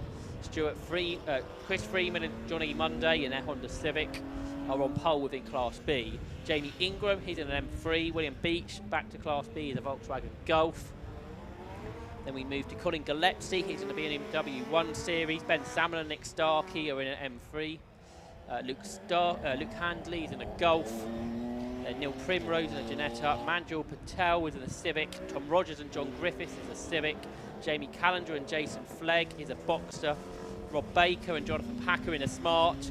Then David Drinkwater and James Bolton in a Mini. Michael Downey in a Porsche Boxster. Andy Bailey in a Honda Civic. He's on pole within Class C. Ahead of Paul Sheard and Chrissy Palmer in a new MX-5. James Cow and Alex Livesley in a Mark III. Nick Grove and Carlo Turner in a 1 Series BMW. John Peerless and Mervyn Beckett in a Honda Civic. Matthew Tidmarsh and Alex Richardson are in a MX-5. A 3-driver team, Steve and Jack Wood are with Mark Tomlinson in a BMW Z4. Then we have Patrick McCarthy and Mike Hughes in an MX-5. Nick Dougal and John Munro in a similar car. Jonathan Hayes and Paul Saviani are in a 3 Series BMW. Ed Christie and Neil Mills are in an M3. Ben McCauley and Graham Robinson are in a Lotus. Ivor Mayers has got an MX-5. Luca Diella and Josh Leake are in a Civic. Roland Hopkins and Matthew Boyce are in a Golf. And Phil Driver are at the back in a Porsche. So a great grid of cars. Here they are then on their green flag warming up lap. And yes, indeed, the Byford car excluded from qualifying will have to start from the back. The former Clio Cup champ. So that means it'll be Cole Swift starting from pole position. The winner of a number of these Club Enduro races over the years in this Seat Leon that he shared with the area motorsport team boss, Rob Baker. On the alongside them, I should say, is Leo Lucas, who makes his Club Enduro debut with British GT champion Bradley Ellis, and because he's a pro driver, that car will have to serve a 30-second stop-go penalty. There's a second of those cars, and that is current British GT racer James Cowell, one of the Mazda MX-5s from Class C. So a couple of cars for having to make this penalty for having a pro driver. A pro driver is either a current British touring car driver, a current British GT driver like James Cowell, or a driver that earns money with his racing. Bradley Ellis comes into that. Now, the 100 minutes may well be about to start. We're going to have 2 green flag laps, but when the cars cross the line now, this may well be count as the start of the race. So 100 minutes on the clock. Possibly is now on. So you've got the Seat and the Porsche on the front row. Row 2, a very impressive qualifying from Mark Jones and Robert Taylor. And it is Taylor that goes first in that Seat. Alongside is this E36 M3, a much older car. You've got these 3 factory-built cars from Seat and Porsche in front, and then this self-tuned-up BMW, the car that's for sale too. The Rory Hind and Owen Fitzgerald car, and it's Fitzgerald going first. That car for sale, and it's right on the tail of the 3 factory-built cars. Daniel Jude and Alex Ball will start 5th. They're in the Lotus that Bradley Philpott won the road sports race in yesterday, and Alex Ball in qualifying quicker than what Brad Philpott drove it yesterday, impressively. But it'll be team boss of the British Sports Car Services, Daniel Jude, that starts. Then next on the grid is Matthew Hampson and Andy Schulz. Now, I didn't note this start driver of this one. Have I got that? I have. It's Andy Schulz that goes first in 69. So make a note of that. Schulz, a Brit car champion from last year in a Ferrari 488, so slightly less expensive. This BMW, I suspect, that he shares with Matthew Hampson. That's a new car to Club Enduro. Then Steve Cheetham, who's upgraded his Porsche Boxster from Class B spec, who won the championship last year, into this Class A power band, 300 brake horsepower per tonne, and he starts 6th. Then the M2 of Charlie Dark and Joe Delgado, the BMW there, and the 235 car, that's Charlie Dark that goes first. Julian McBride starts 8th, the first solo driver in his M3. Then the Wallace brothers, that's Matt Wallace that goes first in their Seat, and Darren Ball, he swapped to his BMW, had entered in his Porsche that had problems yesterday in road sports. So we're about to go racing then for 100 minutes. Looks like the clock didn't start, so the 100 minutes will get underway when they cross the line this time. It was 2 green flag laps, and the full 100 minutes is about to get underway with mandatory stops. If the cars need to refuel, they will do that amongst the race. There's no pit window, so they can stop whenever they want. There's the free classes, which we will keep an eye on. So the race about to get underway then. Over 40 production sports and saloon cars here at Silverstone. See the lights go out and away they go. And who's made the best start? The Seat from row 2 looks pretty good, Rob Taylor. And it's 4 abreast as Owen Fitzgerald comes through the middle to grab the lead in the E36. A fabulous start there then from Owen Fitzgerald to grab the lead through Abbey. He passed all those factory-built cars that started in front of him. Rob Taylor now and Cole Swift behind. The Porsche's lost a few places. The BMW of Andy Schulz has made a decent start. You see the little G20 in there, that's Neil Primrose, and we're in the rest of the field. Here comes Swift, then round the outside of the fellow Seat driver, Rob Taylor. One's off the road, that's the Leonard Porsche. It had a big puncher yesterday that had an accident, and now Leo has smacked the front end of it. The GT4 built Porsche may well be out the race. So that's Leo Lucas. It had a big puncher yesterday that put it out of road sports. Had an explosion down the Hanger Straight. Didn't hit anything. They fixed the car, and now it's gone again, Marcus. Yeah, it's done some damage to the front, and you can see something from the inner wheel arch hanging out of it, and quite see what it was in the quick flick to it, but he had a huge moment off the circuit. But look at this Fitzgerald BMW E36 Go. He's got the 2 whacking great Seats with their very extravagant body kits and wings and things. Group 5 chasing, style. yeah, just superb. So Fitzgerald then leads Cole Swift. Swift quick through Abbey though. Lots of aero on those Seats. So let's see down into the hairpin. Perhaps Cole Swift might have a go to get past. I see James Kell already taking his penalty. So he's gone into the pit lane. He's got this 30-second penalty for being a pro driver. There's a car in the pit wall as well. So there's been an accident there as Cole Swift is going for the lead. He's going to grab the lead into the link. So the Area Motorsport Seat goes through. That's a Porsche again, isn't it? Yeah. That's a Porsche, dark-coloured Porsche. It's not the same one. It is the same one. Oh. What a first lap there for Leo Lucas. That's an expensive piece of kit too, isn't it, Marcus? Well, it was. Yeah, so yeah, punchy yesterday. And there's bits of debris on the track up top. Oh, and fire for Darren Ball's M3. He had problems with his Porsche yesterday, and now a big fire on the BMW M3, the E92. Darren Ball trying to find a marshal's post to get to. Well, that was a dramatic start. Endurance racing can be dramatic. We weren't expecting it to happen quite so soon. Fitzgerald's lost second, by the way, because the other Seat, Rob Taylor's come through. The safety car obviously being called for with a big damage to the front left corner, isn't there? It's bent all the suspension, etc. So it's that'll take some moving, won't it? So we won't get to see Bradley Ellis out in this race, I'm afraid. Now, who's got a big fuel tank and can stop in this early safety car period? There's one car in. Darren Ball can't find a marshal's post to get to it, would seem, but he's okay. He's getting out of the car, which is good to see. Real calm is there. There's the GT4 Club Sport. He's parked right by the gate so he can get out the car handily. Good to see he's okay, because getting the pit wall isn't an ideal situation. I mean, that left-hand front wheel's towing in at about sort of 40 degrees or something like that. It looks like the onboard fire extinguisher. Well, it's still smouldering in the exhaust, isn't it? Strange what happened there. But as I say, you can make your pit stop at any time. So if you've got a big fuel tank that'll do the distance, make your pit stop now and you can get it out of the way.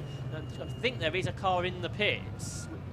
There's a couple in the pits. So whether we can get our pit lane camera onto those cars, I might be able to figure it out on the time in my time. So the 1:30 Civic hasn't done a lap. That's Luca Diella who started and Josh Leake second during that car. We saw James Kell come in. Is it 15? That's 15 yes. sitting there. That's the Gillespie, Colin Gillespie BMW. Gillespie, yeah. And it's Ivor Mares in the MX-5. There is fuel going into that. I can't imagine you had much fuel to go in after 2 laps. But a good strategy call, I suspect, there, Marcus. Could be. Time will tell. And Colin Gillespie, solo driver. So the problem here is if you are a 2-driver team, therefore 2 drivers putting the money forwards, do you really want to do 2 laps? I suspect not.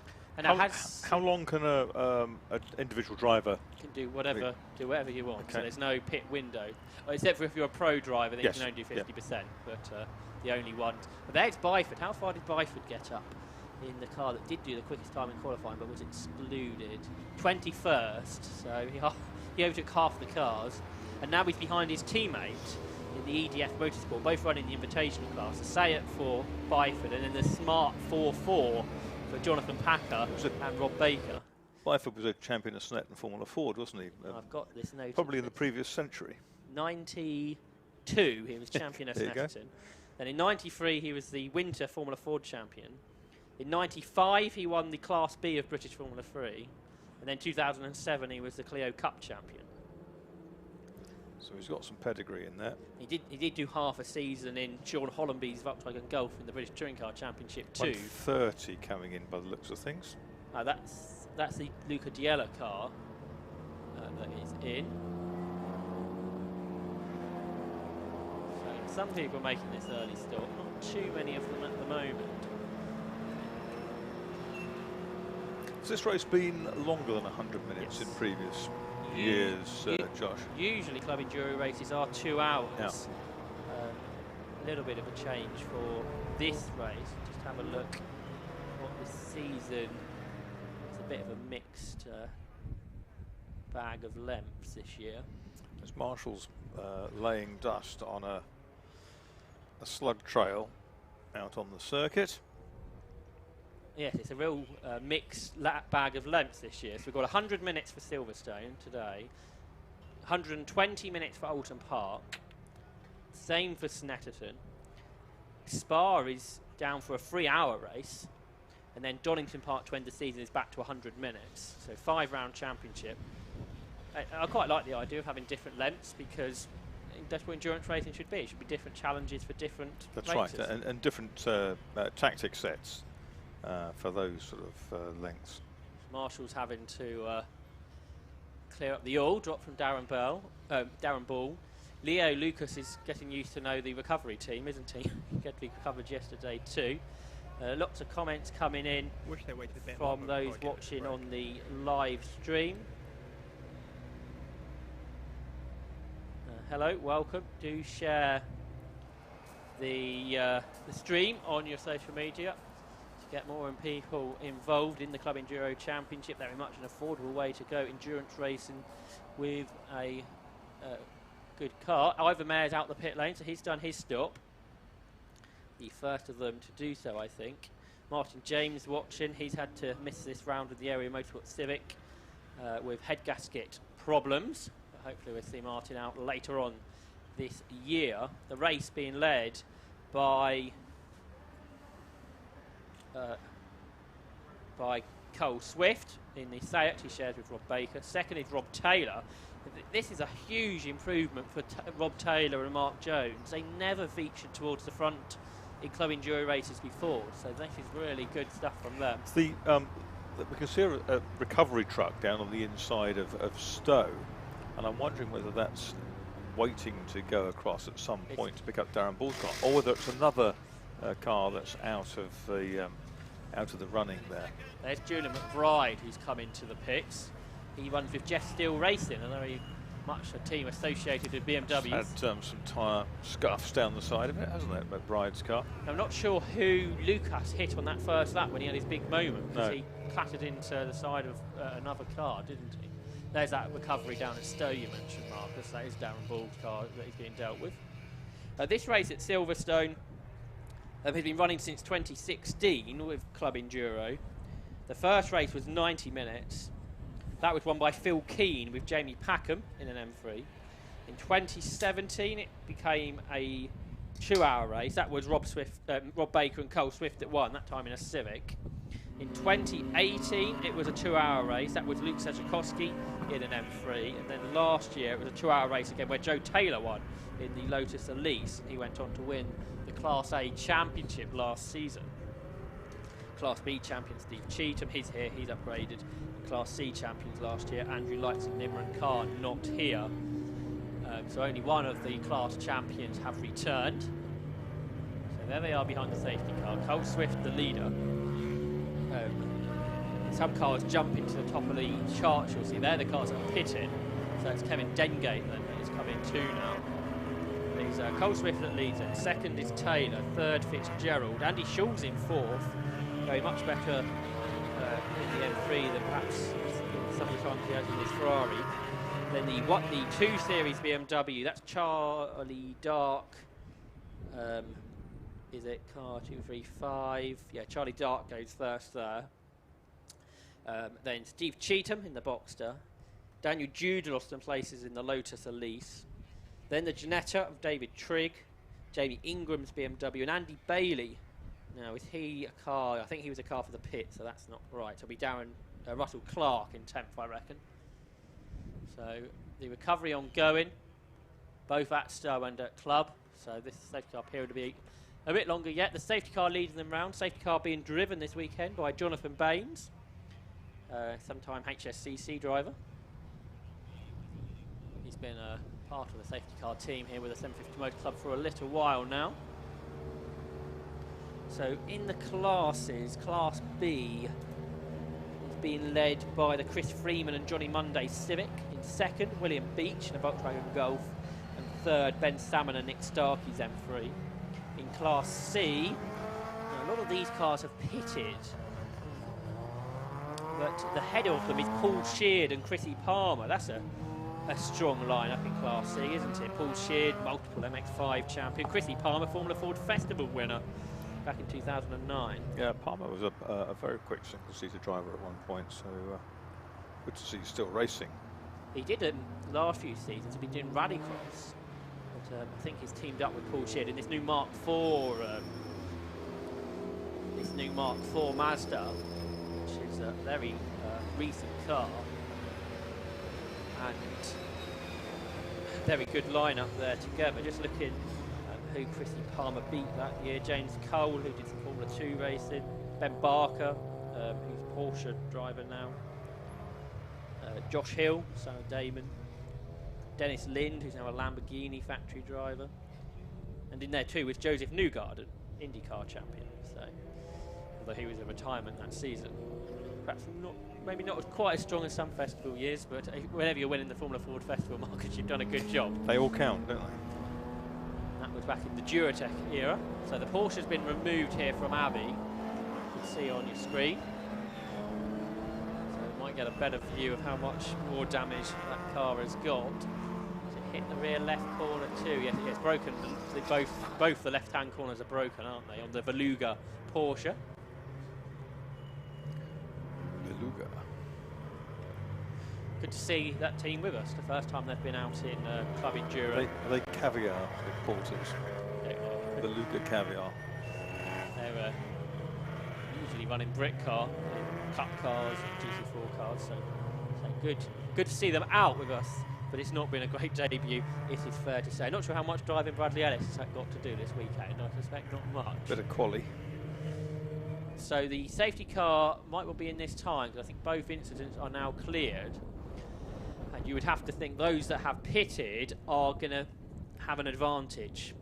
Assuming we don't have another one, of course. So I reckon Kevin Dengate's pitted, 78. 95, Andy Bailey. 15, Colin Gillespie. 316, Ivan Mares. 50, Julian McBride. And 51, Luke Handley. That is my assumption from the timing screens. You can follow. From their point of view, the longer the safety car goes on, the better they'll feel about it, won't they? Because the fewer minutes there will be as the race goes on. Yes, they don't run out of fuel towards the end, indeed. Quite. If you want to follow live timing, head to the 750 Motor Club website, 750mc.co.uk, and all the live timing is there. So if you want to follow anybody in particular, you can do so. Steve Cheaton's son, Joseph, watching. Hello, Joe. Your dad is there in P6. Marshall's not quite back on their post yet, so we're going to have another lap of safety car. So let's see what Steve can do this season, moving up to Class A, a bit more competition perhaps for his car. Asking when Spa is, that will be the end of October for the 3-hour race, the week after the 24 hours. A mid 24-hour date at Spa. That sounds mid-October date for the Spa 24 hours this year. That sounds fun, doesn't it, Mark? Yeah, absolutely. Greatest track in the world. But yes, we're the week after the 24 hours, at the end of October. Fingers crossed, all the restrictions have been lifted by then. This is intriguing. We've seen a weather symbol come up on the screen saying that the forecast is less than 10% chance of rain, but elsewhere we're getting messages in that there are now large spots of rain appearing, just to throw an extra little frisson of excitement into this Tigawar Club Enduro. Got Jasmine following, she's following Charlie. Is that Charlie Dark? He's the highest placed Charlie, so let's go with that. Steve Lund saying he's enjoying watching racing, not being on the inside. Martin James saying he'll be back for Alton Park, which will be in a couple of weeks' time. Mark Chappelle is following Manoj Patel, who's making his debut. He's in a Civic, he's currently 15th. A few of the spots of rain on our window now, but nothing again too drastic. But when that rain did come in the MR2s, it was pretty slippery for that lap or two. So you don't want to get caught out there. In a long race like this, Mark, it's perhaps best just to back off if you do see a bit of rain on your window. Well, there's still a long way to go, isn't there? Still 84 minutes to go of the original 100. And while it's disappointing for those who are trundling around behind a safety car, particularly if they're only driving half the race, it's obviously vitally important to get the circuit clear and also for the safety of the marshals who are in the process of doing that. I sense the pace is picking up though, so I reckon with a fair wind they'll be back into racing next time round. Absolutely, and hopefully that'll be our only safety car period.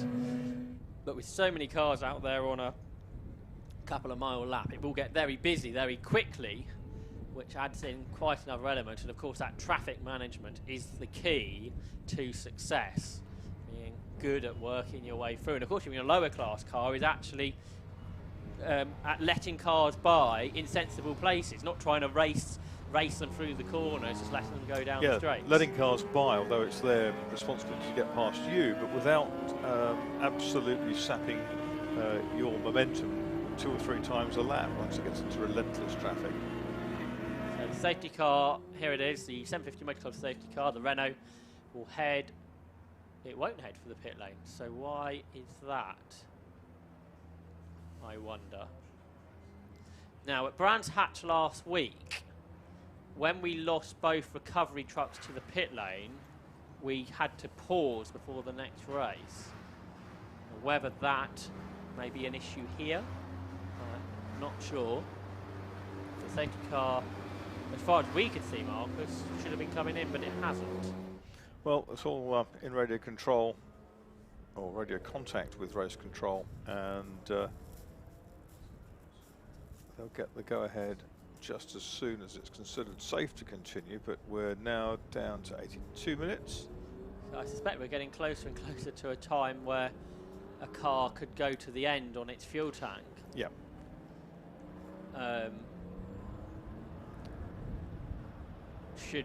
Again though, if you're a two-driver team, that's when it gets a bit more awkward because you're both footing up the bill and you don't want to do your stint under the safety car and not much else really, particularly at the first round of the season. And more people getting in touch. Holly Baker, I presume a relation of some sort to Rob. Good luck to Area Motorsport, she says. And it is Rob Baker's car that Cole Swift Company driving that is leading. Charlie is supporting TWP Racing, Together We Progress. That's the John Munro car, the Matra MX-5 that he shares with Nick Dougal. Christina saying good job by the marshals, clearing the track, dealing with the oil that went down. It is pouring down with rain, isn't it, I think? Looking at the... Well, you can see it getting very shiny on the straight, can't you? Yeah, so the hangar straight is pretty wet. Although having said that, there's not a car in that little group apart from the pace car, which has automatic damp sensors on the windscreen wipers. There wasn't a car with the wipers going, but one or two. It looks like we are good to go at the end of this lap though, which is good. So we just had that one further lap of safety car. So 80 minutes, and we've lost 20 or so, and now we're not really sure what the track conditions are like. That's going to add another element. Front wheel drive car, that's not a bad thing to be in, is it? I shouldn't think indeed. We're on treaded tyres here, list 1 tyres, which so that means no slicks, which helps in this. But of course, if you start getting standing water or on the road, it may well be a change of tyres in the pit stops. So Cole Swift then bolts. He's drove this car in TCR UK races and won in it, and look at the confidence he has. He's absolutely gone. Rob Taylor, who we haven't seen run at the front of these races before, has fallen behind, and Owen Fitzgerald and Andy Schulz are there to pounce. Schulz, who Ferrari racer out in this BMW this weekend, but Taylor in the stays there in the BMW. Here comes Cheatham in the Porsche up the inside of the 2 Series. Can't make it though. Couldn't get past Charlie Dark. Here comes Fitzgerald round the outside of the set. How much grip is there? Andy Schulz comes to the outside in the newer M3, the E46. He's got the Seat. Both the M3s have got the Seat. The 2 different generation of car. And now Schulz up the inside through the kink. He's out side by side with Fitzgerald, who's on that inside line with the Dextra number. Going back to the DTM years. Of kind of livery on that car. But Cole Swift is gone. He's got a huge lead from these racing BMWs behind. Fitzgerald and Schulz over the cement dust there. Here comes Dark in the 2 Series. He goes past Rob Taylor as well then. So Taylor, who was second, not enjoying these conditions, perhaps not quite as confident in the first lap in these conditions, has dropped down to 5th. Into the chicane they come now at Vale. Cheatham there in P6 is pretty much with them, but an awesome first restart lap there from Cole Swift, Mark. And a lot of the rain apparently up at Village Corner, which is why it's making it difficult on certain parts of the track at the moment. But as you say, Cole Swift just leapt into a huge lead there. Martin Byford, you'd expect him to be good in these conditions. He's gone from 17th to 12th on that lap, so he gained 5. So look out for the Seat coming a bit further back in the pack, coming down to the hairpin. There it is, with the lights blaze. Martin Byford, the former Clio Cup champion, who's raced this car a lot in recent years in the Brit Car Endurance Championship. Car number 98, it will be 1-2 watch. At the back of this pack, he's going strong. Meanwhile, Robert Taylor is fighting back now. Now he's got his confidence. He's going after Charlie Dark. He's going up the inside of Dark in this new BMW to him. The Elite Works car stays in front on that outside line as they go through Stowe. You can see the rain visibly there, absolutely pouring down. And you can hear it on the effects mics again. What lap times are we doing? 1:15 for Swift, only a couple of seconds off the qualifying times on a much heavier fuel tank. So it's not affecting them yet, but the rain does seem to be intensifying somewhat as they come to complete lap number 10 of this race. There's Cheatham in the Boxer. Big twitch for him as he goes out over the curb. You can see it visibly now on the tarmac with the tyre marks shown on the road. Wipers ablaze now for everybody. Wipers going for everybody. There's Byford. He's gone on that lap from 12th to 8th, so that's 4 more places. Is he the quickest driver on the track? He is. New fastest lap for Martin Byford, 1:14.3. That's only a second off the qualifying times. So Martin Byford is not being slowed down by these conditions, which is pretty impressive. There's Cole Swift. He's the leader by 5 seconds over Owen Fitzgerald. 3rd is Schulz. 4th is Dark. 5th is Taylor. 6th is Cheetham. 7th is Jude in the Lotus. And there's Martin Byford in the Seat now with his lights ablaze going alongside the Lotus in the background of the shot. At the front of the shot, the BMW under pressure from Robert Taylor's Seat. So the front-wheel drive Seat's going well in these conditions. But Martin Byford, not really a surprise mark as that he's the quickest driver out there.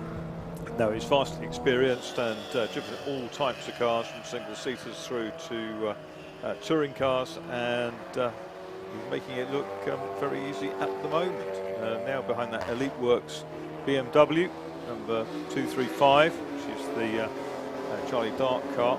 Charlie Dark and Joe Delgado, very nicely turned out, that car. I'm not sure if that's one of the factory cars. There's a load of them in Germany. Another Seat's making good progress behind there, isn't it? That's the Byford car. Here it is, 98. Of the two coming through together, yeah. There's Robert Taylor in front, and the second of them is... Taylor's dropped back, hasn't he, out of that lead. The black and red and green one is the Byford car, yeah. And here comes Byford up the inside of Robert Taylor and goes through. So Thanks very much. Slice them off one by one. Now, how quick is he going? That was a slower lap, 50. He's 2 seconds a lap quicker than Cole Swift, even though he's going through the traffic. Climbing. There he goes up the inside, and he absolutely flings it through the corner. He's familiar yellow helmet in the car. He's a bit wide though on the exit, and that's allowing, is it Dark to fight back? There's the Lotus in the pits. That's a strange strategy. That's Daniel Jude in, perhaps not enjoying these conditions so much, and his teammate Alex Bull, a Lotus champion. So here, be quick. Byford's going wide. He's finding the grip. Is he on the outside line? Or was that a little bit of an error? Either way, he stayed in front of this battling duo, the BMW. There is the Byford car is almost like a sort of period kind of Castrol livery. That's white, red and green. Got so many cars. It's really strong, that livery. The graphics are great. That car is running the Invitational class. I think it's running non-regulation fuel, so therefore can't run in the in Class A. As it would do otherwise. But here they come then. Here's Byford now. He's caught Andy Schulz. He comes around the outside. There's no room there for him. Schulz is key with Byford at base. He darts to the outside. They've just lapped Ivan Mares. So where can Byford find a way through? Through the kink they come. He's alongside Schulz now, and he'll have the inside line into onto the hangar straight. The BMW though hanging on around the outside. Byford hasn't quite done this yet, I don't think. Meanwhile, Cole Swift leads by 7 seconds over Owen Fitzgerald. And then here comes Byford alongside Schulz. Schulz is pretty keen to keep him at bay, though. But no, Byford later on the brakes in the front-wheel drive car. But it's sideways. Is he going to catch it? He does. So he is now through then. So that is third. It's a lot of driving on reflexes, isn't there? Those TCR cars they're pretty heavy. They're about 1.2 1,200 kilos. 2 tons, but it makes about 350, 360 brakes, something like that. So plenty of grunt. Of course, they were built to run on slick tyres, which you can't run in this championship. So that can make them a bit more lively, one would expect. Here is another one. That's another of the area cars, the Wallace brothers, side by side with the Ginetta. That's the Stuart Dayburn car. Then you've got another M3 in there. That's the Jamie Ingram car, I think. There's Jamie Ingram just behind the Trigg and Dayburn Ginetta. In the classes, just to mention, Class B is led by Chris Freeman and Johnny Monday by about a second over William Beach. Class C is being led by Paul Sheard and Chrissy Palmer, sorry, by a long way ahead of John Peerless and Mervyn Beckett. So there is number 9. That is Russell Clark in the BMW M3, chasing the Ginetta. There's the Wallace brothers side by side here with Jamie Ingram. So this for 9. So coming through nicely here are the Wallaces. Who's driving first? It's Matt Wallace, former MR2 racer. As they turn then out of Stowe. Across the line goes Cole Swift. Meanwhile, Martin Byford is now second. So what is the lead gap? This will be one to watch. It is 6.7 seconds. How long do we think that will last, Mark? There's another fastest lap from Byford, a 1:14.0. Yeah, he's lapping about a second quicker than Carl Swift. 6.7 seconds behind, so depending on traffic, 6 laps maybe, 5 laps if he gets that sense that he can catch the Area Motorsport car number 6 easily. Fitzgerald trying to come back at Byford here. Those conditions, I think, are getting better, as would that fastest lap on the last car lap with would show. a very plain livery, the Fitzgerald and Hind car, just looks so innocuous, doesn't it? Looks like they've driven it here on the road and put some numbers on it in the old style. Sort of 20, 25 years old, that car now as well, and it goes so well. Back in the 60s and 70s, there were sort of sign writers in the paddock who used to sort of write numbers on the windows in plimsoll white and things like that. Crisscross tapes over the lights. So Cole Swift lead now is 5 seconds. Another fastest lap from Byford, 1:13.8. But now the cars that are being passed by Byford are all doing PBs where Cole Swift is not. So I think Byford is showing everyone there's still lots of grip out there if you can push on, and that means everybody is now going quicker.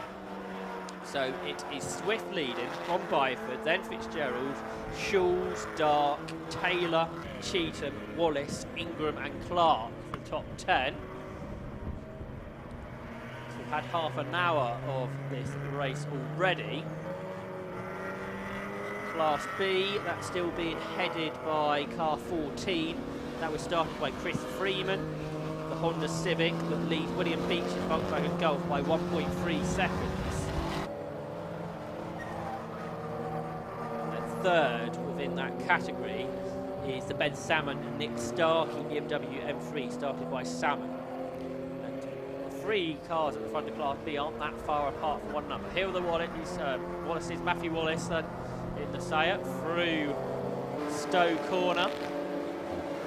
There's Steve Cheetham, the reigning champion, in his Porsche, chasing after the 5th place battle between Charlie Dark and Robert Taylor. Taylor comes up the inside of the BMW into Abbey and goes through. That was an unexpected pass, and I think that's put Dark off a bit. And Steve Cheetham is going to try and come through too here. He's alongside Dark, can't quite make it though. He's later on the brakes. But again, Dark in the Elite Works, BMW hands on just about. A problem here for the 17 Mini. That is David Drinkwater, the car he shares with James Poulton. He's the reigning hot hat champion, was a double winner in that class yesterday within his category. There's 26. That's the Class C BMW 3 Series. Paul Sabiani starting that. There's a car in the pits. That's car number 19, which is Mark Tomlinson. He's in the BMW Z4. That's a free driver team, so I think they're out here just so we'll have fun and be competitive. They'll have to make 2 stops to have all the drivers in. Steve and Jack Wood are in that too.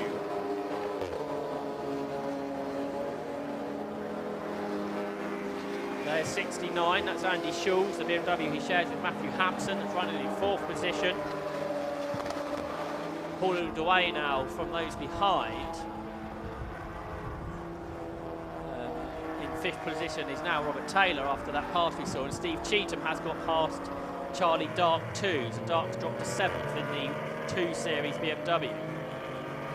In traffic is Taylor, he laps the 81 Mazda there, that's Matthew Tidmarsh, who shares with Alex Richardson in that Mark III.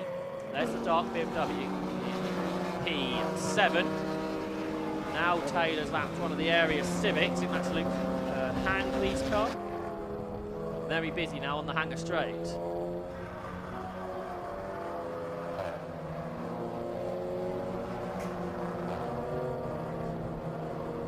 Class C, by the way, that's being headed still by Paul Sheard. But it's Chrissy Palmer that's actually started the Mark IV Mazda. So Paul Sheard and Chrissy Palmer lead by a decent margin over John Kearless and Mervyn Beckett's Honda Civic. 15 16 or so seconds, and third in the class of Jonathan Hayes and Paul Saviani's 3 Series BMW. Here's the leader, this is Cole Swift, and he's now keeping this 4 or so second margin over Martin Byford. So I think now that the track is dry again, Marcus, there's not much between them. Yeah, just putting the PB has Carl Swift at 1:14.01. In fact, Byford was a couple of tenths quicker, but it's still 4.3 between them. And behind Fitzgerald, number 11 BMW is in third place. And Andy Schultz, sometime Formula Ford 2000 racer, is in fourth place with the ready colour BMW car 69. Taylor still in fifth place. In fact, it's come up as dark and Darkano have been bumped a couple of places. In fact, both Rob Taylor and Steve Cheatham in the Porsche have lapped past Charlie Dark. So Charlie Dark in 235 has dropped down from 5th to 7th place after 19 laps for the leader, 18 laps for the chasing group. PB just done by Owen Fitzgerald in the third place car, 1:03.24, means he's closing in on Martin Byford. Here's Byford, and there is Fitzgerald behind in this M3. Going really well, the car that's for sale, chasing the factory-built Seat, driven by touring car racer Martin Byford, and Fitzgerald now getting alongside the Seat as they go through the traffic. Who's got the power down the straights? Power to weight ratio means that if you've got a lighter car, you haven't got quite so much power. If you've got a heavier car, not so good through the corners, but you have got more grunt. So Fitzgerald on the inside line of the Seat, just ahead of the BMW here that they've just lapped the Galaxy car. And they are still side by side through the traffic. Down towards the Vale chicane they go. The inside for Byford, the outside for Fitzgerald. And Byford just there, Marcus, hangs on. That was a long attempt to take the place, wasn't to wrest the place away from Martin Byford by Owen Fitzgerald. But it went all the way down from the approach to Stowe Corner right the way through to Vale. Byford has just about prevailed. Fitzgerald is still there in his wake. The BMW looks so narrow compared to the big arch Seat. Yeah. So down into the village hairpin. Dry circuit now after that brief shower. I wonder if we'll see any more of them over the next hour. Into the link there, a tighter line taken by Fitzgerald. Bit of a better exit than Byford. He's in the toe. Again, it's much like the last lap. Is he going to have a go down into Stone? And he tucks back in underneath. Thought he had a big toe off that wide Seat ahead of him. Through the right-hander at Stowe Corner they go. Curb taken there by Fitzgerald. But Byford hanging on there. 5 seconds behind the leader, Cole Swift. I think it's fair to say Ash Woodman won't have the pace of Martin Byford, whereas Rob Baker will be fairly much at Cole Swift's pace, and Rory Hind will be fairly much on Owen Fitzgerald's pace, and that'll be the intrigue in the second half of the race. Again, Fitzgerald has a sneaky look up the inside of Byford. That doesn't happen for them. They've just lapped another of the Porsches. They've got another one to do down here into Village. That is the 986 car of Jamie Callender, who shares that car with Jason Flegg this year.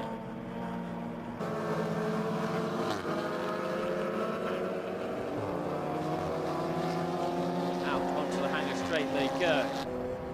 This does really show, Marcus, how the power to weight ratio works, that you can build a car from a road car like the BMW is and race against these factory built racing cars. Yep, Porsches have got together, coming down to Stowe Corner. So it's Jamie Callender and Michael Downey in this battle, a couple of Boxsters.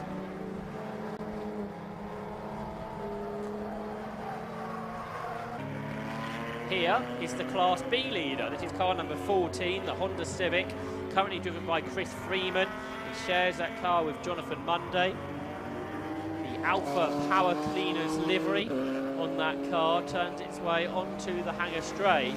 leading Class B now by a couple of seconds. A new second place car is Ben Salmon, who has, that means we have lost the car that was second, I think.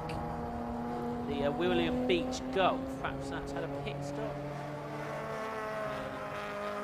That is at the pits at the moment, if not a problem for William Beach, out of second place in Class B. So Ben Salmon moves into second, and then third within Class B is number 12, Tom Rogers, the Honda Civic that he shares with John Griffiths.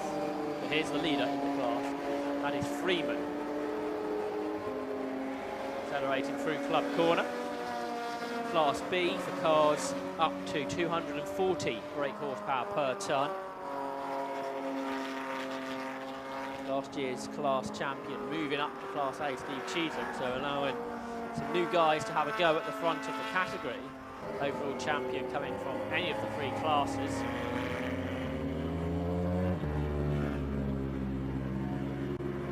There you can see the Ben Salmon BMW pretty much with Freeman, so the two leaders within Class B are together. There's number 9 with a bit of trim hanging off, that's Russell Clark, who's 10th overall. There's the Janetta, that's 11th, that's David Grigg and Stuart David, and then 12th is the Civic. You can see the two Class B cars there, the Civic ahead of the BMW M3. They're about to lap 81, which is Matthew Tidmarsh's Mazda MX-5.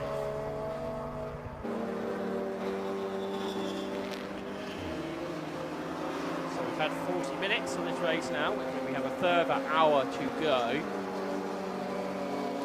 Cars should be good for an hour on fuel. However, I suspect the two driver teams keen to let their first driver have a bit more running time. Here come the two Class B cars, then past that Mazda. It's about the 12th and 13th overall, but leading the class battle, Freeman ahead of Salmon.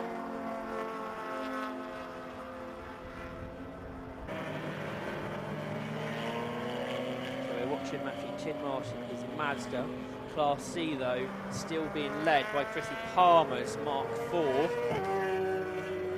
And he's leading that now by over 20 seconds over Paul Saviani. And then in third position is Mervyn Beckett within Class C. They're the two Class B leaders, Freeman and Salmon. Less than a second between them now. Past that Mazda. Leaders have done 24 laps. Cole Swift 3 seconds ahead of Martin Byford. And Owen Fitzgerald still doing a good job to go with the two Seats ahead.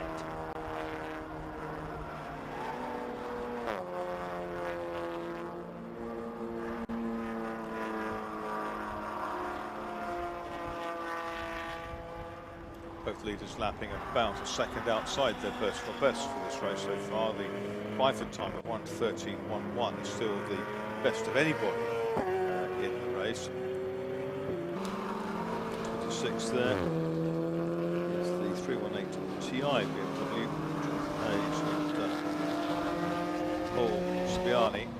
This is the car that's second within Class B, no Class C, sorry, but a long way behind Chrissy Palmer up front. Perhaps unsurprisingly, given the difficult conditions earlier and the calibre of the driver Chrissy Palmer is. Paul Saviani doing a good job here to be second within category.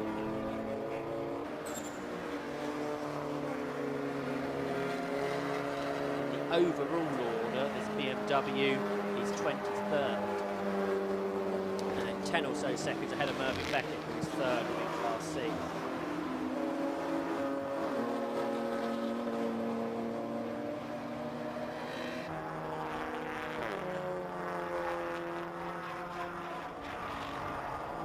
Michael Spong on the live stream following the Class B leaders. The Chris Freeman and Jonathan Monday duo, giving support to them.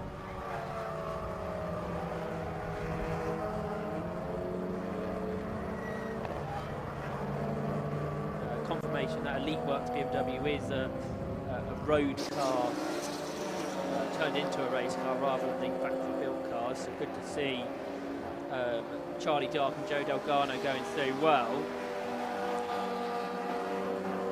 Running there in 7th position. Wait to see a 2 Series BMW 2. Here's the battle for 2nd overall. Martin Byford and Owen Fitzgerald still together. 3 seconds behind the overall leader. As they make their way through this link road, they're lapping Julian McBride, who's made his stop in his M3, and Byford, I think, chose the wrong line here. Gets put onto the grass briefly, but that didn't allow Fitzgerald to come through, importantly. So they've got these cars to lap. You've got the Ginetta G20 in there of Neil Primrose, the Travis Drummer. Byford again, 2 wheels towards the grass as he laps Julian McBride. McBride, another Class A car, but has made his pit stop, but he's feeling quite racy against these cars as they head up towards Stowe Corner. So here comes Fitzgerald now, trying to pass that car. And of course, Julian McBride running to a similar kind of pace. Doesn't feel the need to get out of the way. Well, he was one of the early stoppers, wasn't he? Absolutely. Yeah. Which could mean actually he's in for a good result here. Yeah, he's got a hefty fuel load, and we'll watch for the stagger to unwind as everyone else has to make their stops. He's 27th overall, best lap 1:15.4, so a couple of seconds away from what the leaders have done. I can see the Mark IV Mazda there just gone into shocks, coming out of club. That was the Class C leader, Chrissy Palmer. But this is Martin Byford, who's now got a much bigger gap to Owen Fitzgerald. Getting through the traffic. Here is the Mini, that's David Drinkwater. There is the Lotus, that is number 23, which is Ben McCauley, that he shares that a lease with Graham Robinson. Amongst them is a Golf. So, a great different number of makes and models of car in this motor race. Coming out of club there, you can see James Kell, who had to serve that penalty earlier. He's currently racing the Toyota in British GT for Speedworks, soon to be lapped by the overall leader, Cole Swift. He has been, soon to be lapped. And then Byford second, and still Fitzgerald can't pass that Julian McBride car, which will be a frustration for him, I suspect. 4th position is Robert Taylor. Across the line now, as into the pit lane comes the Neil Primrose Ginetta. We get a good look of this car, Marcus. It doesn't really look much more than the old Challenge cars, does it? But obviously it has quite a few upgrades. Yeah, it's got some air upgrades, hasn't it? And I remember these cars from years back when they made that Dunlop Cup series. That's a great series, wasn't it? Most energetic, they were great fun to drive. Did a couple of rounds. Yeah. How'd you get on? Doing very well at Silverstone, and then the Thruxton one had a wheel bearing go on the warm-up lap, so qualified on, I think, 3rd row. So one of those things. It's quick guys, isn't it? Yeah, and the commentator came, so no, what a terrible shame you're out before the race started. I said, no, I'd rather the wheel bearing went at sort of 30 miles an hour on the warm-up lap than 110 miles an hour in a couple of minutes' time. Got to be pragmatic about these things. Yes. Oh, change in Class B lead there, just going through shot. Ben Salmon has got ahead of Chris Freeman. Here they are on your screens, the BMW and the Civic side by side for the lead of Class B. And Ben Salmon is hanging on just about ahead of Chris Freeman. He's just passed him, and they are together too. They're in different cars. The 3-litre engine BMW, the 2-litre front-wheel drive Honda, about to be lapped by the Class A leader, the Seat there, but they are battling amongst themselves, and is Freeman going to have another go? He's gone back past Salmon, who is slowing, is he? He's lost a lot of time down the hanger straight all of a sudden, which is unusual. The gas shocks car. That was a little bit odd. So back into the class lead goes Chris Freeman. Again, it could be something just as simple as a missed gear. See if he continues. He does. That was the drama. And Salmon, the open face crash helmet. Rather than shared with Nick Starkey. Obviously Matt Maxted in that car in the past too. Three leaders overall, all on the screen there. Swift, Byford and Fitzgerald into the pits. It's come 481. That's Ed Christie to hand over to Neil Mills in their E3603 within Class B.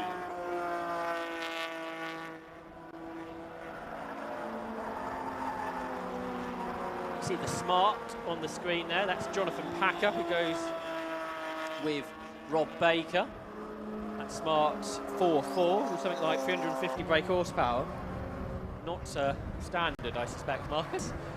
Not quite how Mr. Smart envisaged it, I shouldn't think. Here it is, making its Club Enduro debut, running in 14th position. Just been lapped by Steve Cheetham.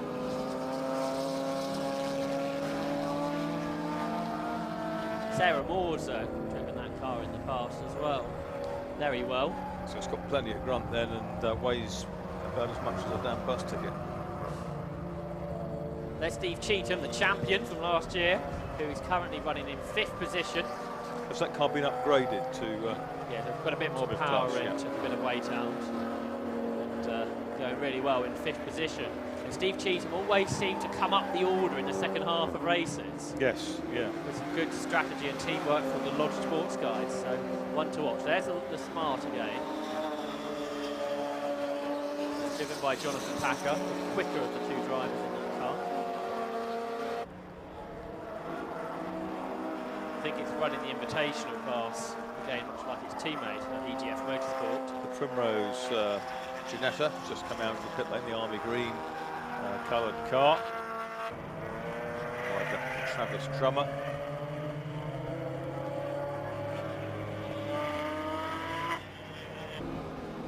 Oh, Z4 spun, that's the 19 car. The Mark Tomlinson, Steve and Jack Wood machine, but that gets back going again. Hear the motorcycles in the background that are on the other circuit on a track day, which is slightly off-putting. We've covered half distance, Josh. Just through the 50-minute barrier. 13 on the 32nd lap. The leader, Cole Swift. 2nd place, Martin Byford. 3rd, Owen Fitzgerald. 4th is Robert Taylor. 5th is Steve Cheetham. 6th is Matthew Wallace. 7th, Russell Clark. 8th is Jamie Ingram. 9th is David Trigg. 10th is the Class B leader, Chris Freeman. Within Class B, it's Freeman that leads, Ben Salmon and Tom Rogers. Within Class C, it's Chrissy Palmer that leads from Paul Saviani, and just coming into 3rd position on that lap, John Munro's just got the better of Mervyn Beckett for 3rd within Class C. Half of the pit lane is William Beach. Now we saw him drop down the order earlier, so some troubles it would seem with this Volkswagen Golf. Looks like a VW Racing Cup spec car. Being run by Area Motorsport this weekend. There's Robert Taylor going through, he's 4th. Bit of a gap over Steve Cheetham, who's 5th. And then in the background you can see the MX-5, that's John Munro, who has just grabbed 3rd within that class. And actually can't see the Beckett Civic, so perhaps that's come into the pits to hand over to teammate John Peerless. So this that white MX-5 was 3rd in class. Here's the Class B leader, that's Chris Freeman. And there's the Mazda, the TWP racing car, driven by John Munro in the first stint, and he shares that car with Nick Dougal. There's Steve Cheetham, the Porsche Boxster that runs in 5th. On the live stream, seeing people asking about the live timing. If you head to the 750 Motor Club website, 750.co.uk, there is a link to the live timing. Click on the second, we're on race 18, Club Enduro, and you'll find that there. The Hind Fitzgerald car appears to have fallen into the pits, instead of dropping down the order. Now it's already popped up at the top.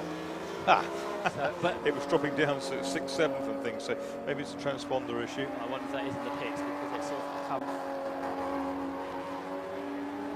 I suspect it's a pit stop, isn't it? There's Cole Swift on your screen. On the inset is 101. That is the Nick Grove and Carlo Turner 1 Series. Just behind the Z4 back in the pit, so that's going to a third driver, the Mark Tomlinson, Stephen Jack Wood car. And just before that, we saw the 46 Civic, that's the MJ Motorsport car of Mervyn Beckett handing over to John Peerless, one of the Type R Trophy spec machines. And this is a car that's made its pit stop, the 2 Series, the Charlie Dark and Joe Delgado car, just passing Colin Gillespie. So that's going to be... looking at it, it would appear that Julian McBride probably is the leading pit stopper. I know we haven't had... So it'll be interesting where the Hindon Fitzgerald car comes out, won't it? Because that'll be the highest car that's pitted. There's a mechanical warning flag going out for one car. But yes, that early stop looks like it's working well for Julian McBride. He may not be the quickest driver on the grid, but a good bit of strategy work there by the Jeff Steele Racing team. May work well for it in the end. Just gone through shot there, you saw the Mark IV MX-5. So I'm not sure if we might be able to pick that up in a few moments. Class C leader, Christian Palmer, heading down to the village hairpin. They're the overall leaders. Swift, 2.3 seconds clear of Martin Byford now. And into third will come Steve Cheatham. It will come Rob Taylor, sorry. So Rob Taylor into third in the Seat that he shares with Mark Jones. And a bigger gap back to Steve Cheatham. Here he comes. There's Cheatham through club now with on his tail one of the big BMW M3s. Kevin Dengate, Dengate, isn't it? It's 6, isn't it? There's the James Kell car, so he's come in to hand over to Alex Lively. There's the Hindon Fitzgerald car stopping. Lively getting away. And 968, that's the Boxster in the pits. It's Jamie Callender over to Jason Flegg. See PPE being worn in the pit stops. That's a regulation that must be done if you're working on the car. Looks like the Mervyn Beckett car still being refueled, so that might be a bit of a slow stop. There's Rob Baker, so he's preparing to take over that car, the leader, the leading car that leads by 2.5 seconds over Martin Byford. Flings the second of the Seats into Abbey Corner there. 2.5 seconds left. There's the Mazda, the first car in the screen. Is that the Mark IV? No, it's not, is it? And that's another of the Mazdas. There's so many of the MX-5. That's the 160 car, in fact. That's Mike Hughes, shared with Patrick McCarthy. So not the Class C leader. There's Steve Cheatham again, out of club. P4 for him now, yet to stop. McBride is ahead of the Hindon Fitzgerald pairing. It looks like they may have lost time in the stops. So I reckon the leading stopper is McBride, 18 seconds ahead of Kevin Dengate. Might have a chase on in the second half of this race, I suspect. McBride and Dengate 15th and 16th overall at this moment. A lap off the lead. Here is Hindon Fitzgerald's car, so we're behind at the wheel now. So a long way behind those cars that made them early pit stops. That could have cost him dear. But side by side with 69, that was early on front runner. Andy Schultz handed over now to Matthew Hampson. So there's the 2 Series. That is now driven by Joe Delgado, who's taken over from Charlie Dark. Trying to get through some of the traffic. That car's a bit further down the order, I think had a bit of a long stop. It's a relation of Sandy Delgado, the ex-Gearbox Carter, with some Lotus Cortina racing. No idea. That common a name. South of the border anyway.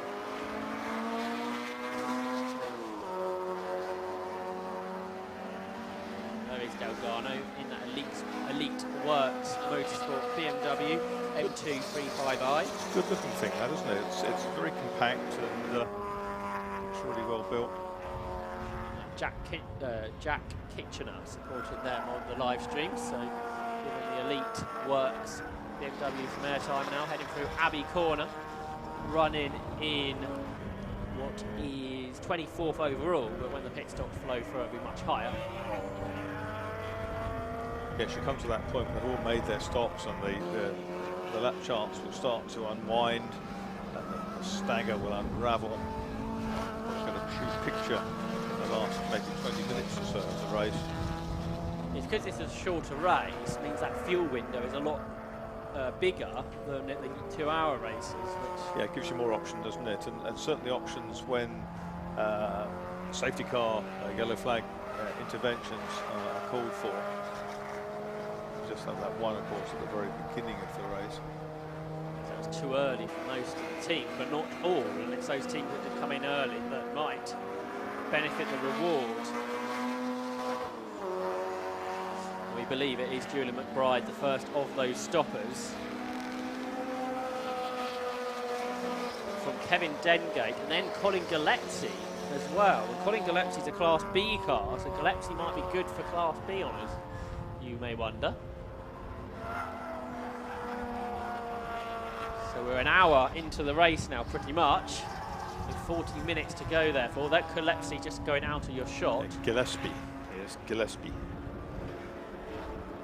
Flashing his lights, there is Cole Swift into Abbey. He is 2.7 seconds clear of Byford.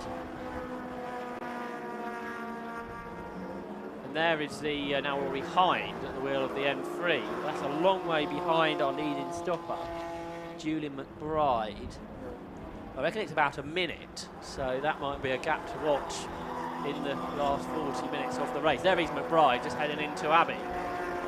And the lap times up front are 1:13, 1:14. See there Ben Salmon going right over to the pit wall, flashing his lights, letting the team know that he'll be coming into the pits this time. Now there's a car with a there's a black flag being shown to somebody on the pit wall. So somebody's got a penalty. That's the Matthew Tidmarsh Mazda making it stop, so that will be the chance for co-driver Alex Richardson to get a go. Ben Salmon, that BMW running second to the Freeman and Monday Honda Civic Type R, Class B, number 14. Gap between them about 8 seconds. Lead gap down to 1.5 seconds on that lap. Cole Swift to Martin Byford.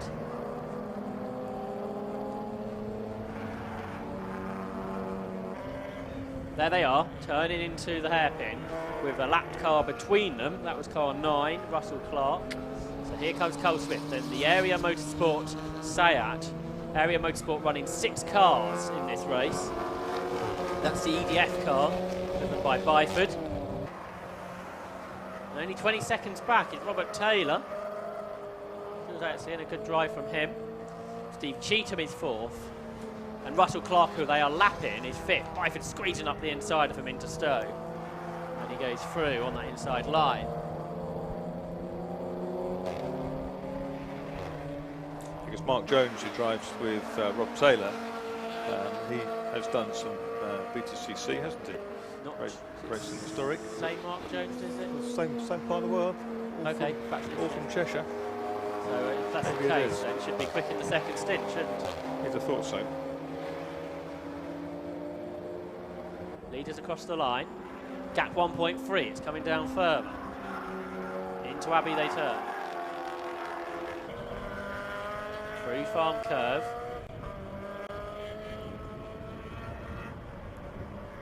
There's Byford.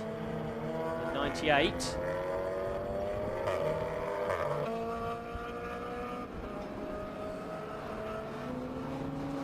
There's 6, that's Swift.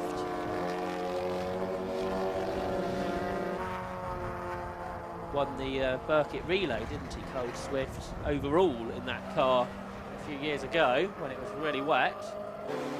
And off the road there goes 101. That is now Carlo Turner, who's taken over from Nick Grove. Looks like that is retiring the car with the Stormin' Camel logo on the door.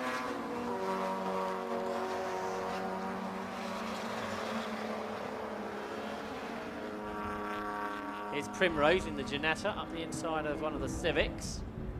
We'll slot through. That was Andy Bailey, Class C car that pitted early, so that might have a good result, I suspect. Andy Bailey, a former Class A champion in the category back in 2018 when he was in an M3. Here's Byford again. 9 years ago, he raced in the British Touring Car Championship for the AMD Tune-In team, which is now part of Mark Blundell, who's paired up with them, hasn't he, in the VTCC, after his less than glorious season in the championship last year. Damage down the Hanger Straight. Is that part of a bumper? May have been part of that internal wing damaged on the Porsche on the first lap, just sufficiently far off the road not to be of major concern.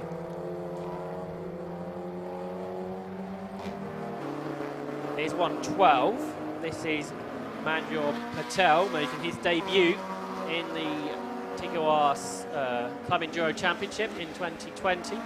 Just about to be lapped there by Cole Swift. Patel is running in 7th.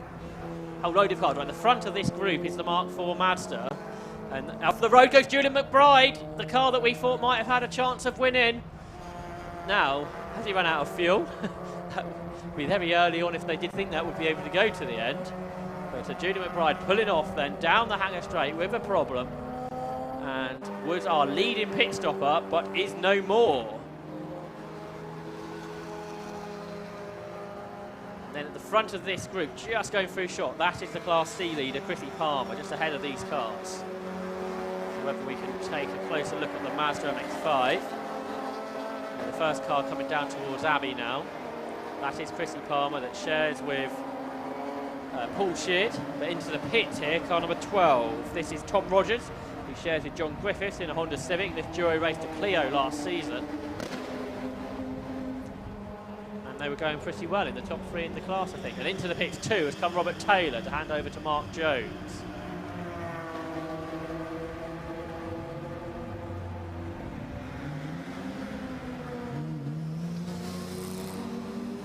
So with McBride out, I reckon that makes Kevin Dengate the leading pit stopper. He's in the 78 car down in 11th place at the moment. Smart has just come back out of the pits.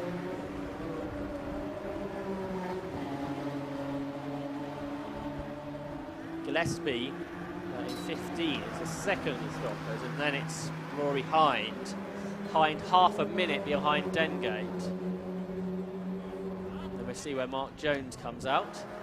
Here is the Class B leader, Chris Freeman. He's had a long old stint. He's not given much time to Johnny Monday, is he? No, that's half right. an hour ago. 34 minutes left on the clock.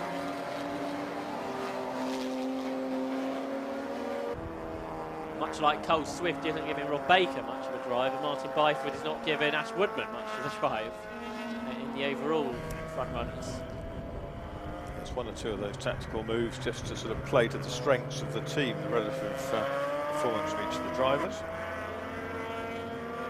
And of course Rob Baker, the area motorsport boss, and Cole Swift is customer at the wheel. He has to say in how much stint length the two of them have. And then Byford, a slightly quicker driver, just a second between the two Seats. Now here's the Mazda that I was talking about, Chrissy Palmer sharing with Paul Sheard in the Class C leading car. This is the Mark IV MX-5, so the current car, in the Class C leader, turning through just ahead of the Class B leader, the Civic. So two class leaders together here. So 2009 Formula Ford Festival winner, Chrissy Palmer, who shares with Paul Sheard the 2007 Mazda champion. And just getting moved out the way a bit by the Civic there that laps him. But a great drive this has been by Chrissy Palmer. And now has he handed over to Paul Sheard? He may have done. But perhaps no longer the Class C leader, no. But was the Class C leader for the most part of that first stint. So now Paul Sheard at the wheel of that car, I reckon. That means the Class C leader is now John Munro, who is yet to hand over to Nick Dougal. But second in that class and has stopped is Andy Bailey. So Andy Bailey, I think, looking good in Class C. Then the third place car is the car on your screen, now driven by Paul Sheard.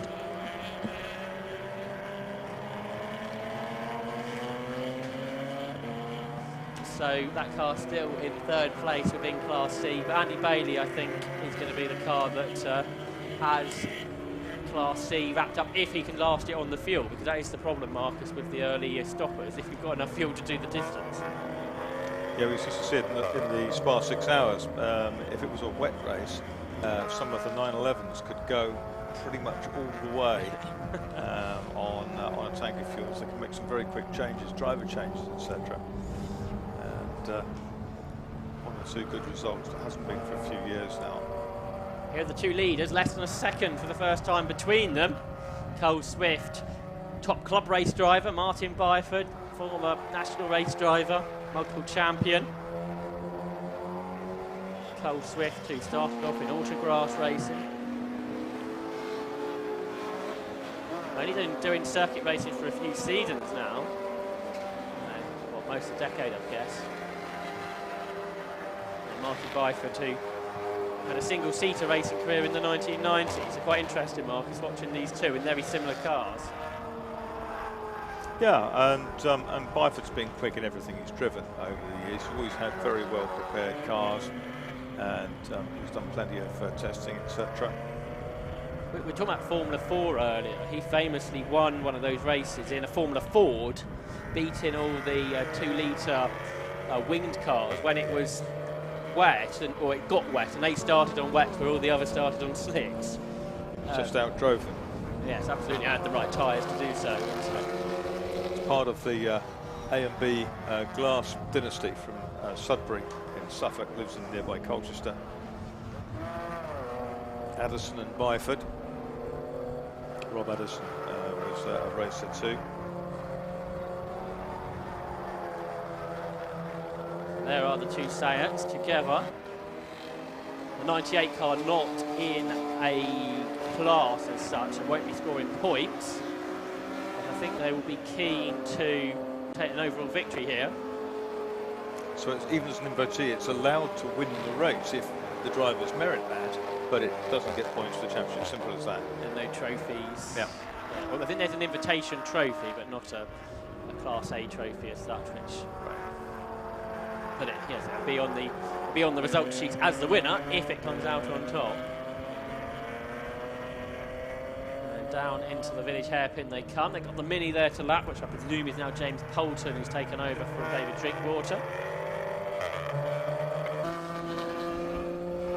They've also got the Alex Livesley Mazda there to lap, who's taken over from James Kell, who was racing in British GT last weekend. Will be racing in British GT next weekend too, in that Toyota GT86. No, it's Toyota Supra, isn't it? Toyota Supra GT4. So then back to his roots in an MX-5. Cole Swift down, back to a bit of a difficulty with one of the MX-5 back markers. Of course, because these MX-5s are so light and nimble, they're probably as quick as these Class A cars through the corners, aren't they? That's another of the fascinations of these races, and you can see now with the Mazda tucked in right behind. Mazda seems to have some kind of hole through its nose cone, whether by design or incident, I'm not sure. There are the two Seats charging round in front.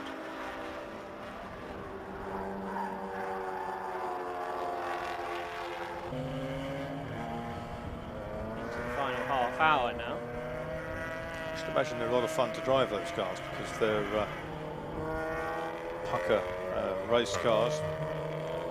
Jake Hill drove Jamie Sturgis's Golf at Thruxton recently. Saw Jamie out in the Seat yesterday, but Jake was fantastic in the new Slick Shod series and put it on pole.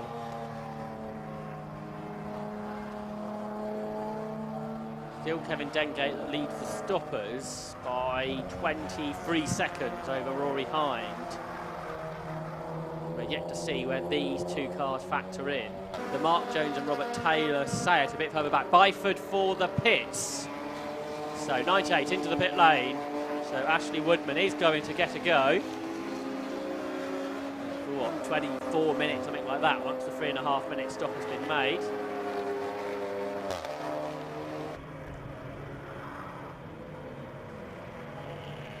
And I think now we can hear from Matt Suckling down in the pits.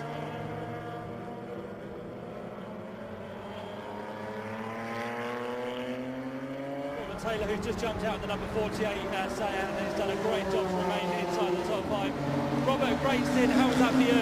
Oh, it's really good. I've been happier not to have the safety car because I was in second place. And I thought when the safety car went in, I got jumped. I don't know how many got by me, but it was a bit of a struggle then. And the Seat seems to be going well round here at Silverstone. Pardon? The Seat seems to be going well round here. Yeah, it's going good this weekend. Yeah, we've come on a lot, I think, both of us, both me and Mark. We had a good day here on Friday testing, so fingers crossed that we bring it to the end now. How do you reckon Mark's going to get on? He's good. He set our time, fastest time this morning. So, but I did notice on the readout I got down into the 13, so I was quite pleased with that. Good stuff. Well, there you go. Robert Taylor down here in the pit lane. As just the second place man has come in as well, Martin Bike. But back to you guys. Thanks, Matt. Very noisy down there in the pit lane. Sounds like a proper endurance pit lane there, didn't it, Marcus?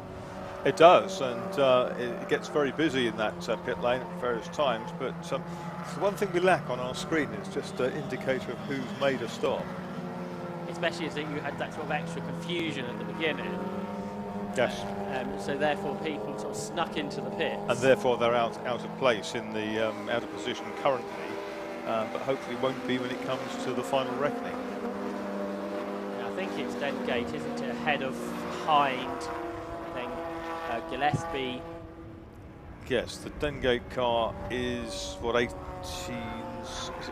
seconds, yes, ahead of Hind at the moment in the car started by Rory Fitzgerald. That gap is coming down. It'll be interesting to see where Ashley Woodman slots in and then what kind of pace he has. Yeah, the Hind Fitzgerald car currently lapping about 2 seconds quicker. That's the number 11, the white BMW E36 M3 from the E46 of Kevin Dengate, the red car number 78. There you see Cole Swift popping out behind the Z4. So he's continuing, still to stop. Yeah, 52 laps in. It's a fairly hefty old stint, isn't it? Absolutely, here it is. The car heading down towards the village hairpin. Neil Primrose has made his stop and he's up in 17th, so that Janetta might have a decent result out of this, I think. Yeah, it sounds quite gruff, that car. Still, it's got the 2-litre engine, but it'll be interesting to find out how much power that makes. And there is Kevin Dengate on your screen now, 78. So this is the car that is or was on your screen, was the lead-in stopper. There's Steve Cheetham, he's about to go out, and we're looking at Ashley Woodman getting in the Seat. But will it be this lap? It will, won't it? It'll be this lap if Kevin Dengate can go through, I think, or will he do one more? Such a long pit stop, of course, 3.5 minutes. It's sort of it's 3 laps around here, isn't it? Yeah, pretty much. So there goes Woodman, and Dengate goes across the line and through, I reckon. So Kevin Dengate, you can see on the screen now, sweeps into Abbey and is still the leading stopper. Yeah, in 5th place overall. He's done, what, 50 laps. The leader has done 52. So, yeah. Here comes Woodman, and Rory Hind in the BMW. He's not far behind, and Woodman's still got to get up to speed. And there's the BMW, so this is for kind of next second. Neil Primrose, by the way, in the Janetta back in the pit, so that's not going to have a decent result. I'll have to chalk that up a moment to go. But here's Rory Hind, up to speed then, catching the Seat, just lapping the MX-5 there. I think yet to stop still, John Munro. And this is the second place battle within the stoppers. Still have to factor some extra cars into this, of course. And it's the battle for 4th and 5th, for 5th and 6th overall. Send it says on the back of the Seat. I think it's fair to say that Martin Byford is doing it. That's the car that we think the leading stopper is, not the Gulf, but the one in front of it. And that is Kevin Dengate in the red BMW M3, which we think has made its stop. Yeah, I think it's made its stop early on. And then this is the battle between the two cars that stopped at more of a conventional time. Ashley Woodman being chased by Rory Hind as they turn their way into Abbey Corner. And a problem for Dengate, the doors come adrift, has it? Hard to tell though, was it the livery? It looks a little bit bizarre. But side by side here, Hind can't quite do it yet. I think it might have just been the livery on the BMW that made the door look like it was a little bit ajar, but slightly strange side of livery there. But Hind yet to get ahead. He's still behind then the Woodman Sayat. He won't want to get held up here for long if Woodman is a little bit slower than him. Down into Stowe. Here he comes up the inside. Hind can't do it though, can he? Get squeezed over the curb on the inside. Yeah, there just wasn't quite the room, but perfectly legit. Corner belonged to Ashley Woodman. Just missed the apex of the first bit of the sort of Vale turn by quite a long way. That cost him momentum. And that's advantaged Rory Hind, who's back in behind. Into Abbey they go. And that didn't work. But the change has happened just out of our sight because Ashley Woodman hesitated, tried to go the other side of the VW Golf and got gobbled up by Rory Hind in the number 11 BMW now on your screens. And he's only 8 seconds behind Kevin Dengate and catching all the time by about a second or two each lap. Of course, we're yet to see Cole Swift come in for Rob Baker. And looking at where the BMW come out compared to Woodman, it should be pretty tight. Also waiting for pit stops for Russell Clark and for Christopher Freeman. Yeah, Dengate is 3 laps behind the overall leader, but has, as we surmise, stopped. He's 8.5 seconds ahead of Woodman. Ooh, that's another BMW in trouble. That's the Salmon and Starkey car. So Nick Starkey, it stops there. That will not be good for the race. It is crawling down the pit straight. So as the cars come out of club, they'll see this almost stationary car on the road. On the racing line, so they have to jink out, jink right.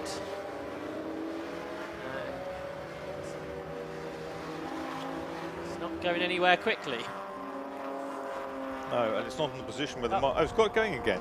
Sort of a Control-Alt-Delete restart. You almost wonder whether he's somehow knocked the master switch off coming around the corner when he changed gear or something like that, or depending where the master switch would be, because the car is absolutely fine again.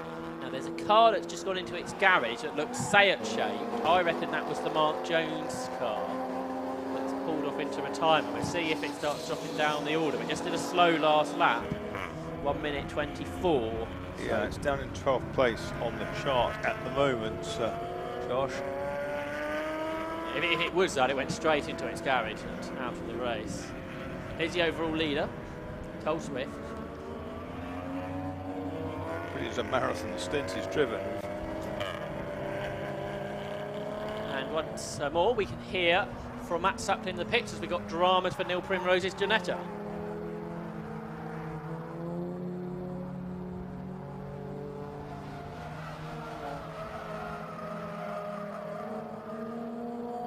We'll be able to hear from Matt in a moment.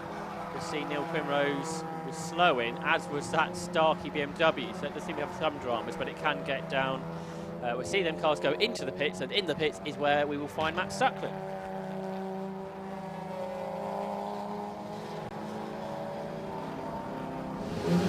Down here with Martin Byford at the minute, who's just jumped out of the number 98 stands. Martin, that was a really good stint for you, running second place, only a couple of seconds behind the race leader. Yeah, we nearly got him, but unfortunately for us, we had to start at the back of the field today. We put it on pole, but we failed the ride height test by about 1.5 mil. Our fault. We just measured the car wrong, and it was too low. So yeah, you take the penalty. We started from the back. It was good fun coming through, but by the time I got to the leader, we kind of ran out of tyres a little bit, so didn't quite get him, but it was a really good fun drive. Have you put some fresh tyres on now for Ashley? We had to put a left front on, yeah, because I blistered the left front, so hopefully he should be all right for the end of the race now. So. And what do you reckon his pace will be against the other set? Of course, Rob Baker's still to take that one over, so he's got a good chance, I reckon. We're about to find out, aren't we? For us, we've never raced on these tyres before. Ash had about half a day in the car in the week, and that's it. First time I drove on these tyres was this morning when we jumped in for qualifying. So at the moment we're kind of we've jumped into another world of championship. We're learning. We're trying to find out what's the best way to run the car. I don't know. We're having fun at the moment, so we'll see. And talking about working your way through the field, Club Enduro, great field here this weekend. Some magnificent cars. Yeah, really good mix. Most people are pretty clean. Well, a couple of guys not quite using the mirrors when you're up alongside them, but generally very, very good. Yeah, great to have a big field of cars. Yeah, it made the drive really good fun coming from the back. So yeah, it was good. Martin, I'll let you get on. Thanks for your time, and we'll see how Ashley does in the second half. Thank you. Cheers. There we go. They're down here in the pit lane with Martin Byford. Really happy with that stint. And just to let you know, guys, as well, Rob Baker yet to be suited and booted, so I reckon Carl Swift's going to be out there for a little more time yet. That car can go a long way on a tank of fuel, and I think as Cole Swift is the paying customer, he didn't want to pit at that early stage markers, which means he's waiting and waiting for a safety car period that just isn't coming. Can he just change his mind and run the whole way? He can but he has to make a stop still. Yes, yes. Understand that. There's no reason why he couldn't, as far as I know. But whether he will do that, we shall see. Rob Baker did say to me this morning, because he's had so many customers, he hasn't really had much time with the car since last year. There's a quarter of an hour to go. There is Cole Swift. Through Club Corner. Russell Clark second, he still hasn't stopped, and there's been a change behind because Rory Hind has got past Kevin Dengate, and that is the leading stopper, and Ashley Woodman is going with them, so he's got some decent pace now, he's up to speed. And in the pits is the TWP, the Together We Progress Motorsport team. That's John Munro and Nick Dougal, who were leading Class C during that pit stop cycle. A new car to them. Certainly the new livery on that car, if not. Class B, now the stops have cycled through. I'm sure if David Drinkwater stopped. Drinkwater Bolton Mini is the car that's leading Class B from Colin Gillespie. And then Luke Handley's got a Honda Civic. It says Golf on the screen, so I think that's a Civic this weekend in the end. And Class C is being led by Andy Bailey in his Civic, number 95. Second within Class C is that car in the pit lane. So that will cycle Ivor Mayers into second place after his early stop. And then third will be Matthew Tidmarsh and Alex Richardson, I will reckon. Just checking I didn't miss anybody there, because I wonder what's happened to the other car. It's way down the order now. The Sheared Palmer car's down to 34th. So they've had a drama somewhere along the line, who led Class C throughout that first stint. Well, we're into the last 13.5 minutes, and Carl Swift shows no sign of slackening his pace. He's covered 61 laps to the 58 of the Owen Fitzgerald, now Rory Hind driven BMW E36, number 11, the white car. 78 Kevin Dengate stopped early. He runs in third place in his red E46 M3. And then it's the Ash Woodman now driven Seat Cupra TCR. I just saw that car come out the pit lane, so I don't know if that was a drive-through penalty or a small issue. Okay. Just when you were reading through that, it just came out the pits, which was a bit of a surprise. You can see he's falling down the order now, because into fourth overall has come the Mini, but I don't think has stopped David Drinkwater and James Bolton car. Can't be 100% though whether that is the case. So yes, the Woodman car now falling down the order. So within Class A, it's behind Steve Cheetham too now. Two boxers tearing around together. Cheetham the darker of the two, the other one minus its rear bumper.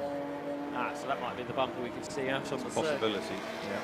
There's the Freeman and Monday Civic. That's 12th overall. 1, 2, 3, 4th in Class B, and of course did lead that category earlier in the race.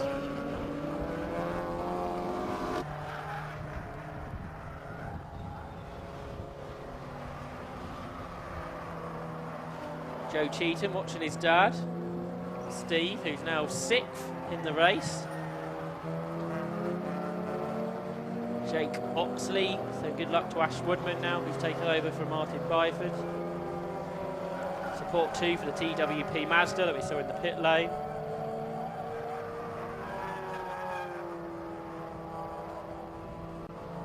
On your screen, number 11 car, which is a very solid second overall. 3 laps down on the leader, which we reckon has not stopped. So we reckon the 3.5 minute stop, whatever, will take effectively 3 laps. There's a stopper now. Is that the mini in that we talked about? It's a blue car. Yeah.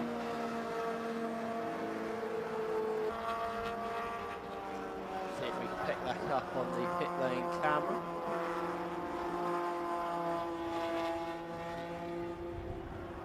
You can see that car on our Tell us who it It's was. the leader overall. The lead coming.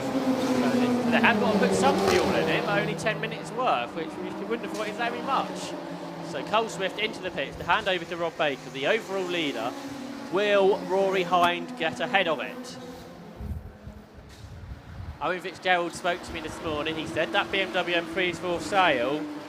He said to me, say it's a great car. I said if you win, it'll be show it's a great car, and they are in a position where it could be a winning car against this factory-built Seat run by Area Motorsport that won the last 3 rounds of the Club Enduro Championship last year. It won at Oulton Park, it won at Snetterton, and it won on the Grand Prix circuit here at Silverstone.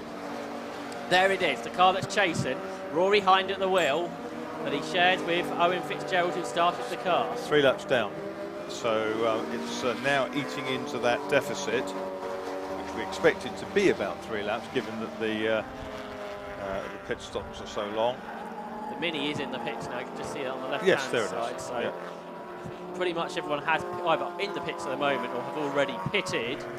So Cole Swift has done 63 laps, on to lap 62 is the BMW. So a couple more to go. Kevin Dengate in 3rd, by the way. So this could turn into a good result for him. Steve Cheatham is in 4th. And then leading Class B in 5th is Colin Gillespie. 6th is Ash Woodman. Then 7th, second within Class B, will be Luke Handley once this mini pit stop has been completed. Then in Class C, it's Andy Bailey that leads by quite a long way over Ivor Mares. A great result for him. And then 3rd within Class C is the TWP Mazda, the Nick Dougal driven car now. So the Area Motorsport team waiting for the 3.5 minutes to tick on by. Now 9 minutes to go, so it's going to be a very short stint for Rob Baker.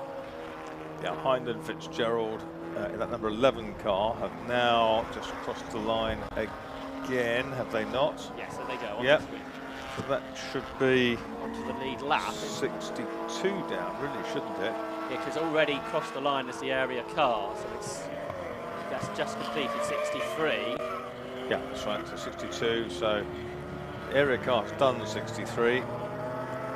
Out through the link, there's the Boxster without the rear bodywork.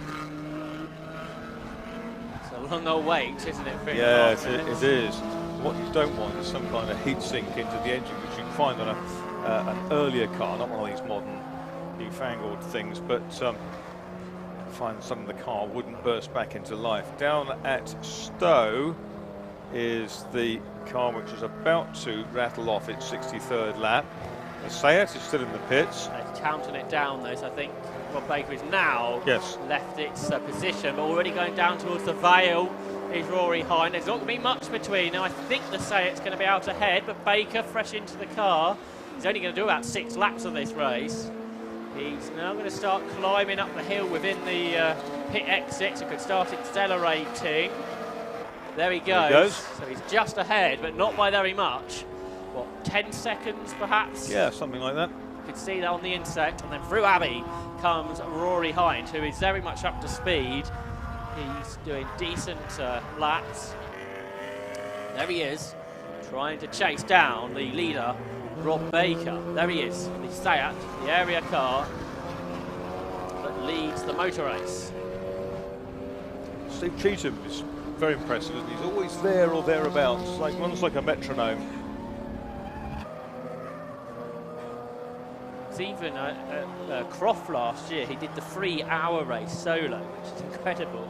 It was a really hot day too, and he won there solo in a 3-hour race. It's a real pro driver kind of thing, isn't it? Factory drivers at Le Mans are expected to do 3 hours. You wouldn't expect a club racer to. No, absolutely not. We're going to get a reading on this gap. There's the Gillespie BMW being lapped, but that's the Class B leader. Another car that made an early stop and is going to benefit from that. So the gap from Rob Baker to Rory Hind with 6 minutes to go is just under 6 seconds. So Hind's going to have to do about a second a lap if he's going to catch the leader. But Rob Baker, former Civic Cup champion, certainly is not slow. He's a super driver, and of course, but what he now faces is a few laps where he is not used to who's in which car and which cars you have to give a wide berth to. So it's all a bit experimental for him for a couple of laps while he gets his eye in. Whereas Rory Hind has been charging round, and you can see there's about half the length of the hangar straight between the two of them. See there, Ivor Mares in the Mazda MX-5, second within Class C, which I think will be his best result in the championship. There's Hind in the BMW that is for sale. Kevin Dengate third. That might be his best result too in the championship if he can keep that. He did get a third back in 2018.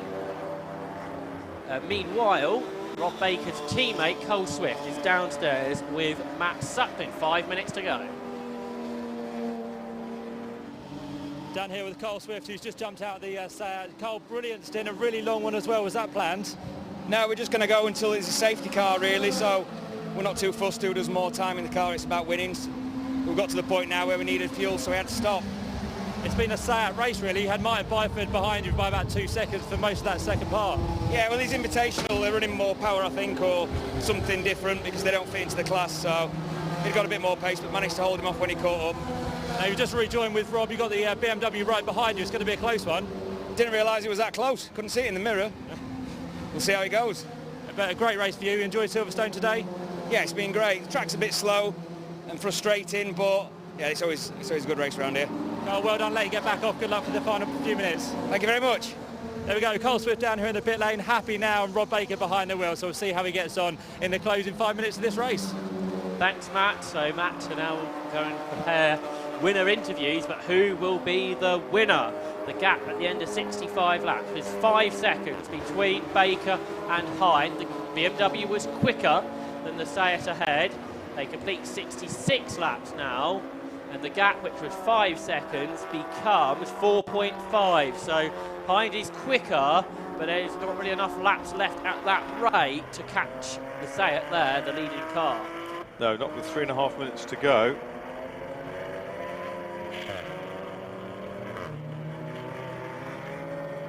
A 20-year-old BMW. It's a great effort, isn't it? It's a super effort, and if you were in the market for a good, reliable, quick car for this Club Enduro series, then you'd look no further on the evidence we've seen this afternoon. Indeed. You'll buy it for a lot less than a factory-built Seat, I suspect. Imagine so. Don't know what it is up for sale for, but indeed, Seat will be asking for a few more quid, I suspect. So here comes Rob Baker then in the car that he runs. There are 3 laps to go. Might it be? Yes, it will be 3. Oh, and we had Rory Hind diving across to go past two slower cars, including another of the Seats. It's 4.39 now. It's going to be tight whether they get 2 or 3 more laps into this race. With a couple of minutes left, but I don't think even 3 laps is quite going to be enough because the BMW isn't catching a huge rate. Class B, that's... Oh, a huge slide, and that's a real wobbly for Rory Hind, and any thought he's got of catching the leader might have evaporated then. No, Matt, more news from him. The 98 car, we saw that come back into the pits, had a 60-second stop-go penalty for not adhering to the COVID PPE regulations in the pit lane. So they're running the invitation class, they haven't got a fully spec car, and how they don't fully respect the pit regulations either, it would appear. Left them down in 6th place, effectively. I think we would have had 3 cars in this lead battle otherwise. Yeah, 2 laps to go. We are going to squeeze 2 more in, I say. And it was 1 hour 38.46 across the line. And they're doing 1 minute 14. No, this may be the last lap yet. It's going to be pretty tight. Whether there is 1 further lap at the end of this. So we shall look out for the checkered flag. It might be exactly 100 minutes, which would be pretty impressive. So here comes Rob Baker. Maybe he might just breeze off. Now he's got this 6-second lead. He can make this the last lap of the race. He's got Steve Cheatham up ahead of him, gives him a big flash of the lights. 4th place car. He's well advised to stay behind, wouldn't he? I think every race this area motorsport... There's the last lap board. So this is the last lap. This area motorsport SAC, I think, has won every race that it has entered. The last 3 races of last season. And it's about to win the first race of the 2020 Tiguan Club Enduro Championship. Rob Baker makes his way out of club. The checkered flag waves then, and Cole Swift and Rob Baker win in 1 hour, 40 minutes and 1 second. So it was 100 minutes and a second, that race. And it wins by just 6 seconds over Rory Hind and Owen Fitzgerald. So congratulations to Rob Baker and Cole Swift, the race winners. 2nd, Rory Hind and Owen Fitzgerald. And 3rd will be Kevin Dengate in his E46 M3, the Red Rascals car. Class B, they're just going out of club corner, you can see, was the number 15 car, and that was Colin Gillespie in the BMW 1 Series. And I think that might be his first win in the championship. Yes, it is. So congratulations to Colin. First victory within Class B in the Club Enduro Championship. And Class C will be won by Andy Bailey in the Honda Civic. And that's Bailey's first race in that car. He raced the BMW M3 a couple of years ago to win the Class A title, but wins first time out in this Civic. But there's the overall winners. 4 in a row now in Club Enduro. The last 3 of 2019 and the first one of 2020, Cole Swift and Rob Baker then winning here at Silverstone, the first of 5 rounds this year. Before heading to Alton Park in a couple of weeks' time, Snetterton in October, Spa-Francorchamps at the end of the month, and then Donington Park in the middle of November will conclude the 2020 championship. Is that going to be a night race? I haven't heard that in the plan, but it would be a cool idea, wouldn't it? It may well be, because there won't be much light by the time we get to November. I reckon 36, 37 cars got to the flag, something like that, which means only a few retired. So fantastic reliability there, Marcus, too, from these club race cars. There's the Gillespie Grunter, as it's known. It says so on the back bumper. It's a class winner today. Don't see many club racing 1 Series BMWs. They've no top BTCC car, but as I say, don't really see them, interestingly, in club racing too much. So Gillespie winning Class B, and then the Class C winner, something we didn't see much of, was Andy Bailey. He made that early stop, quick driver, solo driver, and won his class by 3 laps over Ivor Mares, and then 3rd within Class C was the Tidmarsh and Richardson MX-5. And Gillespie beat Luke Handley in Class B by 38 seconds. And third within that class was the Freeman and Monday Civic you saw a few moments ago. That's another area car, isn't it? It's the Bailey car. Is that Yes. paid by? Area Motorsport. That's an area car as well. So they've had a very, very good day. Absolutely. So Rob Baker will be pleased. He's also got cars down at Thruxton. I think he had 5 Civics there and then 6 cars here. So Area Motorsport having good business this weekend, I suspect, and with quite a bit of success. So there'll be some cars to pick up, but not too many actually. After the first lap dramas, we had that Porsche in the wall, didn't we? Going to hook the black BMW McBride that's down the hangar straight. That's got to be hauled back in. Here comes the flatbed for that one. Yeah, we lost those 2 cars dramatically at the start, didn't we? The car in the pit wall, then the fire. But after that, it was a clean, good race. In fact, I've been hugely impressed with the reliability across the whole range of classes here this weekend, Josh. Yep, let's say, except for those 2 incidents at the beginning of this race, there wasn't too much. There wasn't really too much drama, was there? Which is good, because everybody putting their own money in here. You don't want to see their cars going wrong. They're spending a lot of money to be here, and you don't want to see their day ended by a mechanical drama. Perhaps those last 8 or 9 months of sorting the car out, and they've got it. They've worked on the car so much, and they're working perfectly for today.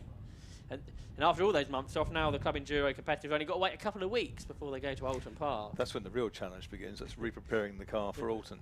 Absolutely, and a very different circuit there for everyone to get used to. And if we get a 40 or so car grid at Alton Park, getting through traffic there is going to be rather more difficult than here at Silverstone. Much tighter and twistier circuit.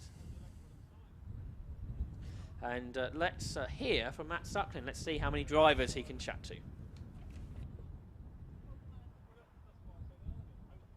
So here we are with our race winners for the Club Enduro here at Silverstone. Well done to Carl Swift and Rob Baker. We spoke to Carl briefly. We'll have a quick chat to Rob as well. Rob, you got in for the final 10 or 15 minutes. Not much to do, but you came home victorious. Yeah, I was really worried we couldn't stop at the start under the safety car. Otherwise we would have done. We both say all the time we'll sacrifice the driver's sin to win a race. But we didn't have the capacity in our tank, and it was actually 2 Class A E46 M3s at McBride which broke down, and Dengate, and then you had Fitzgerald that was pushing us, 3 or 4 second gap most of the race. But it was the safety car ones that were the worry, which is why we left Carl out so long. And then once everyone had stopped, we could see the gap, and fortunately we came out the pits, I think 3-4 seconds ahead of them, and cross line to win, which was great. It wasn't much of a gap, was it? You had to really work hard in the final few minutes because the BMW was still pushing hard. Yeah, I came round onto the penultimate lap, and there must have been a train of 15 cars in front of me, and I thought, oh God, this is going to be tricky. But fortunately we managed to maintain pace through the traffic, keep a gap to Rory and the other guy that drives that one behind. And yeah, it was great work by the team. We've run 6 cars this weekend here. We've run another 5 at Thruxton in Civic Cup, so we've split the team. We've got good results in Class B and C with the drivers as well, so really pleased with it. Busy weekend. Carl, we spoke to you as well, as we said. You did most of the work out there, but it was hard work, but it did the job.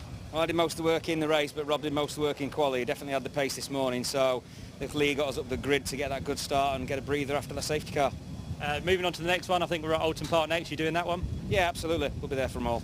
Guys, well done. Many congratulations and a great race. Thank you. Thank you. Cheers, Rob. Cheers, Carl. Thank you very much for that. I'm not too sure if Rory's about to have a quick chat too. I think he's disappeared as well, so we're not going to grab our second place man, unfortunately, but a really good race. Thoroughly enjoyed that one. Many cars on the grid, and Club Enduro, as we said, will be back out at Alton Park in just a few weeks' time.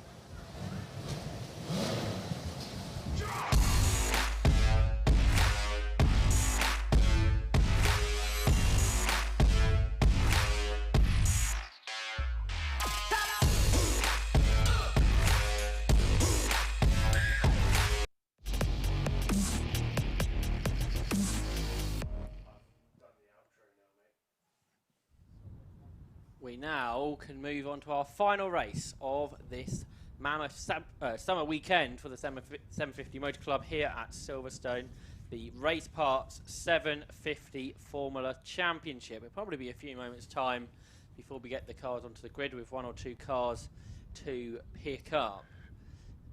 So perhaps Marcus, just have a bit of a reflection on all the different categories we've seen over the weekend here and what the 750 Motor Club has to offer. Yeah, what's been illuminating about it again for those of you who are watching it on the Alpha Live screening and aren't familiar with the club's rationale and ethos, is that it tries to, as it always has done, provide affordable racing. No racing is cheap anymore, like it used to be in some circumstances, some arenas, but effectively it doesn't matter whether you are into touring cars, GT cars, sports racers or single seaters. There's something for you here at the 750 Motor Club. A club that was started back in the 1930s. It's ridden out a few storms over the years, but you know, with more than 300 entries here over 11 grids, it really has been a very, very strong showing for a club that's say had, like every other club and organiser in the country, a very, very difficult 2020 with the COVID-19 pandemic. But there is a strong appetite for racing, and there are classes which you can get into for, you know, a couple of grand, will probably buy you a stock hatch car or something like that, or a Mazda MX-5 won't be a great deal more as a starter car if you can to move up those grids.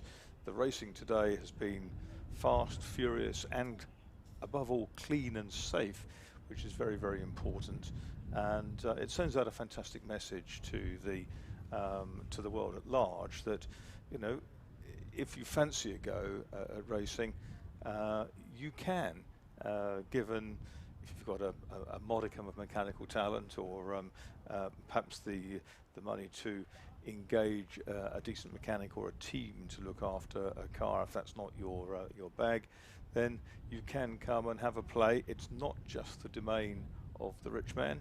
I mean, yes, we see some fantastic motorhomes and some extraordinary road cars and things lurking around the paddock, but that's not the norm at the 750 Motor Club, and still providing fantastic value motorsport for the guy and girl in the street, and there's no discrimination there at all. It's kind of a classless society. You come here and you race and you have fun.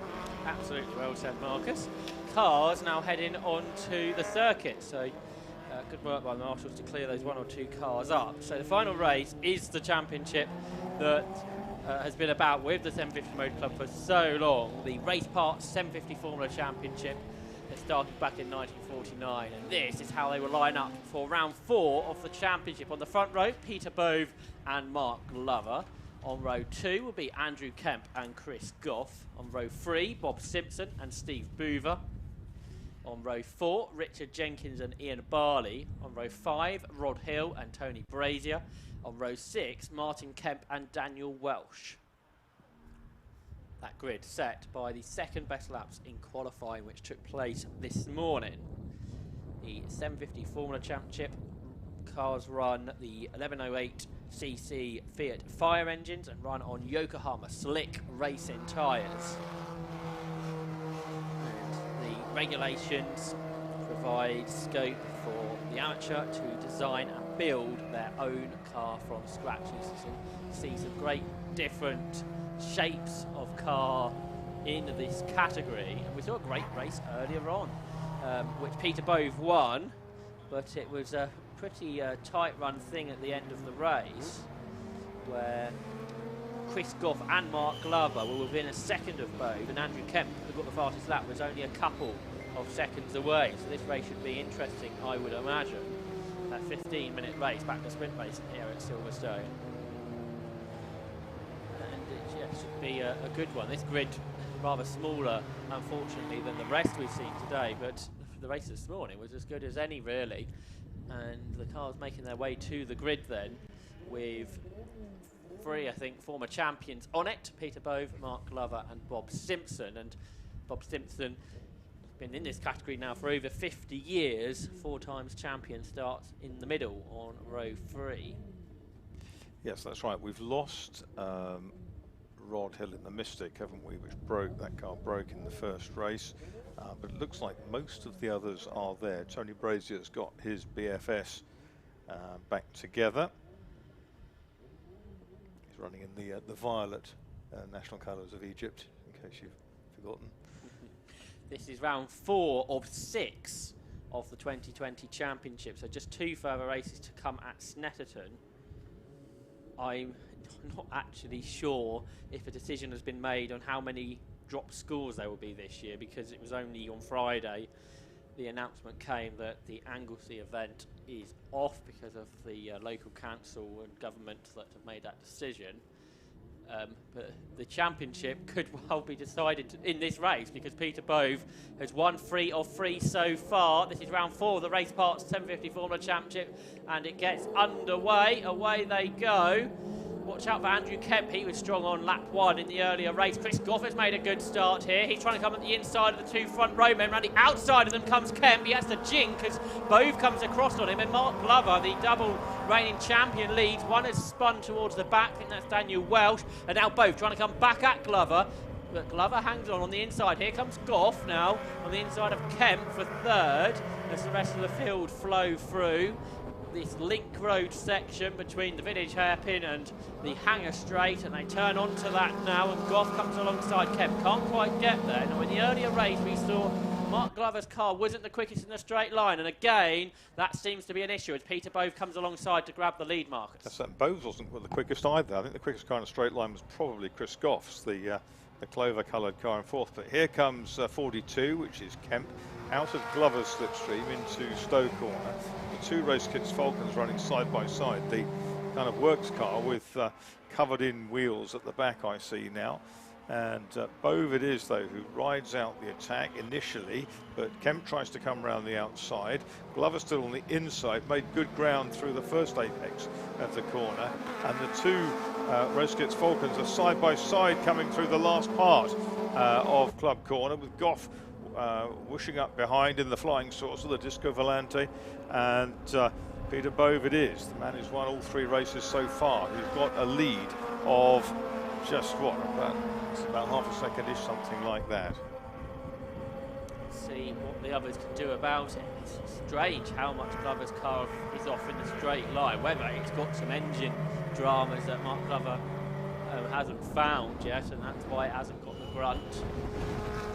Its aero isn't that different. It hasn't got the closed wheels, has it? The Kemp's car, but it doesn't look like it should be losing as much time as it seemingly is in the straight. It lost 2 places down the Hanger Straight last lap.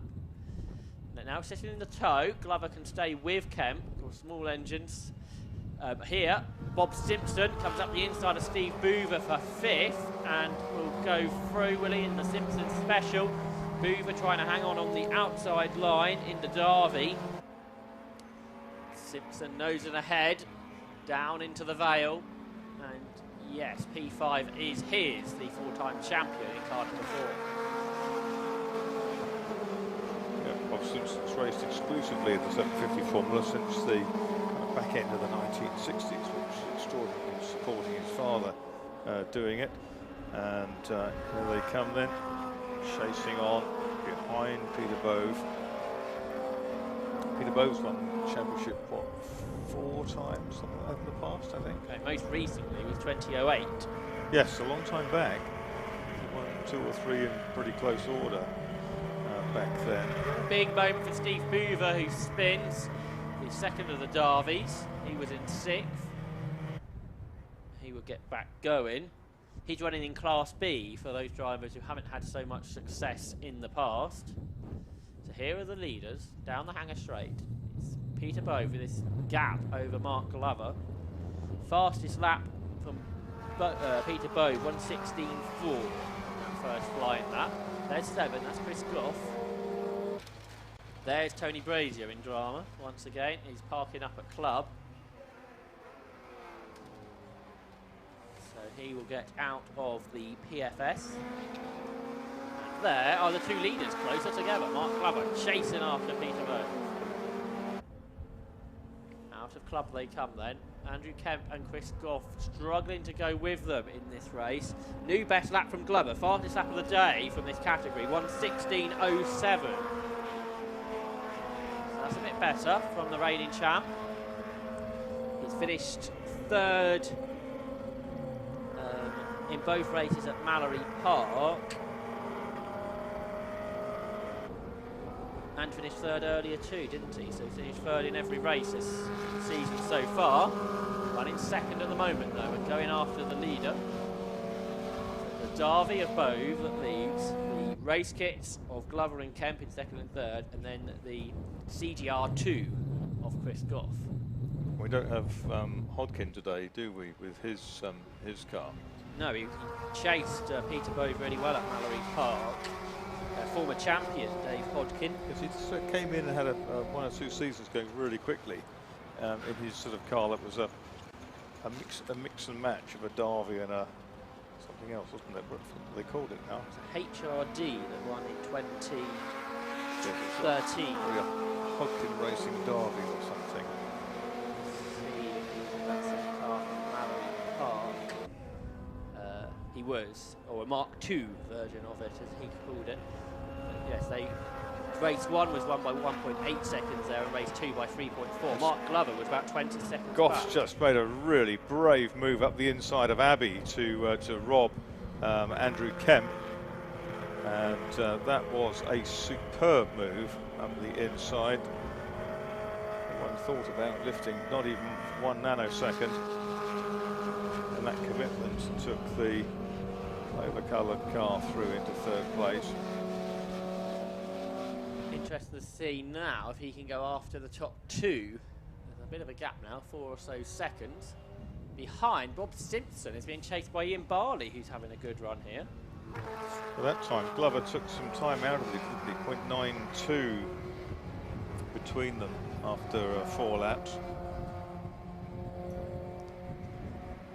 In the earlier race, Ian Barley was 8th, but running 6th here and right with Bob Simpson, so that's good to see.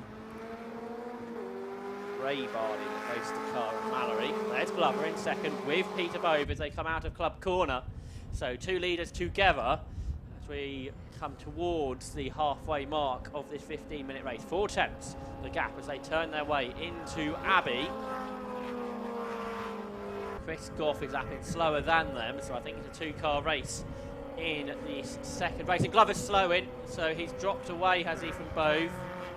Well, he's only 4 tenths behind. He's not now, but he seems to be up to speed, so not sure what happened there. But a much bigger gap between the 2 leaders. Very strange. There was 4 tenths between them, so perhaps just he was just a little bit close, lost a bit of frontal downforce as a result. It's the 42 car of Kemp. Glover seems to be fine, just he's lost 30 or 40 metres maybe. The background of this shot, you can see the Simpson and Barley battle for 5th. Just behind this battle, Chris Goff and Andrew Kemp.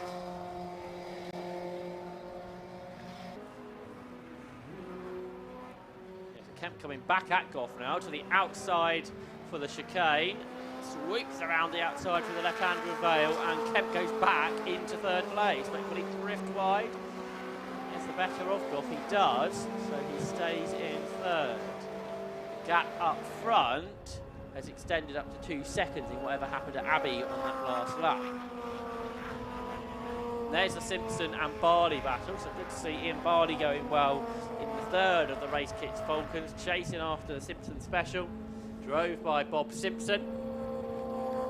Over 50 years of this category, experience in this category. There's 2nd place car, that's Mark Glover trying to go back after the leader again. After the problem on the previous lap. There are the 4 leaders then, on the hangar straight altogether. Yes, 1st to 2nd to 3rd looks about equidistant, and Goff falling back a little in 4th.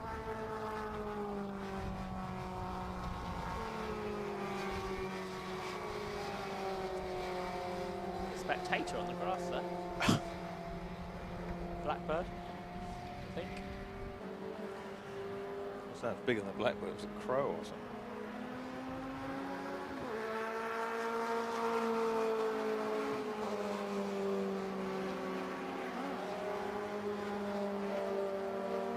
So this is lap 7 completed, 2.2 seconds the gap, so they're doing similar pace. But catching them both is Andrew Kemp, he's half a second quicker, which is decent.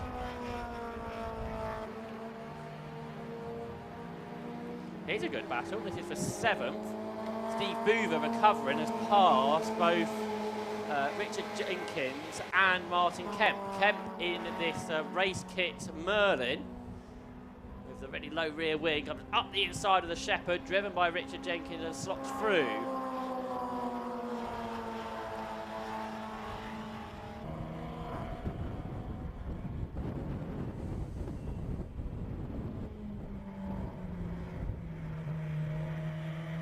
Shepherd with the rear diffuser. That's a car that was white previously, wasn't it? It had a big accident at Cadwell Park quite a while ago out at Charlie's, right in front of me at the time. The Shepherd brothers built a car apiece, didn't they? Right. And now Martin Kemp's having a go at Steve Boover. He finished, I think, 5th in the earlier race. Up the inside and he goes through, but then Boover tries to fight back on the inside line in the Derby. And that's going to send the race kits Merlin out wide. They're still side by side, so they come down into the Vale. And two cars got very close together there. And round the outside, Martin Kemp can he? He's trying. And this is going to bring Richard Jenkins back into the battle. So these 3 cars are now 3 cars across the road, not quite alongside one another, as the Shepherd of Jenkins slots back in underneath for the run through Abbey Corner. So down into the village hairpin now. Down a gear.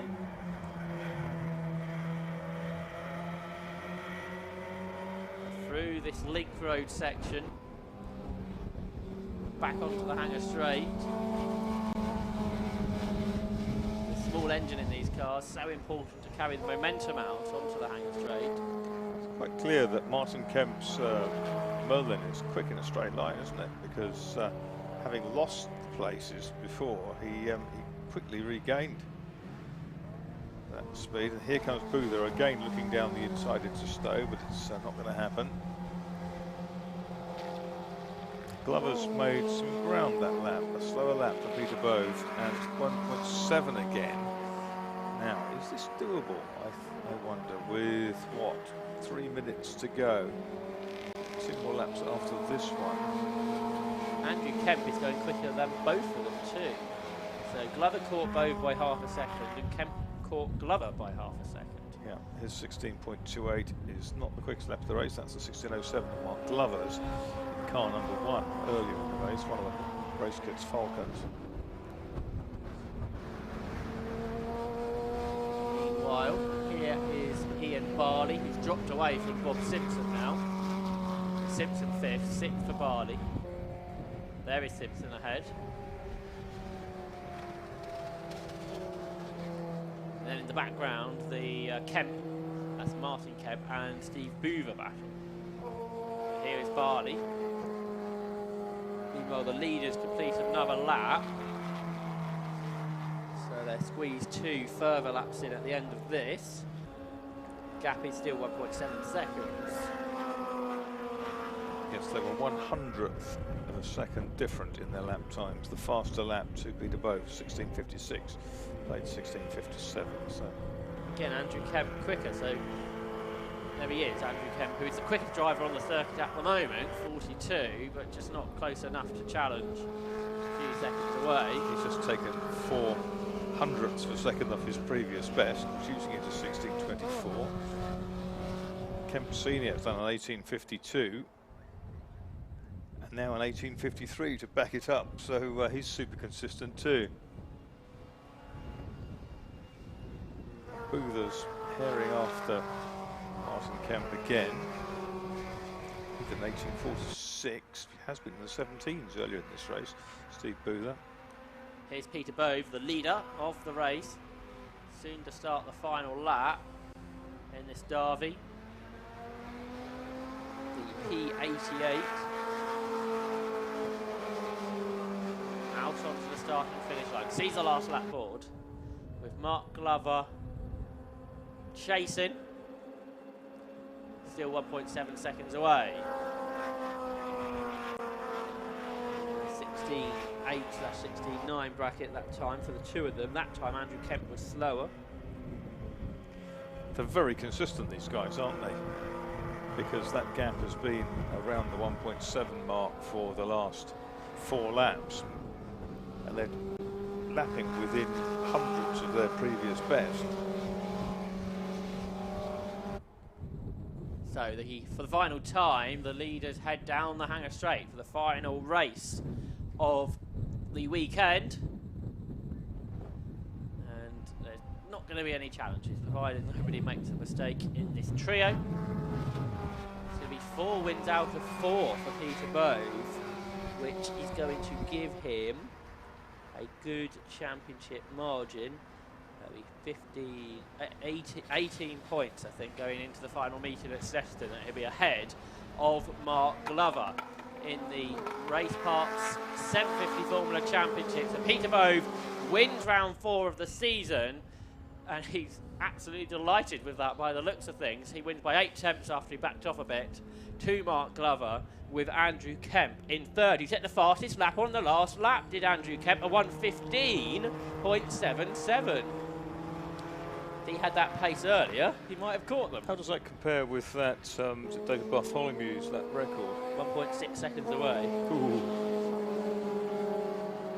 Let's say the PRS was a pretty rapid. A doughty tool, and a very big car, but the underside of it worked very well. It was very good through the air, wasn't Yes. it? Had good straight line Yes. speed, important round here. Chris Goff came home 4th, Bob Simpson 5th, Siegfried and Barley 7th, just was Martin Kemp by 4 tenths ahead of Steve Boover, Richard Jenkins 9th, and Daniel Welsh in 10th. So, Marcus Pipe, great having you here at Silverstone for this 750 Motor Club weekend. I hope you've enjoyed it. It's been a huge pleasure, Josh, working with you. Your knowledge is absolutely encyclopedic. I bow to it. And yes, look forward very much to rejoining the club at the 6-hour relay.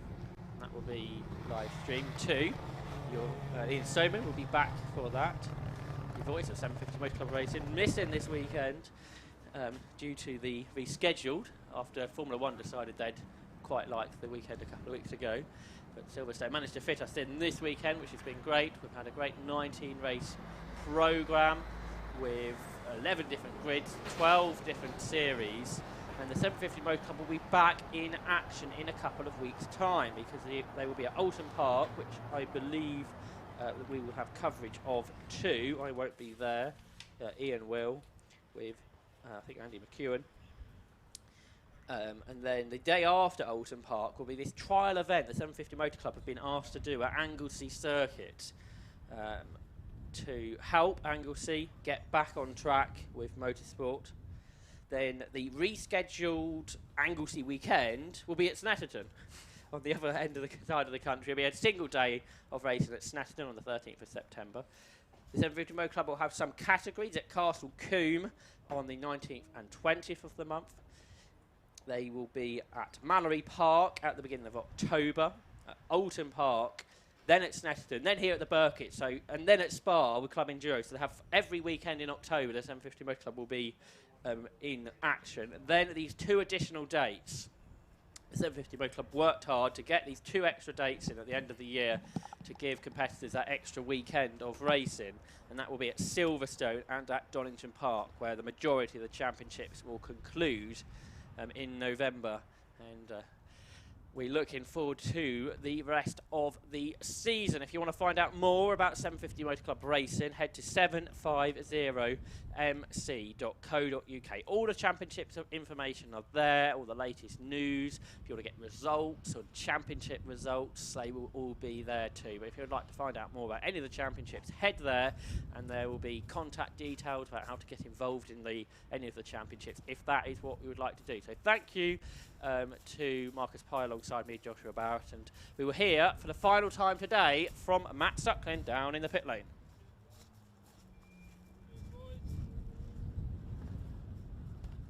So our final top 3 of the day here in the pit lane at Silverstone. Peter Bove, the winner from the 750 Formula race there. Another great race and more valuable points. Yeah, it was good. I mean, Mark kept me honest right to the end. It looked like there was another big tussle for second very early on, so I was able to pull out a bit of a gap, and then just as in the first race I made a couple of big mistakes at the complex here, but managed to pull it out and win, so very pleased with that. And Andrew, once again from second row of the grid, made a fantastic start around the outside of you.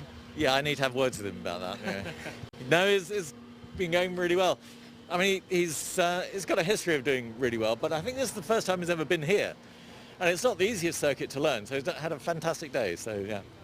Well done, Peter. Congratulations. We'll see you next time out for the final rounds, possibly of 750 Formula. We'll bring in as well Mark Glover, who finished in second place that time round. Mark, that was better. You tried to give it to Peter as much as you could. Yes, yeah. I found a problem with the engine, which I've semi-cured. It's still a bit slow down the straights, but it helped. And I was just making it as quick as I could through the corners, trying to keep up with him. There was a point in the race where you just slowed for a couple of minutes or a couple of seconds. It kind of I missed a gear going down the straight, and I just couldn't find fifth. Yeah, but more points for you as well. It keeps you close to Peter. It does, but I think we've only got 6 races this year, so with 4 wins, I think he's unstoppable now. But go on, it's still on to Snetterton, and hopefully we'll have a good couple of races there. That's right, go right down to the wire. Mark, thank you very much. Well done on second place, and we'll bring in as well our third place man, Andrew Kemp, who got on the podium for the second race. Andrew, that was a cracker, great start as we've said all day today. Yeah, it was the first race I started in third gear by mistake, which didn't work out too well, so I picked the right gear this time. But yeah, I was hoping to get a bit closer to Mark, but we're so evenly matched on pace. We're running the same car, so yeah, it was a good battle. That's what the guy said in the box. Every single lap was kind of consistent. There was no kind of drop-off. Yeah, I'd make the tiniest mistake and it would take me 3 laps to claw back the difference. But yeah, that's how it is. Mark's very consistent. He doesn't really make mistakes, nor does Peter. So you've got to bring your A game to beat these guys. And a good end to the weekend for you. Yeah, it's been fantastic. Yeah, a great weekend. Good stuff. Andrew, thank you very much indeed. There we go then, our top 3 from down here in the pit lane from the 750 Formula. It's been a wonderful weekend, as Josh and Marcus have said. Thank you very much for tuning in to the Alpha Live coverage. Hope you've enjoyed it, and all the team will be back with you in a few weeks' time at Alton Park on the 19th of September, when we're going to have some more great club racing to look forward to. But from Josh Barrett, Marcus Pye and myself, Matt Suckling, and all the team here at the 750 Motor Club, we'll catch you again very soon.